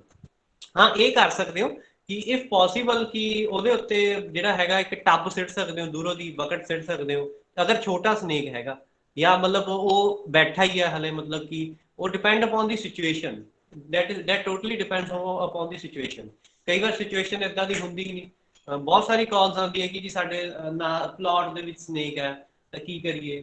ਹੁਣ ਉਹਨੇ ਟਾਈਮ ਦੇ ਵਿੱਚ ਤਾਂ ਪਲਾਟ ਦੇ ਵਿੱਚ ਤਾਂ ਵੈਸੇ ਵੀ ਉਹਨੂੰ ਉਹਦਾ ਇੱਕ ਨੈਚੁਰਲ ਹੈਬਿਟੇਟ ਬਣ ਚੁੱਕਾ ਹੈ ਨਾ। ਜੇਕਰ ਉਹ ਕਨਫਲਿਕਟ ਦੇ ਵਿੱਚ ਆਉਂਦਾ, ਜੇਕਰ ਉਹ ਕੰਸਟਰਕਸ਼ਨ ਐਕਟੀਵਿਟੀ ਲਈ ਯੂਜ਼ ਕਰਨਗੇ, ਤਾਂ ਉੱਥੋਂ ਦੀ ਲੋੜ ਹੈ ਸਾਨੂੰ ਉਹਨੂੰ ਰੈਸਕਿਊ ਕਰਨ ਦੀ। ਐਂਡ ਅਦਰਵਾਈਜ਼ ਮਤਲਬ ਪੋਸੀਬਿਲਿਟੀ ਵੀ ਬਹੁਤ ਘੱਟ ਜਾਂਦੀ ਹੈ ਕਿ ਜਿਹੜਾ ਰੈਸਕਿਊਅਰ ਆ ਉੱਥੇ ਪਹੁੰਚੇ ਤੇ ਉਹਨੂੰ ਰੈਸਕਿਊ ਕਰ ਲਵੇ।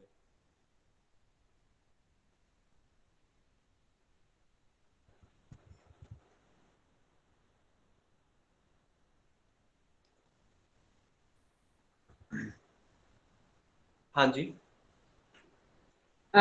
Thank you sir. स्टूडेंट्स, बेटा आप अमनदीप सिंह, आप कोई क्वेश्चन पूछना चाह रहे थे, आपने माइक ऑन किया था अपना।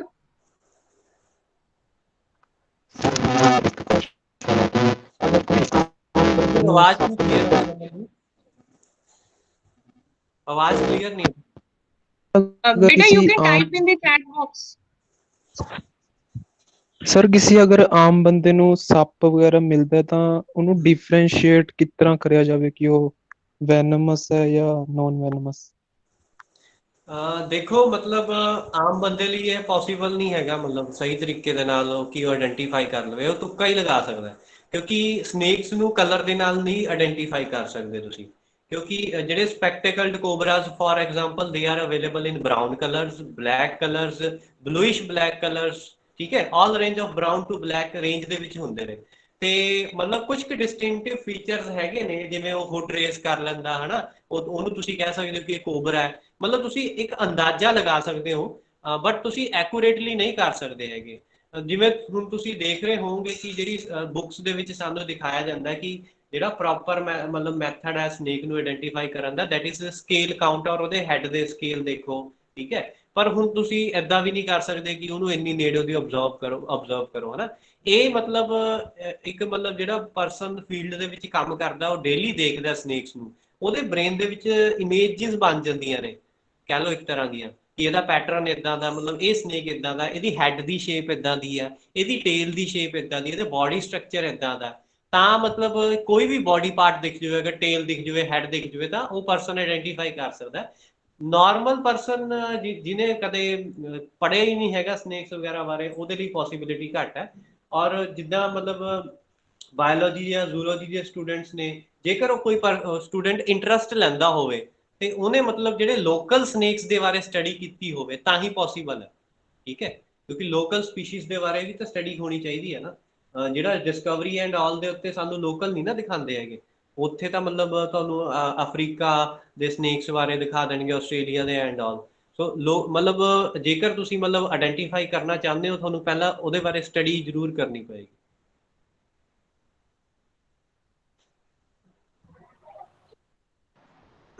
Sir, ਹਾਂਜੀ sir, you have told about that keeping snake as a pet is illegal. So how can the snake charmers can keep with them? It ਹਾਂ is not illegal. ਹਾਂ ਸਨੇਕ ਚਾਰਮਿੰਗ ਵੀ ਦੇਖੋ ban ਹੋ ਚੁੱਕੀ ਹੈ ਵੈਸੇ।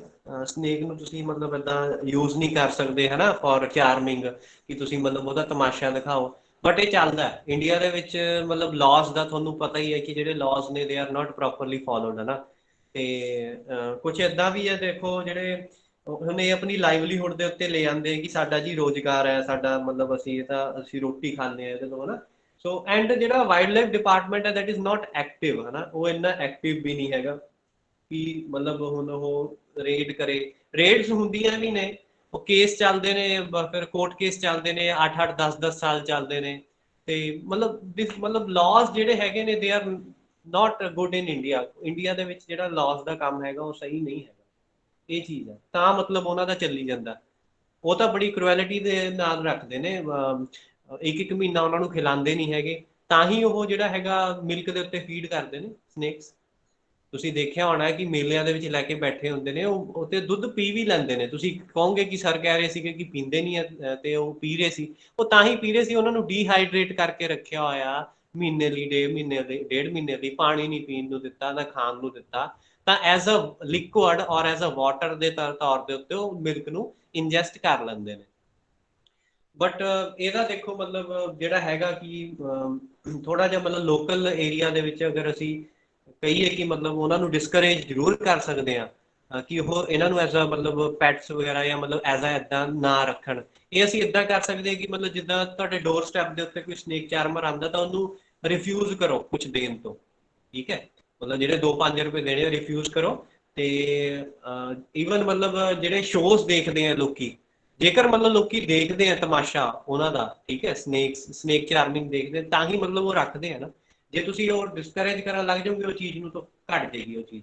ਇਹੀ ਮਤਲਬ ਹਲੇ ਪੋਸੀਬਲ ਸੋਲੂਸ਼ਨ ਹੈ। ਅਦਰਵਾਈਜ਼ ਮਤਲਬ ਜਿਹੜਾ ਹੈਗਾ ਲਾਜ਼ ਜਿਹੜੇ ਹੈਗੇ ਆ ਉਹ ਉਹਨਾਂ ਦੀ ਇੰਪਲੀਮੈਂਟੇਸ਼ਨ ਇੰਨੀ ਸਹੀ ਨਹੀਂ ਹੈਗੀ। Okay, thank you, sir. ਔਰ ਚੀਜ਼ ਪੁੱਛਣੀ ਹੈ, ਜਿਹੜੀ ਤੁਹਾਡੀ ਲੈਨ ਹੈ, ਫੀਲਡ ਹੈ, ਜੇ ਅਗਰ ਕੋਈ ਬੰਦਾ ਕਿਤੇ ਨਾਲ ਜੁੜਨਾ ਚਾਹੇ ਤਾਂ ਕਿਸ ਤਰ੍ਹਾਂ ਜੁੜ ਸਕਦਾ ਹੈ, ਕੋਈ ਨੌਲੇਜ ਦੇ ਵਾਸਤੇ? ਜੁੜਨਾ ਚਾਹੁੰਦਾ ਮਤਲਬ ਕਿੱਦਾਂ, ਮਤਲਬ ਵਟ ਕਾਈਂਡ ਆਫ? ਮਤਲਬ ਅੱਗੇ ਇਸ ਫੀਲਡ 'ਚ ਜਾਣਾ ਚਾਹੇ, ਕੰਜ਼ਰਵੇਸ਼ਨ ਵਾਲੀ ਹਾਂ ਗਾਈਡ ਕਰ ਸਕਦੇ ਹੋ?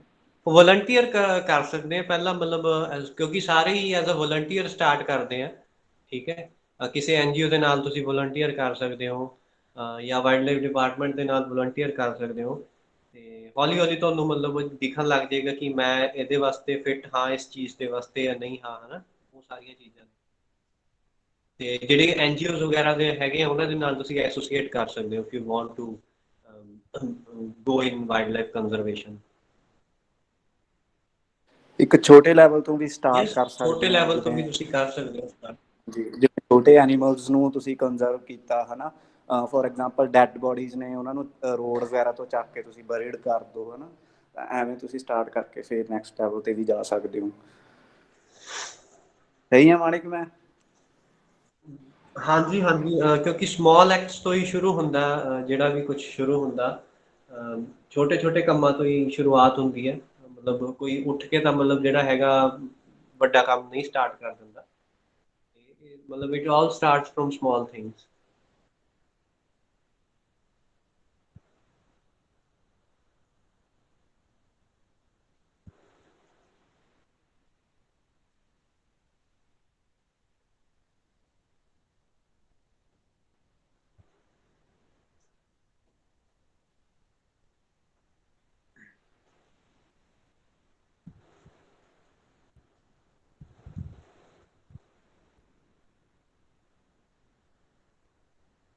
Another question? Bipandeep Kaur, sir, is there any use of snake skin? ਦੇਖੋ ਟ੍ਰੈਡੀਸ਼ਨਲ ਮੈਡੀਸਿਨ ਹੈ ਜਿਹੜੀ, ਉਹਦੇ ਵਿੱਚ ਨਾ ਮਤਲਬ ਜਿਹੜੇ ਹਕੀਮ ਵਗੈਰਾ ਹੈਗੇ ਆ ਉਹ ਯੂਜ਼ ਕਰਦੇ ਆ, ਮਤਲਬ ਜਿਹੜੀ ਸਨੇਕ ਦੀ ਸਕਿਨ ਮਤਲਬ ਨਾ ਸਕਿਨ ਨੂੰ ਤੁਸੀਂ ਦੋ ਤਰੀਕੇ ਨਾਲ ਕਹਿ ਸਕਦੇ ਹੋ। ਇੱਕ ਤਾਂ ਸ਼ੈਡਡ ਸਕਿਨ, ਠੀਕ ਹੈ, ਜਿਹੜੀ ਸ਼ੈਡਿੰਗ ਤੋਂ ਬਾਅਦ ਮਤਲਬ ਜਿਹਨੂੰ ਕੰਜ ਕਹਿ ਦਿੰਦੇ ਆ, ਕੁੰਜ ਕਹਿ ਦਿੰਦੇ ਆ, ਇੱਕ ਤਾਂ ਉਹ ਚੀਜ਼ ਹੋ ਗਈ, ਠੀਕ ਹੈ। ਇੱਕ ਹੋ ਗਈ ਲਾਈਵ ਐਨੀਮਲ ਦੀ ਸਕਿਨ, ਜਿਹਨੂੰ ਤੁਸੀਂ ਲੈਦਰ ਕਹਿ ਸਕਦੇ ਹੋ। ਯੈਸ, ਸਨੇਕ ਲੈਦਰ ਵੀ ਯੂਜ਼ ਹੁੰਦਾ ਸੀਗਾ ਡਿਊਰਿੰਗ ਦੀ ਬ੍ਰਿਟਿਸ਼ ਟਾਈਮ ਦੇ ਵਿੱਚ ਯੂਜ਼ ਹੁੰਦਾ ਸੀਗਾ। ਮਤਲਬ ਉਹਦੇ ਮਤਲਬ ਸ਼ੂਜ਼ ਬਣਦੇ ਸੀ ਜਾਂ ਇਹ ਚੀਜ਼ਾਂ ਬਣਦੀਆਂ ਸੀਗੀਆਂ, ਪਰ ਉਹ ਸਾਰੀਆਂ ਚੀਜ਼ਾਂ ਵੀ ਅਲਟੀਮੇਟਲੀ ਬੈਨ ਹੋ ਗਈਆਂ ਸੀ in 1972 because under wildlife protection act. ਮਤਲਬ ਜੇਕਰ ਤੁਸੀਂ ਇਦਾਂ ਇਹਨਾਂ ਦੀ ਸਕਿਨ ਨੂੰ ਯੂਜ਼ ਕਰਦੇ ਉਹਨਾਂ ਨੂੰ ਮਾਰ ਕੇ, ਦੈਟ ਇਜ਼ ਆਲਸੋ ਇਲੀਗਲ। ਉਹ ਸਾਰਾ ਬੈਨ ਹੋ ਚੁੱਕਾ। ਬਟ ਜਿਹੜੀ ਦੂਸਰੀ ਮਤਲਬ ਤੁਸੀਂ ਕਹਿ ਰਹੇ ਸ਼ੈਡਡ ਸਕਿਨ ਹੈ, ਮਤਲਬ ਜਿਹੜੀ ਕੁੰਜ ਹੈਗੀ ਆ, ਉਹ ਹਲੇ ਵੀ ਮਤਲਬ ਮੰਨਿਆ ਤਾਂ ਜਾਂਦਾ ਕਿ ਜਿਹੜੇ ਵੈਦ ਹਕੀਮ ਨੇ ਦੇ ਯੂਜ਼ ਇਨ ਟ੍ਰੈਡੀਸ਼ਨਲ ਮੈਡੀਸਿਨ, ਮਤਲਬ ਕਿਸੇ ਨਾ ਕਿਸੇ ਮੈਡੀਸਿਨ ਦੇ ਵਿੱਚ ਯੂਜ਼ ਕਰ ਲੈਂਦੇ ਆ। ਔਰ ਮਤਲਬ ਸਾਇੰਟੀਫਿਕ ਮੈਨਰ ਦੇ ਵਿੱਚ ਅਸੀਂ ਕਰੀਏ ਤਾਂ ਸਕਿਨ ਨੂੰ ਜਿਹੜੇ ਹੈਗੇ ਆ, ਐਜ਼ ਅ ਜ਼ੂਲੋਜੀ ਸਟੂਡੈਂਟ ਤੁਸੀਂ ਮਤਲਬ ਸਕਿਨ ਨੂੰ ਚੱਕ ਕੇ ਉਹਦੇ ਜਿਹੜੇ ਸਕੇਲ ਕਾਊਂਟ ਹੈ ਉਹ ਵੀ ਕਰ ਸਕਦੇ ਹੋ, ਸਕੇਲਸ ਨੂੰ ਦੇਖ ਸਕਦੇ ਹੋ ਕਿ ਕਿਸ ਸ਼ੇਪ ਦੇ ਸਕੇਲਸ ਨੇ, ਤੇ ਉਹਨੂੰ ਦੇਖ ਕੇ ਵੀ ਤੁਸੀਂ ਆਇਡੈਂਟੀਫਾਈ ਕਰ ਸਕਦੇ ਹੋ ਕਿ ਅੱਛਾ ਆਹ ਸਕਿਨ ਸ਼ੈਡਡ ਸਕਿਨ ਹੈ ਤਾਂ ਇਹ ਮਤਲਬ ਇਹਦੇ ਇਦਾਂ ਦੇ ਸਕੇਲ ਹੈ ਤਾਂ ਇਹ ਕੋਬਰਾ ਦੀ ਹੈ, ਇਹਦੇ ਇਦਾਂ ਦੇ ਸਕੇਲ ਹੈ ਤਾਂ ਇਹ ਰੈਡ ਸਨੇਕ ਦੀ ਹੈ। ਇਟ ਇਜ਼ ਆਲਸੋ ਪੋਸੀਬਲ, ਮਤਲਬ ਜੇਕਰ ਤੁਸੀਂ ਸਾਇੰਟੀਫਿਕ ਮੈਨਰ ਦੇ ਵਿੱਚ ਗੱਲ ਕਰੋ। Sukhdeep Singh sir, New Zealand has no snakes. ਹਾਂ, ਮਤਲਬ ਕਈ ਜਿਹੜੇ ਹੈਗੇ ਆ ਮਤਲਬ ਏਰੀਆਜ਼ ਇਦਾਂ ਦੇ ਹੈਗੇ ਆ ਜਿੱਥੇ ਸਨੇਕਸ ਨਹੀਂ ਹੈਗੇ, ਜਿਵੇਂ ਅੰਟਾਰਕਟਿਕਾ ਵੀ ਹੈ, ਉੱਥੇ ਮਤਲਬ ਕੋਲਡਰ ਰੀਜਨ ਹੀ ਇਹਨਾਂ ਦਾ ਉਹ ਇਦਾਂ ਦਾ ਹੈਗਾ ਹਨਾ, ਤੇ ਕੋਲਡ ਹੀ ਇਹਨਾਂ ਦੇ ਉੱਥੇ ਮਤਲਬ ਜਿਹੜਾ ਰੈਪਟਾਈਲਸ ਹੈ ਦੇ ਆਰ ਕੋਲਡ ਬਲੱਡਡ ਹੈ ਨਾ, ਉਹਨਾਂ ਦਾ ਸਰਵਾਈਵਲ ਪੋਸੀਬਲ ਨਹੀਂ ਹੈ। ਉੱਥੇ ਸਿਰਫ ਵਾਰਮ ਬਲੱਡਡ ਐਨੀਮਲਸ ਜਿਹੜੇ ਹੈਗੇ ਆ ਉਹ ਰਹਿ ਪਾਉਂਦੇ ਨੇ। ਔਰ ਕੁਝ ਕਿ ਜਿਹੜੇ ਆਈਸੋਲੇਟਡ ਪਲੇਸਿਸ ਵੀ ਹੈਗੀਆਂ ਨੇ, ਆਈਲੈਂਡਸ ਵਗੈਰਾ ਹੈਗੇ ਨੇ, ਠੀਕ ਹੈ, ਜਿੱਥੇ ਮਤਲਬ ਰੀਚ ਨਹੀਂ ਹੋ ਪਾਈ ਹੈਗੀ ਸਨੇਕ। ਸੋ ਦਿਸ ਆਲ ਡਿਪੈਂਡਸ ਅਪਨ ਦੀ এনवायरमेंट, ਠੀਕ ਹੈ। ਤੇ ਜਿਹੜਾ ਮਤਲਬ ਤੁਸੀਂ ਕਹਿ ਲਓ ਕਿ ਡਿਸਟ੍ਰੀਬਿਊਸ਼ਨ ਹੋਈ ਲੈਂਡ ਦੀ, ਜਿਹੜੇ ਆਈਲੈਂਡ ਤੁਹਾਡੇ ਟੈਕਟੋਨਿਕ ਪਲੇਟਸ ਹਿਲ ਕੇ ਜਿਹੜੇ ਮਤਲਬ ਹੈਗੇ ਕੰਟੀਨੈਂਟਸ ਬਣੇ ਐਂਡ ਆਲ, ਉਹਦੇ ਕਰਕੇ ਮਤਲਬ ਸਾਰਾ ਕੁਝ ਹੋਇਆ। ਤੇ ਨਿਊਜ਼ੀਲੈਂਡ, ਹਾਂ, ਨਿਊਜ਼ੀਲੈਂਡ ਦੇ ਵਿੱਚ ਕੋਈ ਸਨੇਕ ਨਹੀਂ ਹੈਗਾ till date. If there are no more questions, then I request Professor Pradeep Kaur Sandhu, Head Department of Zoology, to present a vote of thanks. Thank you, Dr. Harpreet. This was, I think, the most interactive session throughout this program. Dr. Manik has very elaborately mentioned about the wildlife-human conflict with respect to, particularly with respect to the snake. We know that there are many myths regarding the snakes, and the students, they were very curious to know about it. I would thank Professor Manik for being with us. He's the young budding wildlife conservationist, and we would appreciate your efforts for the conservation of the snakes. So the students, they must have been benefited by your talk. I'm very much thankful to you for accepting our invitation and giving the elaborate talk to the students. I'm also very much thankful to the faculty of the department for organizing this activity, and the students who have actively participated in this interactive session. So I thank all of you for being with us during this interactive session. Over to Dr. Harpreet.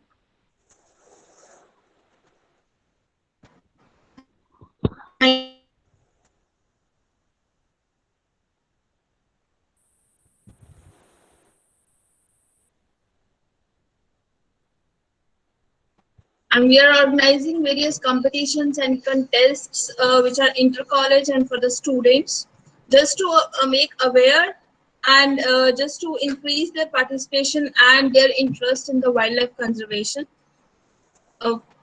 We are now going to announce the results of Wildlife Week contests 2019 and 2020. I hope the students will continue and enthusiastically will stay with us throughout the result announcement.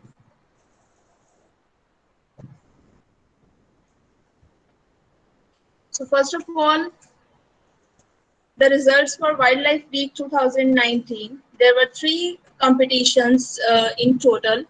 There was photography competition, which has 2 categories. Then there was a caption contest, and then there was an essay writing competition. For the photo contest, there were 2 categories. First one was the local biodiversity with the identification, and the winners for this competition are: first prize goes to Niharika Virdi, DAV University, Jalandhar, for her photograph on lizard. The second prize in the same category goes to Sukhmanpreet Singh from Multanimal Modi College, Patiala. He has presented photograph of a spider with its web. The third prize in the same category is for Jobanveer Kaur, Mataguchri College, Fatehgarh Sahib, and the click was of a cat, which is almost camouflaged with the soil behind, and it was a very timed click. The consolation prize in the local biodiversity category of photography goes to Avneet Kaur Chima from GSS GDS Khalsa College, Patiala. This photograph was chosen as a consolation prize for wildlife ecology category. The second title for photography competition was human-wildlife interaction. And in this category, the first prize goes to Sukhvinder Singh from GSS DGS Khalsa College, Patiala. The second prize in the same category goes to Avneet Kaur Chima from GSS GDS Khalsa College, Patiala. The second competition was caption contest, in which 2 pictures were given to the candidates, and there were separate winners for each picture. Only one winner was chosen, and jury has given a special comment in this case that the most of participants gave slogans rather than the captions. So it needs to be kept in mind by the contestants what they are being asked for and what they are submitting. Still, we had the 2 captions oblique slogans chosen for winners. The picture one was turtle, which is entangled in a plastic net, and the winner is Vibhuti Gupta. The caption she gave is, "This is what you have planned." Vibhuti Gupta is from Multanimal Modi College, Patiala. The second picture, the candidate who won this is Zekal Peter from Arya College, Ludhiana. And the caption he has given is, "There is no destination but cremation."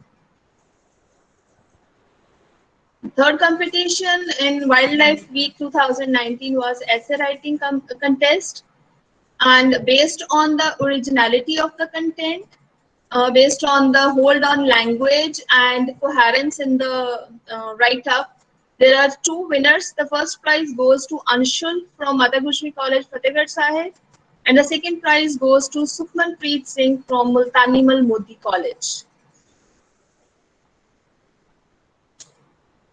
Next are the results for National Wildlife Week 2020.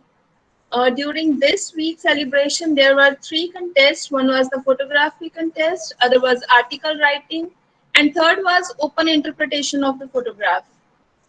And the results are photo contest, which has 2 categories. One was local biodiversity, other was human-animal interaction.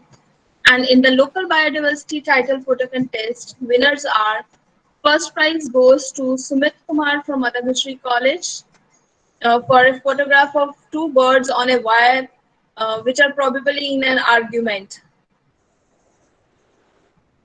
Second prize goes to Anshul from Mataguchri College, and she has captured snake in home. I think you people might relate now that after this lecture, that she was not afraid of clicking the snake and she was not in a hurry to capture it or get free of it. Rather, she captured it in the camera.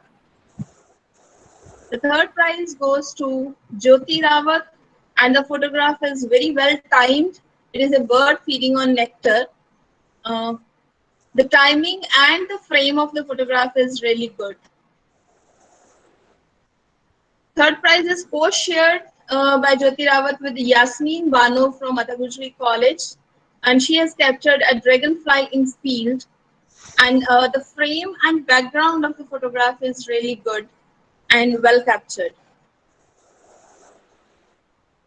Consolation prize in this category goes to Prabjot Kaur, Mataguchri College, and she has captured a spider during the night time, and this frame is beautiful because with a dark background, the most of the features of spider are strikingly visible.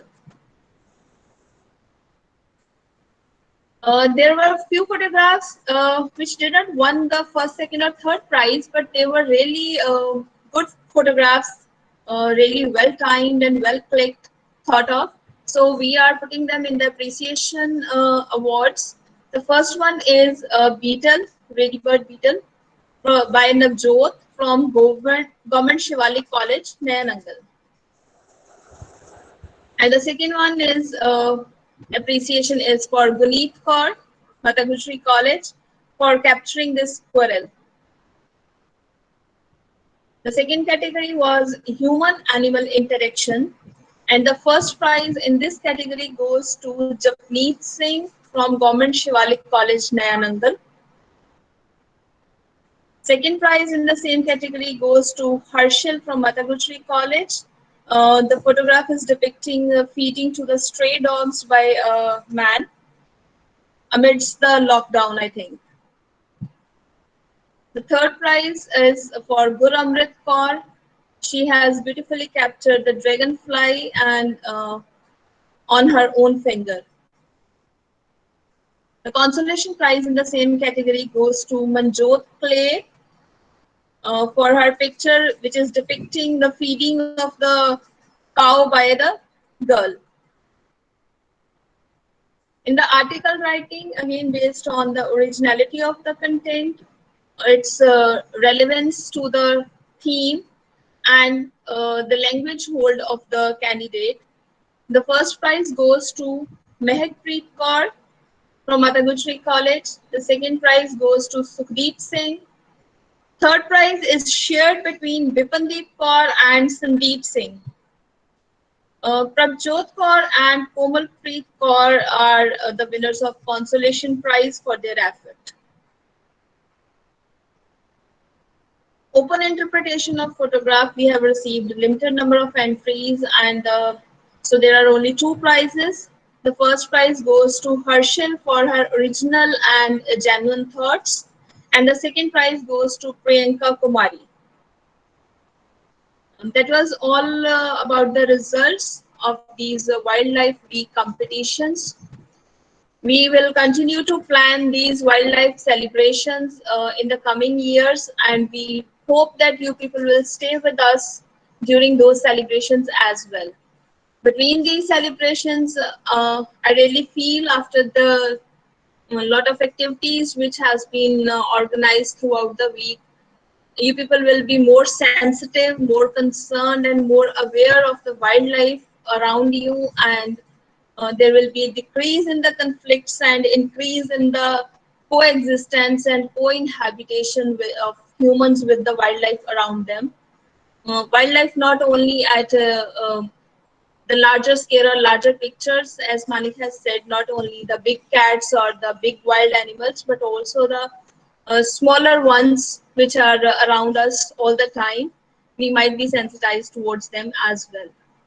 Thank you, students. Thank you for your participation. Thank you for your enthusiastic participation in all these lectures, in all these competitions. We look forward to associate with you in the future as well. Thank you, everyone.